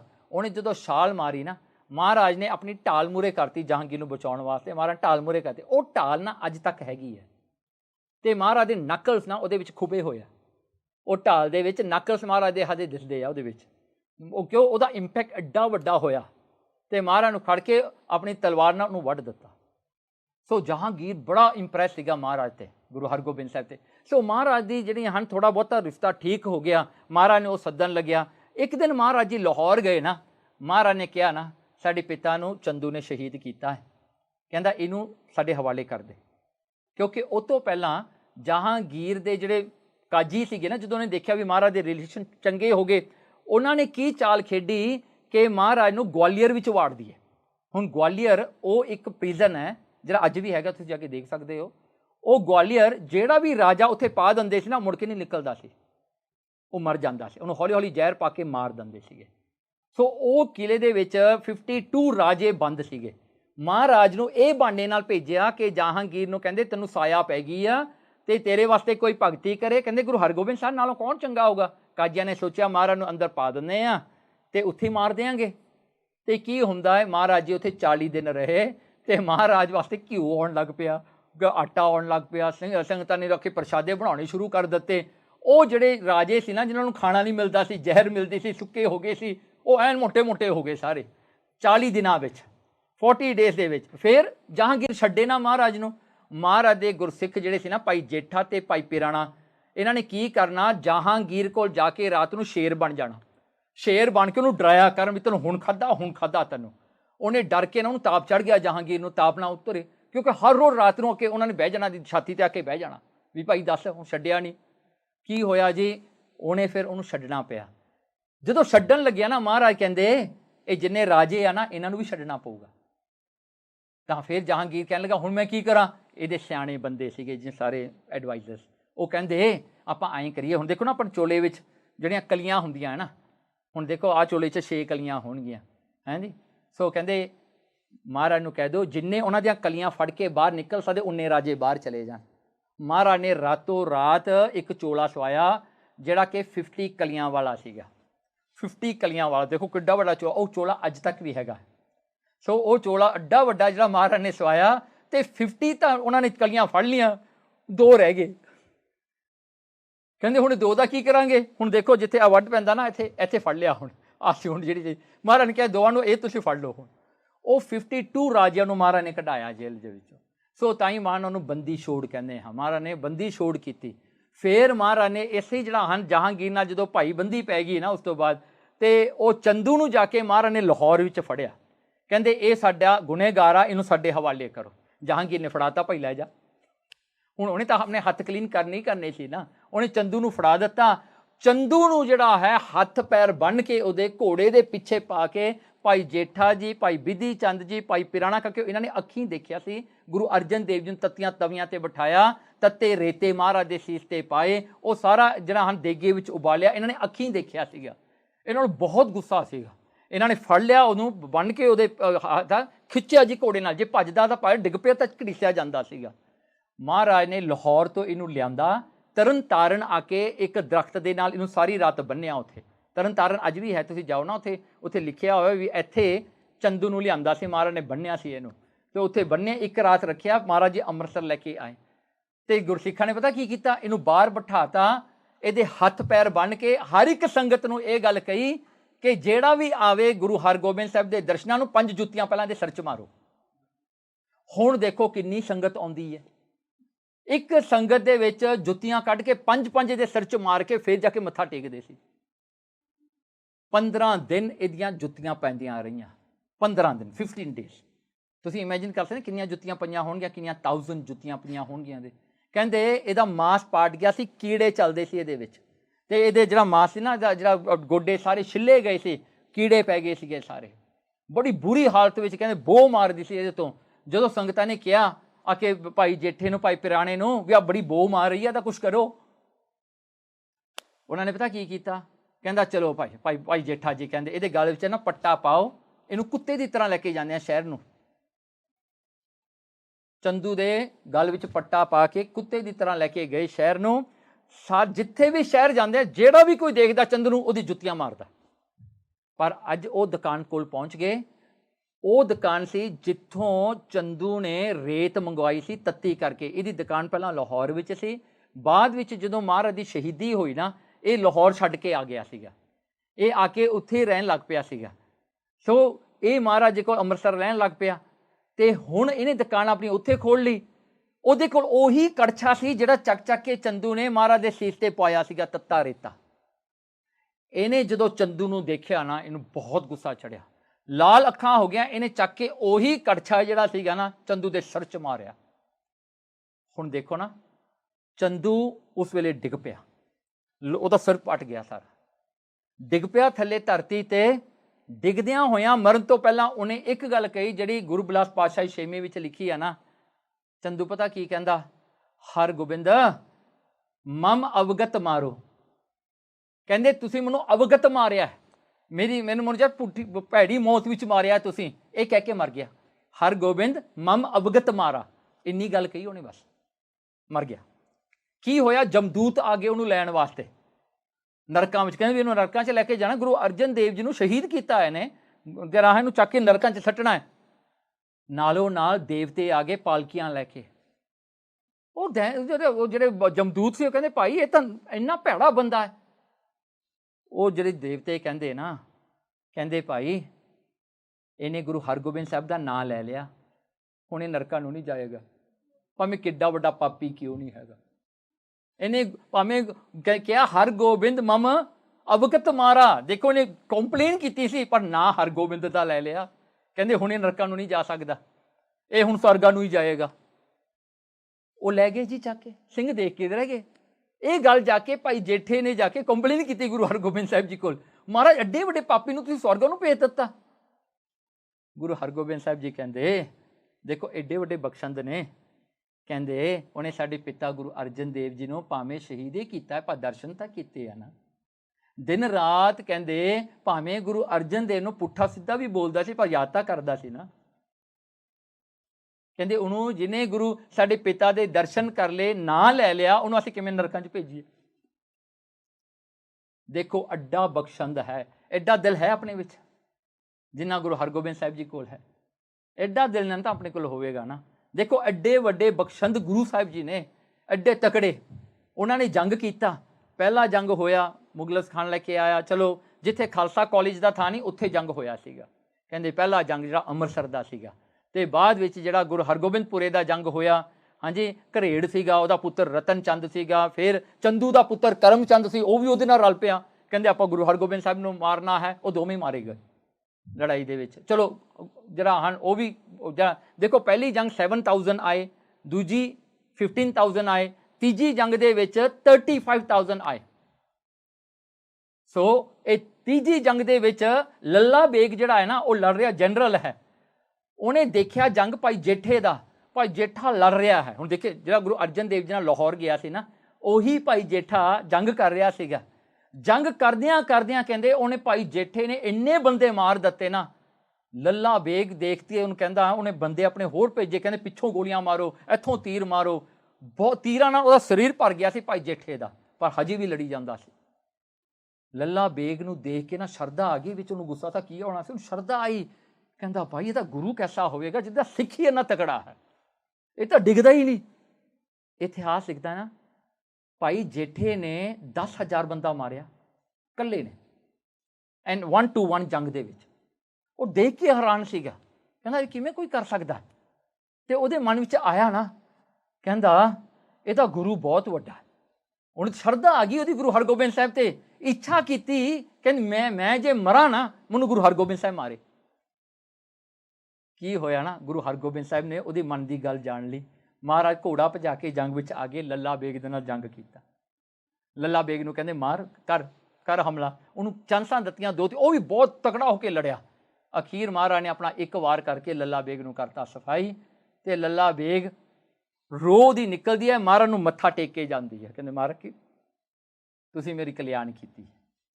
ਦੇਖੋ ਗੁਰੂ ਹਰਗੋਬਿੰਦ ਸਾਹਿਬ ਦੀ ਹੋਰ ਇੱਕ ਜਿਹੜਾ ਹਾਂ, ਦੇਖੋ ਪੈਂਦੇ ਖਾਂ ਜਿਹੜਾ ਸੀ ਨਾ, ਬਹੁਤ ਗਰੀਬ ਬੱਚਾ ਸੀਗਾ। ਉਹ ਜਿਹੜਾ ਸੀਗਾ ਭੜਕਦਾ ਫਿਰਦਾ ਸੀ, ਉਹਦੇ ਮਾਂ-ਬਾਪ ਨਹੀਂ ਸੀਗੇ ਪੈਂਦਾ ਖਾਂਦੇ। ਉਹ ਜਿਹੜਾ ਹਨ ਵੱਡਿਆਂ ਦੇ ਨਾਲ ਤੁਰਿਆ ਫਿਰਦਾ ਸੀ, ਲਿੱਦ ਚੱਕਦਾ ਸੀ ਜੱਗੀ ਘੋੜਿਆਂ ਦੀ, ਤੇ ਵੱਡਿਆਂ ਤੋਂ ਚਪੇੜਾਂ ਖਾਂਦਾ ਸੀ, ਕੁੱਟ ਖਾਂਦਾ ਸੀਗਾ, ਕਿਉਂਕਿ ਪਠਾਨ ਤੁਹਾਨੂੰ ਪਤਾ ਬੰਦੇ ਕਿੰਨੇ ਰਫ ਹੁੰਦੇ ਨੇ। ਉਹ ਕੁੱਟਦੇ ਮਾਰਦੇ ਸੀ ਇਹਨੂੰ। ਇੱਕ ਦਿਨ ਗੁਰੂ ਹਰਗੋਬਿੰਦ ਸਾਹਿਬ ਮਹਾਰਾਜ ਕੋਲ ਆਏ ਪਠਾਨ, ਤੇ ਪਿੱਛੇ ਖੜਾ ਉਹਨਾਂ ਦੀ ਸੇਵਾ ਕਰਨ ਵਾਸਤੇ। ਮਹਾਰਾਜ ਨੇ ਪੈਂਦੇ ਖਾਂ ਨੂੰ ਦੇਖ ਕੇ ਕਹਿੰਦੇ ਇਹਨੂੰ ਅਸੀਂ ਰੱਖ ਲੈਂਦੇ ਹਾਂ ਜੀ, 15 ਰੁਪਏ ਦੇਵਾਂਗੇ ਇਹਨੂੰ। ਮਹਾਰਾਜ ਆਪਣੇ ਕੋਲ ਰੱਖ ਲਿਆ ਪੈਂਦੇ ਖਾਂ ਨੂੰ। ਮਹਾਰਾਜ ਖਾਸ ਘਿਓ ਮੰਗਾਉਂਦੇ ਸਨ, ਉਹਨੂੰ ਮੱਝਾਂ ਦਾ ਦੁੱਧ ਪਿਲਾਉਣਾ, ਉਹਨੂੰ ਬੜੀ ਉਹਦੀ ਸੇਵਾ ਕੀਤੀ। ਮਹਾਰਾਜ ਨੇ ਬੰਦੇ ਲਾਏ, ਕਹਿੰਦੇ ਇਹਨੂੰ ਖਿਲਾਇਆ ਪਿਲਾਇਆ ਕਰੋ, ਨਾਲ ਇਹਦੀ ਕਸਰਤ ਕਰਾਉਣੀ ਹੈ। ਪੈਂਦੇ ਖਾਂ ਵੱਡਾ ਹੁੰਦਾ ਹੈ ਨਾ, ਮਹਾਰਾਜ ਗੁਰੂ ਹਰਗੋਬਿੰਦ ਸਾਹਿਬ ਆਪ ਉਹਦੇ ਨਾਲ ਰੈਸਲਿੰਗ ਕਰਦੇ ਨੇ, ਤੇ ਸਾਰਿਆਂ ਦੇ ਵਿੱਚੋਂ ਨਾ ਪੈਂਦੇ ਖਾਂ ਇਕੱਲਾ ਹੀ ਸੀ ਜਿਹੜਾ ਗੁਰੂ ਹਰਗੋਬਿੰਦ ਸਾਹਿਬ ਨਾਲ ਲੜ ਸਕਦਾ ਸੀਗਾ। ਹਮੇਸ਼ਾ ਹਾਰ ਜਾਂਦਾ ਸੀ, ਪਰ ਮਹਾਰਾਜ ਨਾਲ ਉਹੀ ਸੀ ਇੱਕ ਖੜਨ ਵਾਲਾ, ਕਿਉਂਕਿ ਮਹਾਰਾਜ ਵੀ ਬਹੁਤ ਤਗੜੇ ਸੀਗੇ। ਹਾਂਜੀ, ਜਗ੍ਹਾ ਦੇਖੋ ਮਹਾਰਾਜ ਦਾ ਜਿਹੜਾ ਹਾਈਟ ਸੀਗਾ ਨਾ, 7 ਫੁੱਟ 2 ਜਾਂ 5 ਤੱਕ ਸੀਗਾ। ਮਹਾਰਾਜ ਲੰਮੇ ਵੀ ਸੀ, ਭਾਰੀ ਵੀ ਬਹੁਤ ਸੀਗੇ ਗੁਰੂ ਹਰਗੋਬਿੰਦ ਸਾਹਿਬ ਜੀ। ਹੁਣ ਉਹ ਜਿਵੇਂ ਦੋ ਬੁੱਲ ਜਿਹੜੇ ਨਾ ਐਂ ਭਿੜਦੇ ਹੋਣ, ਮਹਾਰਾਜ ਉਹਨਾਂ ਦੋਵਾਂ ਨੂੰ ਫੜ ਕੇ ਐਂ ਕਰ ਸਕਦੇ ਸੀਗੇ, ਇੰਨੇ ਤਗੜੇ ਸੀਗੇ। ਤੋ ਇਹ ਪੈਂਦੇ ਖਾਂ ਵੀ ਉਨਾ ਹੀ ਤਗੜਾ ਸੀਗਾ ਉਹਦੇ ਹਿਸਾਬ ਨਾਲ। ਪੈਂਦੇ ਖਾਂ ਤਾਂ ਇਹ ਸਮਝਦਾ ਵੀ ਮੈਂ ਹਾਂ ਗੁਰੂ ਹਰਗੋਬਿੰਦ ਸਾਹਿਬ ਦੇ ਬਰਾਬਰ। ਚਲੋ ਪੈਂਦੇ ਖਾਂ ਆਪਣੇ ਜਦੋਂ ਦਾ ਵਿਆਹ ਹੋ ਗਿਆ, ਘਰ ਵਿੱਚ ਘਰਵਾਲੀ ਆ ਗਈ, ਬੱਚੀ ਹੋ ਗਈ, ਫਿਰ ਦਮਾਦ ਆ ਗਿਆ, ਜਵਾਈ ਆ ਗਿਆ, ਇਹ ਥੋੜ੍ਹਾ ਜਿਹਾ ਵਿਗੜ ਗਿਆ। ਵਿਗੜਨ ਕਰਕੇ ਕੀ ਹੋਇਆ, ਇਹ ਜਾ ਕੇ ਮੁਸਲਮਾਨਾਂ ਨਾਲ ਰਲ ਕੇ 1 ਲੱਖ ਫੌਜ ਲੈ ਕੇ ਆਇਆ। ਗੁਰੂ ਹਰਗੋਬਿੰਦ ਸਾਹਿਬ ਤੇ ਆ ਕੇ ਨੇ ਅਟੈਕ ਕੀਤਾ, ਨਮਕ ਹਰਾਮੀ ਬਣ ਗਿਆ, ਨਮਕ ਖਾ ਕੇ ਹਰਾਮ ਕੀਤਾ ਇਹਨੇ। ਆ ਕੇ ਗੁਰੂ ਹਰਗੋਬਿੰਦ ਸਾਹਿਬ ਨੂੰ ਮਾਰਨ ਵਾਸਤੇ ਆਇਆ ਉਲਟਾ। ਹੁਣ ਦੇਖੋ ਕਰਤਾਰਪੁਰ ਵਾਲੀ ਜੰਗ ਹੋ ਰਹੀ ਹੈ ਨਾ, ਬਹੁਤ ਵੱਡੀ ਜੰਗ ਹੈ। ਦੇਖੋ ਗੁਰੂ ਹਰਗੋਬਿੰਦ ਸਾਹਿਬ ਕੋਲ ਉਸ ਵੇਲੇ ਕਹਿੰਦੇ ਜਿਹੜੇ ਬੰਦੇ ਸੀਗੇ ਨਾ, ਕਹਿੰਦੇ ਉਸ ਵੇਲੇ ਮਹਾਰਾਜ ਕੋਲ ਸਭ ਤੋਂ ਜਾਵੇ 8000 ਤੋਂ 10000 ਬੰਦਾ ਹੀ ਸੀਗਾ। ਇਹ 1 ਲੱਖ ਫੌਜ ਲੈ ਕੇ ਆਇਆ, 100,000 ਫੌਜ ਲੈ ਕੇ ਆਇਆ, ਚੜਾ ਕੇ ਲਿਆਂਦੀ ਮਹਾਰਾਜ ਤੇ। ਬਹੁਤ ਵੱਡਾ ਜੰਗ ਹੋਇਆ, ਪਰ ਮਹਾਰਾਜ ਦੇ ਜੰਗ ਨਾ ਫਿਨਿਸ਼ ਇਨ 1 ਡੇ ਆ। ਭਾਵੇਂ 7000 ਆਇਆ, ਭਾਵੇਂ 15000 ਆਇਆ, 35,000 ਆਇਆ, ਹੁਣ 100,000 ਆਇਆ, ਮਹਾਰਾਜ ਦਾ ਜੰਗ ਦੂਜੇ ਦਿਨ ਨਹੀਂ ਗਿਆ। ਮਹਾਰਾਜ ਇੱਕ ਦਿਨ 'ਚ ਐਂਡ ਕਰਦੇ ਸੀ ਜੰਗ ਨੂੰ। ਤੇ ਕੀ ਹੋਇਆ, ਉਸ ਵੇਲੇ ਜੰਗ ਹੋ ਰਿਹਾ ਹੈ, ਪੈਂਦੇ ਖਾਂ ਨੇ ਗੁਰੂ ਹਰਗੋਬਿੰਦ ਸਾਹਿਬ ਨੂੰ ਦੇਖ ਲਿਆ, ਭੱਜਿਆ ਆਇਆ ਗੁਰੂ ਹਰਗੋਬਿੰਦ ਸਾਹਿਬ ਦੇ ਕੋਲ, ਕਹਿੰਦਾ ਮੇਰੇ ਨਾਲ ਜੰਗ ਕਰੋ। ਮਹਾਰਾਜ ਜੀ ਹੱਸ ਕੇ ਕਹਿੰਦੇ ਪੈਂਦੇ ਖਾਂ ਤੈਨੂੰ ਤਾਂ ਬੜਾ ਸਿਖਾਇਆ ਸੀਗਾ, ਚੱਲ ਅੱਜ ਦਿਖਾ ਤੂੰ ਕੀ ਸਿੱਖਿਆ। ਮਹਾਰਾਜ ਹੱਸ ਕੇ ਕਹਿਣ ਲੱਗੇ ਪੈਂਦੇ ਖਾਂ ਚੱਲ ਤੂੰ ਪਹਿਲਾਂ ਵਾਰ ਕਰ। ਮਹਾਰਾਜ ਖੜ ਕੇ ਮੂਹਰੇ, ਉਹਨੇ ਵਾਰ ਕੀਤਾ ਜੀ। ਉਹਨੇ ਪਹਿਲੀ ਨਾ ਜਿਹੜਾ ਹਨ ਤਲਵਾਰ ਦਾ ਵਾਰ ਕੀਤਾ, ਮਹਾਰਾਜ ਤੇ ਚੜ੍ਹ ਕੇ ਆਇਆ, ਮਹਾਰਾਜ ਨੇ ਰੋਕ ਲਿਆ। ਦੂਜਾ ਉਹਨੇ ਸੋਚਿਆ ਕਿ ਮੈਂ ਉੱਤੇ ਦੀ ਆਵਾਂਗਾ ਪਰ ਮਹਾਰਾਜ ਨੂੰ ਥੱਲੇ ਦੀ ਮਾਰਾਂਗਾ। ਮਹਾਰਾਜ ਨੇ ਉਹ ਵੀ ਜਾਣ ਲਿਆ, ਉਹ ਉੱਤੇ ਦੀ ਆਉਂਦਾ ਹੈ, ਪਰ ਜਦੋਂ ਮਹਾਰਾਜ ਦੇ ਨੇੜੇ ਆਇਆ ਉਹ ਬੈਨ ਹੋ ਕੇ ਮਹਾਰਾਜ ਨੂੰ ਥੱਲੇ ਨੂੰ ਮਾਰਨ ਲੱਗਿਆ। ਮਹਾਰਾਜ ਨੇ ਉਹ ਵੀ ਰੋਕ ਲਿਆ। ਤੀਜਾ ਆਇਆ ਫੁੱਲ ਇੰਪੈਕਟ ਦੇ ਨਾਲ ਵੀ, ਮਹਾਰਾਜ ਨੂੰ ਮੈਂ ਡੇਗ ਦੇਣਾ ਹੈ, ਚਲੋ ਮਾਰਾਂ ਵੀ ਨਾ, ਮੈਂ ਡੇਗ ਤਾਂ ਦੇਵਾਂ।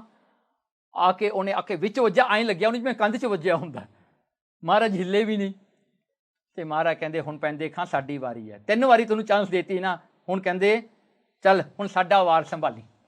महाराज ने इक्को ही वार किया, पैंदे खां दे इत्थे वज्या, he was cut like that. ਉਹਦਾ ਇੱਕ ਵਾਰ ਦੇ ਨਾਲ ਉਹ ਜਿਹੜਾ ਡਿੱਗਣ ਲੱਗਿਆ ਨਾ, ਐਂ ਗਿਆ ਉਹ ਵਾਰ, ਹਜੇ ਪੈਂਦੇ ਖਾਂ ਜਿਉਂਦਾ ਹੈ। ਉਹ ਡਿੱਗਦਿਆਂ ਡਿੱਗਦਿਆਂ ਕਹਿੰਦਾ ਹੈ ਨਾ ਕਿ ਮਹਾਰਾਜ ਨੇ ਉਹ ਡਿੱਗਦਿਆਂ ਡਿੱਗਦਿਆਂ ਨੂੰ ਗੁਰੂ ਹਰਗੋਬਿੰਦ ਸਾਹਿਬ ਕਹਿੰਦੇ ਪੈਂਦੇ ਖਾਂ ਕਲਮਾ ਪੜ੍ਹ ਲਾ। ਉਹ ਪੈਂਦੇ ਖਾਂ ਪਤਾ ਕੀ ਜਵਾਬ ਦਿੰਦਾ, ਕਹਿੰਦਾ ਅੱਜ ਤੁਹਾਡੀ ਤਲਵਾਰ ਦਾ ਵਾਰ ਹੀ ਮੇਰਾ ਕਲਮ ਹੈ, ਮਹਾਰਾਜ ਬਖਸ਼ ਲਓ, ਮਾਫ ਕਰ ਦਿਓ ਮੈਨੂੰ। ਉਹ ਡਿੱਗਦਾ ਡਿੱਗਦਾ ਇਹ ਗੱਲ ਕਹਿ ਗਿਆ ਨਾ, ਗੁਰੂ ਹਰਗੋਬਿੰਦ ਸਾਹਿਬ ਮਹਾਰਾਜ ਨੇ ਬਹਿ ਕੇ ਉਹਦਾ ਸਿਰ ਆਪਣੇ ਪੱਟਾਂ 'ਤੇ ਰੱਖ ਕੇ, ਧੁੱਪ ਪੈਂਦੀ ਸੀ, ਮਹਾਰਾਜ ਨੇ ਛਾਂ ਕੀਤੀ, ਗੁਰੂ ਹਰਗੋਬਿੰਦ ਸਾਹਿਬ ਦੇ ਅੱਖਾਂ 'ਚੋਂ ਅਥਰੂ ਆ ਗਏ। ਗੁਰੂ ਮਹਾਰਾਜ ਦੇ ਅੱਖਾਂ 'ਚ ਕਿਤੇ ਅਥਰੂ ਨਹੀਂ ਆਉਂਦੇ ਸੀਗੇ, ਪਰ ਜਦੋਂ ਸਿੱਖ ਸ਼ਹੀਦ ਹੁੰਦੇ ਸੀ ਨਾ, ਜਾਂ ਅੱਜ ਪੈਂਦੇ ਖਾਂ ਸ਼ਹੀਦ ਹੋਏ ਨਾ, ਮਹਾਰਾਜ ਦੇ ਅੱਖਾਂ 'ਚ ਅਥਰੂ ਆ ਗਏ। ਮਹਾਰਾਜ ਨੇ ਰਾਖੇ ਉੱਤੇ ਪਰੋਸ ਕੇ ਉਹਨੂੰ ਕਿਹਾ ਪੁੱਤਰ ਕੋਈ ਗੱਲ ਨਹੀਂ, ਅਤੇ ਮਹਾਰਾਜ ਨੇ ਉਹਨੂੰ ਫਿਰ ਵੀ ਬਖਸ਼ਿਆ, ਸਵਰਗ ਨੂੰ ਭੇਜਿਆ। ਦੇਖੋ ਐਡੇ ਵੱਡੇ ਪਾਪੀਆਂ ਨੂੰ ਨਾ ਮਹਾਰਾਜ ਜੀ ਬਖਸ਼ਦੇ ਆ, ਕੌਣ ਐਸਾ ਕਰ ਸਕਦਾ। ਫਿਰ ਦੇਖੋ 72 ਜਿਹੜੀਆਂ ਹਨ ਮਹਾਰਾਜ ਦੇ ਸੱਟਾਂ ਵੀ ਵੱਜੀਆਂ ਉਹ ਜੰਗ ਦੇ ਵਿੱਚ। ਮਹਾਰਾਜ ਉਦਣੇ ਸ਼ਾਮ ਤੱਕ ਜੰਗ ਮੁਕਾ ਕੇ ਸਿੱਧੇ ਕੀਰਤਪੁਰ ਸਾਹਿਬ ਨੂੰ ਜਾਂਦੇ ਨੇ, ਕਿਉਂਕਿ ਬੁੱਢਨ ਸ਼ਾਹ ਉੱਥੇ ਯਾਦ ਕਰਦਾ ਸੀਗਾ। ਮਹਾਰਾਜ ਉੱਥੇ ਪਹੁੰਚ ਕੇ ਉਹਦੀ ਵੀ ਇੱਛਾ ਪੂਰੀ ਕਰਨ ਵਾਸਤੇ ਜਾਂਦੇ ਨੇ, ਅਤੇ ਫਿਰ ਕੀਰਤਪੁਰ ਸਾਹਿਬ ਜਾਂਦੇ ਨੇ। ਭਾਈ ਗੋਪਾਲਾ ਨੂੰ ਮਹਾਰਾਜ ਨੇ ਸਿੰਘਾਂ ਨੂੰ ਕਿਹਾ, ਕਹਿੰਦੇ ਮੈਨੂੰ ਕੋਈ ਜਪਜੀ ਸਾਹਿਬ ਦਾ ਪਾਠ ਸੁੱਧ ਸੁਣਾਵੇ। ਗੋਪਾਲਾ ਭਾਈ ਗੋਪਾਲਾ ਜੀ ਆ ਗਏ, ਕਹਿੰਦੇ ਮਹਾਰਾਜ ਜੇ ਹੁਕਮ ਹੋਵੇ ਮੈਂ ਸੁਣਾਵਾਂ। ਬਹਿ ਗਿਆ ਉੱਚੇ ਥਾਂ 'ਤੇ ਬਿਠਾ ਕੇ, ਮਹਾਰਾਜ ਥੱਲੇ ਬਹਿ ਗਏ, ਕਹਿੰਦੇ ਚਲੋ ਸੁਣਾ ਹੁਣ। ਉਹਨੇ ਜਪਜੀ ਸਾਹਿਬ ਸੁਣਾਇਆ ਨਾ, ਕਹਿੰਦੇ ਬਹੁਤ ਸ਼ੁੱਧ ਸੁਣਾਇਆ। ਮਹਾਰਾਜ ਸੁਣ ਕੇ ਗਦਗਦ ਹੋ ਰਹੇ ਸੀ ਵੀ ਇੰਨਾ ਸੋਹਣਾ ਸੁਣਾ ਰਿਹਾ ਹੈ, ਬੜੀ ਸੋਹਣੀ ਬਾਣੀ ਪੜ੍ਹ ਰਿਹਾ ਹੈ। ਅਤੇ ਉਸ ਵੇਲੇ ਨਾ ਜਦੋਂ ਉਹ ਜਿਹੜਾ ਹਨ ਅਖੀਰਲੀ ਪੌੜੀ ਆਉਂਦੀ ਆ ਨਾ ਜਪਜੀ ਸਾਹਿਬ ਦੀ, ਮਹਾਰਾਜ ਦੇ ਮਨ ਵਿੱਚ ਇੱਛਾ ਆਉਂਦੀ ਆ ਨਾ, ਇਹਨੂੰ ਅੱਜ ਗੁਰੂ ਬਣਾ ਦੇਣਾ, ਅੱਜ ਇਹਨੂੰ ਗੁਰਤਾ ਗੱਦੀ ਦੇ ਦਿੱਤੀ, ਇੰਨਾ ਸੋਹਣਾ ਜਪਜੀ ਸਾਹਿਬ ਸੁਣਾਇਆ। ਉਹ ਵਿਚਾਰੇ ਦੇ ਮਨ ਵਿੱਚ, ਭਾਈ ਗੋਪਾਲਾ ਜੀ ਦੇ ਮਨ ਵਿੱਚ ਆਇਆ ਕਿ ਮਹਾਰਾਜ ਕੋ 125,000 ਦਾ ਘੋੜਾ ਹੈ, ਮਹਾਰਾਜ ਕਾਠੀ ਸਮੇਤ ਮੈਨੂੰ ਦੇ ਦੇਵੇ। ਉਹਨੇ ਇਹ ਇੱਛਾ ਕਰ ਲਈ, ਅਤੇ ਕੀ ਹੋਇਆ ਜੀ, ਪਾਠ ਦੀ ਸਮਾਪਤੀ ਹੁੰਦੀ ਹੈ, ਭਾਈ ਗੋਪਾਲਾ ਆ ਕੇ ਮਹਾਰਾਜ ਨੂੰ ਮੱਥਾ ਟੇਕਦਾ। ਮਹਾਰਾਜ ਕਹਿੰਦੇ ਗੋਪਾਲਿਆ ਆ ਤੇਰਾ ਘੋੜਾ ਲੈ, ਆ ਕਾਠੀ ਸਮੇਤ ਆ ਤੇਰਾ ਹੈ। ਨਾਲ ਮਹਾਰਾਜ ਨੇ ਕੱਪੜੇ ਦਿੱਤੇ, ਸੋਨਾ ਦਿੱਤਾ, ਮਾਇਆ ਦਿੱਤੀ, ਬਹੁਤ ਕੁਛ ਦਿੱਤਾ ਭਾਈ ਗੋਪਾਲੇ ਨੂੰ। ਭਾਈ ਗੋਪਾਲੇ ਨੂੰ ਕਹਿਣ ਲੱਗੇ ਭਾਈ ਗੋਪਾਲਿਆ ਤੈਨੂੰ ਤਾਂ ਅਸੀਂ ਗੁਰਤਾ ਗੱਦੀ ਦੇਣ ਲੱਗੇ ਸੀ, ਕਹਿੰਦੇ ਆ ਤੂੰ ਕੀ ਇੱਛਾ ਕਰ ਬੈਠਾ। ਭਾਈ ਗੋਪਾਲਾ ਜਿਹੜਾ ਸੀ ਨਾ, ਸਭ ਕੁਛ ਮਿਲ ਵੀ ਗਿਆ, ਮੰਗੇ ਤੋਂ ਵੱਧ ਮਿਲਿਆ। ਹੁਣ ਸੋਚਣ ਲੱਗਿਆ, ਪਛਤਾਉਣ ਲੱਗਿਆ ਕਿ ਮੈਂ ਨਹੀਂ ਮੰਗਦਾ, ਮੈਨੂੰ ਤਾਂ ਗੁਰਤਾ ਗੱਦੀ ਮਿਲ ਜਾਣੀ ਸੀ। ਅਤੇ ਰੋਣ ਲੱਗਿਆ, ਅਤੇ ਬੜਾ ਬੁਰਾ ਜਿਹਾ ਮੂੰਹ ਬਣਾ ਲਿਆ। ਮਹਾਰਾਜ ਨੇ ਪੁੱਛਿਆ ਗੋਪਾਲਿਆ ਕੀ ਹੋਇਆ, ਕਹਿੰਦਾ ਮਹਾਰਾਜ ਮੇਰੇ ਤੋਂ ਗਲਤੀ ਹੋ ਗਈ, ਮੈਨੂੰ ਤਾਂ ਗੁਰਤਾ ਗੱਦੀ ਦੇਣ ਵਾਲੇ ਸੀ ਤੁਸੀਂ। ਅਤੇ ਮਹਾਰਾਜ ਕਹਿੰਦੇ ਗੋਪਾਲਿਆ ਕੋਈ ਨਹੀਂ, ਇਹ ਤਾਂ ਸਾਰੀਆਂ ਭਾਗਾਂ ਦੀਆਂ ਗੱਲਾਂ ਨੇ, ਤੇਰੇ ਭਾਗਾਂ 'ਚ ਨਹੀਂ ਸੀ, ਤੈਨੂੰ ਨਹੀਂ ਮਿਲਣੀ, ਤੂੰ ਇਹਦਾ ਦੁਖੀ ਨਾ ਹੋ ਬਹੁਤਾ ਇਹਦੇ ਬਾਰੇ, ਹੈ ਨਾ। ਸੋ ਦੇਖੋ ਮਹਾਰਾਜ ਜੀ ਤਾਂ ਐਸੇ ਹਨ। ਅਤੇ ਇਹ ਜਿਹੜਾ ਹੈ ਨਾ, ਦੇਖੋ ਮਹਾਰਾਜ ਨੂੰ ਜੇ ਆਪਾਂ ਰਾਜਿਆਂ ਦੀ ਤਰ੍ਹਾਂ ਦੇਖੀਏ ਨਾ, ਮਹਾਰਾਜ ਵਰਗਾ ਰਾਜਾ ਵੀ ਕੋਈ ਨਹੀਂ, ਮਹਾਰਾਜ ਵਰਗਾ ਜੋਗੀ ਵੀ ਕੋਈ ਨਹੀਂ, ਮਹਾਰਾਜ ਵਰਗਾ ਭਗਤ ਵੀ ਕੋਈ ਨਹੀਂ, ਮਹਾਰਾਜ ਵਰਗਾ ਸੇਵਕ ਵੀ ਕੋਈ ਨਹੀਂ। ਗੁਰੂ ਹਰਗੋਬਿੰਦ ਸਾਹਿਬ ਮਹਾਰਾਜ ਤਾਂ ਇੰਨਾ ਸਿੱਖਾਂ ਦਾ ਜਿਹੜਾ ਪ੍ਰੇਮ ਕਰਦੇ ਨੇ। ਮਹਾਰਾਜ ਨੂੰ ਦੇਖੋ ਇੱਥੋਂ ਤੱਕ ਮਹਾਰਾਜ ਨੂੰ ਸਿੱਖਾਂ ਨਾਲ ਪ੍ਰੇਮ ਨਾਲ। ਇੱਕ ਭਾਈ ਕਟਾਰੂ ਜੀ ਹੁੰਦੇ ਸੀਗੇ, ਕਹਿੰਦੇ ਉਹ ਨਾ ਇੱਕ ਦਿਨ ਸਹਿਤ ਲੈ ਕੇ ਆਇਆ ਹਨੀ, ਕਹਿੰਦੇ ਮੈਂ ਨਾ ਮਹਾਰਾਜ ਗੁਰੂ ਹਰਗੋਬਿੰਦ ਸਾਹਿਬ ਵਾਸਤੇ ਇਹ ਹਨੀ ਜਿਹੜਾ ਪਹਾੜੀ ਬੀ ਦਾ ਹੁੰਦਾ ਨਾ, ਉਹ ਇਕੱਠਾ ਕਰਕੇ ਲਿਆਂਦਾ ਉਹਨੇ, ਕਹਿੰਦਾ ਮੈਂ ਸਿਰਫ ਗੁਰੂ ਹਰਗੋਬਿੰਦ ਸਾਹਿਬ ਨੂੰ ਛਕਾਉਣਾ। ਉਹ ਲੈ ਕੇ ਆ ਰਿਹਾ, ਰਸਤੇ ਵਿੱਚ ਉਹਨੂੰ ਕੋਈ ਸਿੱਖ ਮਿਲ ਗਿਆ। ਉਹ ਸਿੱਖ ਨੇ ਪੁੱਛਿਆ ਭਾਈ ਤੂੰ ਕੀ ਲਿਜਾ ਰਿਹਾ, ਕਹਿੰਦਾ ਮੈਂ ਹਨੀ ਲੈ ਕੇ ਜਾ ਰਿਹਾ ਗੁਰੂ ਹਰਗੋਬਿੰਦ ਸਾਹਿਬ ਵਾਸਤੇ। ਉਹ ਜਿਹੜਾ ਹਾਂ ਸਿੱਖ ਕਹਿੰਦਾ ਭਾਈ ਮੈਨੂੰ ਥੋੜ੍ਹਾ ਜਿਹਾ ਦੇ ਦੇ, ਮੈਨੂੰ ਭੁੱਖ ਲੱਗੀ ਹੈ, ਮੇਰਾ ਵੀ ਜੀਅ ਕਰਦਾ ਖਾਣ ਨੂੰ। ਉਹ ਕਹਿੰਦਾ ਲੈ ਮੈਂ ਤੈਨੂੰ ਕਿਵੇਂ ਦੇ ਦੇਵਾਂ, ਗੁਰੂ ਹਰਗੋਬਿੰਦ ਸਾਹਿਬ ਵਾਸਤੇ ਆ ਇਹ। ਨਹੀਂ ਦਿੱਤਾ ਜੀ ਉਹਨੇ, ਲੈ ਗਿਆ, ਲੈ ਕੇ ਗਿਆ ਵਾਪਸ। ਗੁਰੂ ਹਰਗੋਬਿੰਦ ਸਾਹਿਬ ਕੋਲ ਜਾ ਕੇ ਮੱਥਾ ਟੇਕ ਕੇ ਮਹਾਰਾਜ ਨੂੰ ਦੱਸਦਾ, ਕਹਿੰਦੇ ਮਹਾਰਾਜ ਇਹ ਹੱਥੀਂ ਬਣਾਇਆ ਹੋਇਆ, ਇਕੱਠਾ ਕੀਤਾ ਹੋਇਆ ਇਹ ਸਹਿਤ ਮੈਂ ਤੁਹਾਡੇ ਵਾਸਤੇ ਲੈ ਕੇ ਆਇਆ। ਕਹਿੰਦੇ ਮਹਾਰਾਜ ਕਹਿੰਦੇ ਢੱਕਣ ਤਾਂ ਖੋਲ। ਉਹਨੇ ਢੱਕਣ ਖੋਲ੍ਹਿਆ, ਕੀੜੇ ਪਏ ਹੋਏ।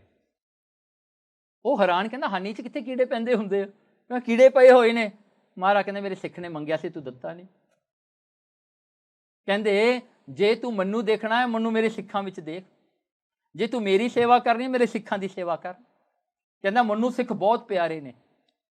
ਇੱਥੋਂ ਤੱਕ ਇੱਕ ਹੋਰ ਸਾਖੀ ਦੇ ਕੇ ਆਪਾਂ ਜਿਹੜਾ ਹਨ ਆਪਾਂ ਸਮਾਪਤੀ ਕਰੀਏ। ਹਟ ਨਹੀਂ ਹੁੰਦਾ ਜੀ, ਕਿਉਂਕਿ ਗੁਰੂ ਹਰਗੋਬਿੰਦ ਸਾਹਿਬ ਇੰਨੇ ਜਿਹੜੇ ਹਨ, ਜਿਹੜੇ ਦੇਖੋ ਉਹਨਾਂ ਦੀਆਂ ਗੱਲਾਂ ਕਰੀ ਜਾਓ ਥੱਕਦੇ ਨਹੀਂ। ਮੈਂ ਤੁਹਾਨੂੰ ਪਤਾ ਹੀ ਕਿਹਾ ਸੀ ਘੰਟਾ ਕੁ ਹੋਇਆ, ਹੱਥ ਚੱਕ ਦਿਓ। ਓਕੇ, ਹੁਣ ਪਹਿਲਾ ਜੰਗ ਹੋਣ ਲੱਗਿਆ ਨਾ, ਕਹਿੰਦੇ ਹੁਣ ਦੇਖੋ ਨਾ, ਜੋ ਪਹਿਲਾ ਅੰਮ੍ਰਿਤਸਰ ਦਾ ਜੰਗ ਹੋਇਆ ਨਾ, ਉਸ ਵੇਲੇ ਕੀ ਹੋਇਆ ਨਾ, ਬੀਬੀ ਵੀਰੋ ਜੀ ਦਾ ਵਿਆਹ ਰੱਖਿਆ ਹੋਇਆ ਸੀਗਾ। ਬੀਬੀ ਵੀਰੋ ਜੀ ਦਾ ਵਿਆਹ ਭਲਕੇ ਸੀਗਾ ਅਤੇ ਜੰਗ ਅੱਜ ਹੋਣਾ। ਇਹ ਤੋਂ ਪਹਿਲਾਂ ਕੀ ਹੁੰਦਾ ਹੈ ਕਿ 4-5 ਦਿਨ ਪਹਿਲਾਂ ਨਾ ਮਠਿਆਈ ਬਣਾਈ ਅਤੇ ਮਾਤਾ ਦਮੋਦਰੀ ਜੀ ਨੇ ਬਹੁਤ ਮਠਿਆਈ ਬਣਾਈ, ਕੋਠਾ ਭਰ ਦਿੱਤਾ। ਕਹਿੰਦੇ ਜਾਂਜੀ ਸੱਜਣਾ ਵਾਸਤੇ ਬਣਾਈ ਆ, ਆਪਾਂ ਕਹਿੰਦੇ ਹੁੰਦੇ ਨਾ ਆਏ ਗਏ ਵਾਸਤੇ, ਹਾਂ ਉਵੇਂ ਉਹ ਜਿਹੀ ਗੱਲ ਸੀਗੀ। ਸੋ ਕਹਿੰਦੇ ਮਠਿਆਈ ਬਣਾਈ ਆ ਜਾਂਜੀ ਸੱਜਣਾ ਵਾਸਤੇ, ਉਹਨਾਂ ਨੂੰ ਵਰਤਾਉਣੀ ਆ। ਕੀ ਹੋਇਆ ਨਾ, ਉਸ ਵੇਲੇ ਜੰਝ ਆਉਣ ਤੋਂ ਇੱਕ ਦਿਨ ਪਹਿਲਾਂ ਨਾ ਸੰਗਤਾਂ ਬਹੁਤ ਆ ਗਈਆਂ ਅੰਮ੍ਰਿਤਸਰ, ਅਤੇ ਬਹੁਤ ਸੰਗਤਾਂ ਆਈਆਂ। ਮਹਾਰਾਜ ਨੂੰ ਤਾਂ ਪਤਾ ਸੀ ਵੀ ਮਠਿਆਈਆਂ ਬਣੀਆਂ, ਵਾਸਨਾ ਤਾਂ ਹਜੇ ਤੱਕ ਵੀ ਆਉਂਦੀ ਸੀ ਘਿਓ ਦੀ ਸਾਰੇ ਪਾਸਿਓਂ। ਅਤੇ ਮਹਾਰਾਜ ਨੇ ਬੈਠਿਆਂ ਬੈਠਿਆਂ ਕਿਹਾ, ਕਹਿੰਦੇ ਮਹਾਰਾਜ ਨੇ ਸਿੱਖ ਭੇਜਿਆ, ਕਹਿੰਦੇ ਜਾ ਕੇ ਮਾਤਾ ਦਮੋਦਰੀ ਜੀ ਨੂੰ ਕਹੋ ਮਠਿਆਈ ਜਿਹੜੀ ਕੱਲ੍ਹ ਬਣਾਈ ਸੀ ਆ ਕੇ ਸੰਗਤਾਂ ਨੂੰ ਵਰਤਾ ਦੇਣ। ਸਿੱਖ ਗਿਆ, ਮਾਤਾ ਜੀ ਕਹਿੰਦੇ ਇਹ ਤਾਂ ਜਾਂਜੀ ਸੱਜਣਾ ਵਾਸਤੇ ਆ, ਇਹ ਸੰਗਤਾਂ ਨੂੰ ਥੋੜ੍ਹਾ ਖਿਲਾਉਣੀ ਆ ਆਪਾਂ, ਇਹ ਤਾਂ ਜਿਹੜੇ ਜੰਝ 'ਚ ਆਉਣਗੇ ਉਹਨਾਂ ਨੂੰ ਖਿਲਾਉਣੀ ਆ। ਅਤੇ ਜੇ ਅੱਜ ਇਹਨਾਂ ਨੂੰ ਖਿਲਾਤੀ, ਇਹਨਾਂ ਨੂੰ ਤਾਂ ਮੁਕਾ ਕੇ ਚਲੇ ਜਾਣਾ ਹੈ। ਹੁਣ ਇੰਨੀ ਥੋੜ੍ਹੇ ਸਮੇਂ 'ਚ ਕਿਵੇਂ ਮਠਿਆਈ ਬਣੇਗੀ? ਹੋਰ ਉਹਨੇ ਭੇਜਤਾ। ਮਹਾਰਾਜ ਨੇ ਦੂਜੀ ਵਾਰੀ ਫੇਰ ਭੇਜਿਆ ਸਿੱਖ ਨੂੰ, ਕਹਿੰਦੇ ਭਾਈ ਜਾ ਕੇ ਕਹਿ ਕੇ ਆ। ਉਹ ਕਹਿ ਕੇ ਆ, ਮਾਤਾ ਜੀ ਕਹਿੰਦੇ ਭਾਈ ਤੂੰ ਮੁੜ ਕੇ ਨਾ ਹੀ ਹੁਣ। ਅਤੇ ਫਿਰ ਕੀ ਹੋਇਆ ਜੀ, ਮਾਤਾ ਜੀ ਨੂੰ ਕਾਫੀ ਟੈਨਸ਼ਨ ਸੀ, ਵਿਆਹ ਦੀ ਟੈਨਸ਼ਨ ਤਾਂ ਹੁੰਦੀ ਆ ਸਾਰਿਆਂ ਨੂੰ। ਸੋ ਹੁਣ ਤੀਜੀ ਵਾਰੀ ਵੀ ਭੇਜਿਆ, ਮਾਤਾ ਜੀ ਨੇ ਮੂੰਹ ਹੀ ਨਹੀਂ ਲਾਇਆ, ਮੂੰਹ ਪਾਸੇ ਕਰਕੇ ਲੰਘ ਗਏ, ਮੇਰੇ ਪਾਸ ਤੇਰੇ ਨਾਲ ਗੱਲ ਹੀ ਨਹੀਂ ਕਰਨੀ, ਤੂੰ ਮੁੜ ਮੁੜ ਕੇ ਆਈ ਜਾਂਦਾ। ਸੋ ਕੀ ਹੋਇਆ ਨਾ, ਉਸ ਵੇਲੇ ਨਹੀਂ ਛਕਾਈ। ਸਿੱਖ ਆ ਕੇ ਮਹਾਰਾਜ ਨੂੰ ਕਹਿੰਦਾ, ਮਹਾਰਾਜ ਜੀ ਮਾਤਾ ਜੀ ਕਹਿੰਦੇ ਵੀ ਭਲਕੇ ਵਰਤਣੀ। ਹੁਣ ਉਹ ਵੀ ਕਿਵੇਂ ਕੋਈ ਵਿਚਾਰਾ ਨਾ ਮਾਤਾ ਜੀ ਦੀ ਕੰਪਲੇਨ ਕਰ ਸਕਦਾ, ਨਾ ਗੁਰੂ ਮਹਾਰਾਜ ਦੀ ਕਰ ਸਕਦਾ। ਉਹਨੇ ਕਿਹਾ ਮਹਾਰਾਜ ਮਾਤਾ ਜੀ ਦਾ ਇਹ ਖਿਆਲ ਹੈ, ਗੁਰੂ ਹਰਗੋਬਿੰਦ ਸਾਹਿਬ ਨੇ ਬਚਨ ਕੀਤਾ ਨਾ, ਕਹਿੰਦਾ ਜਿਹੜੀ ਮਠਿਆਈ ਮੇਰੇ ਸਿੱਖ ਨਹੀਂ ਖਾਣਗੇ ਨਾ, ਉਹ ਆ ਕੇ ਮੁਗਲ ਖਾਣਗੇ। ਕੀ ਹੁੰਦਾ ਹੈ ਨਾ, ਵਿਆਹ ਤੋਂ ਇੱਕ ਦਿਨ ਪਹਿਲਾਂ ਅਟੈਕ ਹੁੰਦਾ ਹੈ।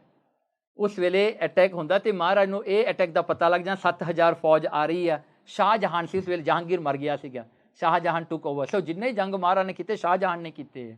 ਸੋ ਸ਼ਾਹਜਹਾਨ ਨੇ ਭੇਜਤੀ ਫੌਜ, ਅਤੇ ਮਹਾਰਾਜ ਨੇ ਉਸ ਵੇਲੇ ਆ ਕੇ ਹਮਲਾ ਕਰਨਾ ਅੰਮ੍ਰਿਤਸਰ 'ਤੇ। ਮਹਾਰਾਜ ਕਹਿੰਦੇ ਨੁਕਸਾਨ ਬਹੁਤ ਹੋਊਗਾ। ਮਹਾਰਾਜ ਨੇ ਕੀ ਕੀਤਾ, ਸਾਰੀ ਫੈਮਿਲੀ ਨੂੰ ਲੈ ਕੇ ਚਲੇ ਗਏ, ਜਿੱਥੇ ਉਹ ਖਾਲਸਾ ਕਾਲਜ ਦਾ ਥਾਂ ਹੈ ਨਾ, ਉੱਥੇ ਤੱਕ ਲੈ ਗਏ ਬਾਹਰ, ਵੀ ਅੰਮ੍ਰਿਤਸਰ ਤੋਂ ਬਾਹਰ ਜੰਗ ਕਰਨਾ ਹੈ, ਅੰਮ੍ਰਿਤਸਰ 'ਚ ਨਹੀਂ ਕਰਨਾ। ਅਤੇ ਕੀ ਹੋਇਆ ਜੀ, ਸਾਰੇ ਚਲੇ ਗਏ। ਰਾਤ ਨੂੰ ਦੇਖਿਆ ਬੀਬੀ ਵੀਰੋ ਜੀ ਕਿੱਥੇ ਹੈ, ਜਿਹਦਾ ਵਿਆਹ ਹੈ ਭਲਕੇ, ਉਹਨੂੰ ਪਿੱਛੇ ਹੀ ਛੱਡਿਆ। ਉਹ ਪਿੱਛੇ ਹੀ ਰਹਿ ਗਈ ਵਿਚਾਰੀ, ਉਹਨੂੰ ਕਿਸੇ ਨੂੰ ਪਤਾ ਹੀ ਨਹੀਂ ਲੱਗਿਆ। ਉਹ ਬੀਬੀ ਵੀਰੋ ਜੀ ਵਿਚਾਰੀ ਆਪਣੇ ਕਮਰੇ ਵਿੱਚ ਸੀਗੀ ਅਤੇ ਕਿਸੇ ਨੂੰ ਪਤਾ ਹੀ ਨਹੀਂ ਲੱਗਿਆ, ਸਾਰੇ ਆ ਗਏ, ਬੀਬੀ ਵੀਰੋ ਜੀ ਪਿੱਛੇ ਰਹਿ ਗਏ। ਅਤੇ ਰਾਤ ਨੂੰ ਜਦੋਂ ਪਤਾ ਲੱਗਿਆ, ਮਹਾਰਾਜ ਨੇ ਪੁੱਛਿਆ ਵੀ ਬੀਬੀ ਜੀ ਕਿੱਥੇ ਨੇ? ਉਹ ਕਹਿੰਦੇ ਮਹਾਰਾਜ ਆਈ ਨਹੀਂ ਇੱਥੇ। ਸੋ ਫਿਰ ਮਹਾਰਾਜ ਨੇ ਬਿਧੀ ਚੰਦ ਨੂੰ ਭੇਜਿਆ, ਕਹਿੰਦੇ ਲੈ ਕੇ ਆਓ ਭਾਈ, ਬੀਬੀ ਵੀਰੋ ਜੀ ਨੂੰ ਲੈ ਕੇ ਆਓ। ਉਸ ਵੇਲੇ ਤੱਕ ਨਾ ਕਹਿੰਦੇ ਮੁਗਲ ਫੌਜਾਂ ਪਹੁੰਚ ਗਈਆਂ ਅੰਮ੍ਰਿਤਸਰ ਦੇ ਵਿੱਚ। ਉਹ ਭੁੱਖੀਆਂ ਭਾਣੀਆਂ ਸੀਗੀਆਂ, ਕਿਉਂ ਭੁੱਖ ਲੱਗੇ, ਉਹਨੂੰ ਕਿਹੜੇ ਰਸਤੇ ਵਿੱਚ ਰੈਸਟ ਏਰੀਆ ਆਇਆ ਸੀ, ਕੋਈ ਵੀ ਖਾਲ ਪੀ ਲੈਂਦੇ। ਉਹ ਭੁੱਖੇ ਭਾਣੇ ਆਏ ਅੰਮ੍ਰਿਤਸਰ 'ਚ ਆ ਕੇ, ਪਹਿਲਾਂ ਉਹੀ ਕੋਠਾ ਖੋਲ੍ਹਿਆ ਜਿੱਥੇ ਮਠਿਆਈ ਪਈ ਸੀ, ਸਾਰੀ ਮਠਿਆਈ ਖਾ ਗਏ ਜੀ ਉਹ। ਅਤੇ ਖਾ ਕੇ ਰੱਜ ਪੁੱਜ ਕੇ ਸੌਂ ਗਏ। ਅਤੇ ਫਿਰ ਜਲਾਹਨ ਆ ਕੇ ਫਿਰ ਜੰਗ ਕੀਤਾ। ਬਾਅਦ ਵਿੱਚ ਮਹਾਰਾਜ ਨੇ ਉਹਨਾਂ ਨਾਲ ਜੰਗ ਵੀ ਇੱਕ ਦਿਨ 'ਚ ਕਰਕੇ, ਫਿਰ ਝਬਾਲ ਪਿੰਡ ਜਾ ਕੇ ਮਹਾਰਾਜ ਨੇ ਫਿਰ ਵਿਆਹ ਕੀਤਾ ਬੀਬੀ ਵੀਰੋ ਜੀ ਦਾ। ਦੇਖੋ ਗੁਰੂ ਹਰਗੋਬਿੰਦ ਸਾਹਿਬ ਦਾ ਕੈਸਾ ਜੀਵਨ ਹੈ। ਸੋ ਇਸ ਤਰ੍ਹਾਂ ਕਰਕੇ ਦੇਖੋ ਮਹਾਰਾਜ ਆਪਣੇ ਸਿੱਖਾਂ ਨਾਲ ਕਿੰਨਾ ਪ੍ਰੇਮ ਕਰਦੇ ਨੇ, ਅਤੇ ਬਖਸ਼ੰਦ ਵੀ ਕਿੱਡੇ ਵੱਡੇ ਬਖਸ਼ੰਦ ਨੇ। ਸੋ ਉਹਨਾਂ ਦਾ ਅੱਜ ਪ੍ਰਕਾਸ਼ ਦਿਹਾੜਾ ਆਪਾਂ ਮਨਾ ਰਹੇ ਹਾਂ। ਵੱਡੇ ਭਾਗ ਨੇ ਆਪਣੇ, ਅਤੇ ਗੁਰੂ ਹਰਗੋਬਿੰਦ ਸਾਹਿਬ ਮਹਾਰਾਜ ਵਰਗਾ ਗੁਰੂ ਕੋਈ ਨਹੀਂ ਹੈਗਾ। ਅਤੇ ਉਹ ਮਹਾਰਾਜ ਤਾਂ ਐਸੇ ਨੇ, ਹਰ ਵੇਲੇ ਆਪਣੇ ਸਿੱਖਾਂ ਦੇ ਨਾਲ ਨੇ। ਜਿੱਥੇ ਵੀ ਸਿੱਖ 'ਤੇ ਆਉਂਦਾ ਹੈ, ਮਹਾਰਾਜ ਜੀ ਆਪ ਸਹਾਇਤਾ ਕਰਦੇ ਨੇ। ਇਹ ਗੱਲ ਜਿਹੜੀ ਆ ਨਾ, ਇੱਕ ਹੋਰ ਗੱਲ ਤੁਹਾਡੇ ਨਾਲ ਸ਼ੇਅਰ ਕਰ ਦਈਏ। ਬਾਬਾ ਠਾਕੁਰ ਸਿੰਘ ਜੀ ਨੇ ਇਹ ਗੱਲ ਦੱਸੀ, ਜੋ ਦਮਦਮੀ ਟਕਸਾਲ ਦੇ ਸਨ। ਉਹ ਜੇਲ੍ਹ ਵਿੱਚ ਜਾਇਆ ਕਰਦੇ ਸਨ ਭਾਈ ਸਤਵੰਤ ਸਿੰਘ ਨੂੰ ਮਿਲਣ ਵਾਸਤੇ, ਜਿਨ੍ਹਾਂ ਨੇ ਇੰਦਰਾ ਗਾਂਧੀ ਮਾਰੀ ਸੀ, ਅਤੇ ਉਹਨਾਂ ਨੂੰ ਜਾ ਕੇ ਮਿਲਿਆ ਕਰਦੇ ਸੀਗੇ। ਅਤੇ ਬਾਬਾ ਠਾਕੁਰ ਸਿੰਘ ਜੀ ਨੇ ਦੱਸਿਆ, ਕਹਿੰਦੇ ਇੱਕ ਦਿਨ ਉਹ ਗਏ, ਭਾਈ ਸਤਵੰਤ ਸਿੰਘ ਜੀ ਬੈਠੇ, ਪੁੱਛਿਆ ਉਹਨਾਂ ਨੂੰ ਵੀ ਤੁਹਾਡੀ ਸਿਹਤ ਕਿਵੇਂ, ਕਿਉਂਕਿ ਬਹੁਤ ਗੋਲੀਆਂ ਲੱਗੀਆਂ ਸੀ ਨਾ, ਉਹਨਾਂ ਦੇ ਇਲਾਜ ਕਰ ਦਿੱਤਾ ਸੀਗਾ। ਪਰ ਉਹਨਾਂ ਨੇ ਇੱਕ ਗੱਲ ਕਹੀ, ਕਹਿੰਦੇ ਰੀੜ੍ਹ ਦੀ ਹੱਡੀ ਦੇ ਵਿੱਚ ਨਾ, ਜਿੱਥੇ ਬੈਕਬੋਨ ਆ ਨਾ ਪਿੱਛੇ, ਕਹਿੰਦੇ ਇੱਕ ਗੋਲੀ ਵੱਜੀ ਹੋਈ ਆ, ਜਿਹੜੇ ਡਾਕਟਰ ਵੀ ਕੱਢਣ ਵਾਸਤੇ ਉਹ ਕਹਿੰਦੇ ਵੀ ਅਸੀਂ ਨਹੀਂ ਕੱਢਣੀ, ਇਹ ਜੇ ਕੱਢ ਦਿੱਤੀ ਵੀ ਪੈਰਾਲਾਈਜ਼ ਵੀ ਬੰਦਾ ਹੋ ਸਕਦਾ ਹੈ, ਬਹੁਤ ਇੰਪਲੀਕੇਸ਼ਨ ਹੋ ਸਕਦੇ ਨੇ, ਵੀ ਇਹ ਗੋਲੀ ਨਹੀਂ ਅਸੀਂ ਕੱਢਣੀ। ਕਹਿੰਦੇ ਉਹ ਗੋਲੀ ਸਾਡੇ ਬਹੁਤ ਰੜਕਦੀ ਹੈ। ਅਤੇ ਬਾਬਾ ਠਾਕੁਰ ਸਿੰਘ ਕਹਿੰਦੇ ਬਾਬਾ ਭਾਈ ਸਤਵੰਤ ਸਿੰਘ ਨੂੰ, ਕਹਿੰਦੇ ਕੋਈ ਨਹੀਂ, ਕਹਿੰਦੇ ਸਿੰਘ ਆ ਆਪਾਂ ਅਰਦਾਸ ਕਰ ਦਿੰਦੇ ਹਾਂ। ਅਰਦਾਸ ਕਰ ਦਿੱਤੀ ਜੀ। ਬਾਬਾ ਠਾਕੁਰ ਸਿੰਘ ਵਾਪਸ ਆ ਗਏ। ਜਦੋਂ ਅਗਲੀ ਵਿਜ਼ਿਟ ਵਾਸਤੇ ਗਏ ਨਾ, ਭਾਈ ਸਤਵੰਤ ਸਿੰਘ ਜੀ ਬੈਠੇ, ਆਪਣੀ ਉਂਗਲੀ, ਆਪਣਾ ਜਿਹੜਾ ਉਹਨਾਂ ਦਾ ਹੱਥ ਸੀ ਨਾ, ਉਹਨਾਂ ਨੇ ਆ ਬੰਦ ਕੀਤਾ ਹੋਇਆ ਸੀਗਾ। ਅਤੇ ਬਾਬਾ ਜੀ ਨੂੰ ਮਿਲ ਕੇ ਬਾਬਾ ਜੀ ਨੇ ਪੁੱਛਿਆ, ਕਹਿੰਦੇ ਕਿਵੇਂ ਹੁਣ ਠੀਕ ਹੋ ਗਈ ਜਿਹੜੀ ਪੀੜ ਹੁੰਦੀ ਸੀ? ਕਹਿੰਦੇ ਗੁਰੂ ਹਰਗੋਬਿੰਦ ਸਾਹਿਬ ਜੀ ਆਏ ਸੀਗੇ, ਉਹਨਾਂ ਨੇ ਸਾਨੂੰ ਕੱਢ ਕੇ ਫੜਾ ਗਏ। ਦੇਖੋ ਅੱਜ ਤੱਕ ਮਹਾਰਾਜ ਜੀ ਆਪਣੇ ਸਿੱਖਾਂ ਦਾ ਖਿਆਲ ਰੱਖਦੇ ਆ। ਇਹ ਸਿੱਖਾਂ ਨੂੰ ਮਹਾਰਾਜ ਨੇ ਵਡਿਆਈ ਦਿੱਤੀ ਹੈ ਅੱਜ ਤੱਕ। ਦੇਖੋ ਇਹ ਜਿਹੇ ਸਿੰਘ ਤਾਂ ਹੀ ਤਾਂ ਐਡੇ ਵੱਡੇ ਕਾਰਨਾਮੇ ਕਰਕੇ ਖੁਸ਼ੀ ਖੁਸ਼ੀ ਜਾ ਕੇ ਚੜ੍ਹਦੇ ਨੇ ਫਾਂਸੀਆਂ, ਕਿਉਂਕਿ ਐਡੇ ਪਿਆਰੇ ਗੁਰੂ ਨਾਲੋਂ ਤੁਹਾਨੂੰ ਕੀ ਮਿਲਣਾ ਹੋਰ ਦੁਨੀਆ ਵਿੱਚ। ਇਹ ਦੁਨੀਆ ਕੀ ਸਵਾਦ ਹੈ ਜਿਹਨੂੰ ਗੁਰੂ ਦਾ ਪਿਆਰ ਮਿਲ ਜਾਵੇ। ਸੋ ਐਸੇ ਗੁਰੂ ਹਰਗੋਬਿੰਦ ਸਾਹਿਬ ਜੀ ਨੇ ਜੋ ਹਮੇਸ਼ਾ ਆਪਣੇ ਸਿੱਖਾਂ ਦੀ ਜਿਹੜਾ ਖਿਆਲ ਰੱਖਦੇ ਨੇ। ਸੋ ਐਸੇ ਗੁਰੂ ਦੇ ਬਲ ਜਾਈਏ, ਐਸੇ ਗੁਰੂ ਨੂੰ ਧਿਆਇਆ ਕਰੀਏ। ਉਹਨਾਂ ਦੇ ਗੁਰਪੁਰਬ ਆਪਾਂ ਨੂੰ ਜ਼ਰੂਰ ਮਨਾਉਣੇ ਚਾਹੀਦੇ ਨੇ, ਕਿਉਂਕਿ ਉਹਨਾਂ ਵਰਗਾ ਗੁਰੂ ਨਹੀਂ। ਦਲ ਭੰਜਨ ਗੁਰ ਸੂਰਮਾ, ਵੱਡ ਜੋਧਾ ਬਹੁ ਪਰਉਪਕਾਰੀ। ਉਹਨਾਂ ਦਾ ਨਾ ਭਾਈ ਮਨੀ ਸਿੰਘ ਨੇ ਲਿਖਿਆ ਗੁਰੂ ਬਿਲਾਸ ਪਾਤਸ਼ਾਹੀ ਛੇਵੀਂ, ਉਹਨਾਂ ਦਾ ਸਾਊਂਡ ਕਲਾਊਡ ਦੇ ਵਿੱਚ ਪੂਰੀ ਕਥਾ ਹੈਗੀ ਆ। ਤੁਸੀਂ ਇੱਕ ਵਾਰੀ ਅਟੈਂਪਟ ਕਰੋ, ਜ਼ਰੂਰ ਉਹ ਕਥਾ ਸੁਣੋ, ਤੁਸੀਂ ਹੈਰਾਨ ਹੋ ਜਾਓਗੇ ਉਹ ਕਥਾ ਸੁਣ ਕੇ। ਕਿਉਂਕਿ ਉਹ ਕਥਾ ਮਹਾਰਾਜ ਨੇ ਗੁਰੂ ਗੋਬਿੰਦ ਸਿੰਘ ਮਹਾਰਾਜ ਨੇ ਭਾਈ ਦਇਆ ਸਿੰਘ ਨੂੰ ਦੱਸੀ, ਭਾਈ ਦਇਆ ਸਿੰਘ ਨੇ ਸ਼ਹੀਦ ਭਾਈ ਮਨੀ ਸਿੰਘ ਨੂੰ ਦੱਸੀ, ਸ਼ਹੀਦ ਭਾਈ ਮਨੀ ਸਿੰਘ ਨੇ ਜਾ ਕੇ ਫਿਰ ਨਾਨਕਸਰ ਜਾ ਕੇ ਉਹ ਫਿਰ ਭਾਈ ਭਗਤ ਸਿੰਘ ਨੂੰ ਦੱਸੀ, ਉਹਨਾਂ ਨੇ ਲਿਖੀ ਹੈ। ਇਹ ਕਥਾ ਗੁਰੂ ਗੋਬਿੰਦ ਸਿੰਘ ਦੀ ਦੱਸੀ ਹੋਈ ਆ, ਗੁਰੂ ਹਰਗੋਬਿੰਦ ਸਾਹਿਬ ਦਾ ਜੀਵਨ। ਜ਼ਰੂਰ ਸੁਣੋ, ਅਤੇ ਇਹਦੇ ਸੁਣਨ ਦੇ ਨਾਲ ਬਹੁਤ ਕੁਝ ਪਤਾ ਲੱਗਦਾ ਹੈ ਵੀ ਗੁਰੂ ਮਹਾਰਾਜ ਦੀ ਪਰਸਪੈਕਟਿਵ ਤੋਂ ਗੁਰੂ ਮਹਾਰਾਜ ਸਿੱਖਾਂ ਬਾਰੇ ਕੀ ਸੋਚਦੇ ਨੇ। ਹੁਣ ਤਾਂ ਇੱਕ ਸਿੱਖ ਇਤਿਹਾਸ ਲਿਖ ਸਕਦਾ ਹੈ ਨਾ, ਇਹ ਤਾਂ ਗੁਰੂ ਦੇ ਵੱਲੋਂ ਲਿਖਿਆ ਹੋਇਆ ਇਤਿਹਾਸ ਹੈ। ਜ਼ਰੂਰ ਸੁਣੋ ਅਤੇ ਆਪਣਾ ਜੀਵਨ ਸਫਲ ਕਰੋ। ਭੁੱਲਾਂ ਚੁੱਕਾਂ ਦੀ ਮਾफ़ੀ, ਸਭ ਤੋਂ ਵੱਡੀ ਮਾफ़ੀ ਤਾਂ ਇਹ ਹੈ ਵੀ ਸਮਾਂ ਪਤਾ ਨਹੀਂ ਕਿੰਨਾ ਹੋ ਗਿਆ, ਮੈਂ ਦੇਖਿਆ ਨਹੀਂ, ਅਤੇ ਇਹਦੀ ਮਾफ़ੀ ਦੇ ਦਿਓ ਜੀ, ਸਮਾਂ ਬਹੁਤ ਹੋ ਗਿਆ। ਅਤੇ ਮਹਾਰਾਜ ਕਿਰਪਾ ਕਰੇ ਆਪਾਂ ਸਤਿਗੁਰੂ ਸੱਚੇ ਪਾਤਸ਼ਾਹ ਦੀਆਂ ਖੁਸ਼ੀਆਂ ਲਈਏ, ਮਹਾਰਾਜ ਆਪਣੇ 'ਤੇ ਬਖਸ਼ਿਸ਼ ਕਰਨ, ਆਪਣੇ ਸਿੱਖ ਬਣਾ ਲੈਣ ਆਪਾਂ ਨੂੰ। ਵਾਹਿਗੁਰੂ ਜੀ ਕਾ ਖਾਲਸਾ, ਵਾਹਿਗੁਰੂ ਜੀ ਕੀ ਫਤਿਹ।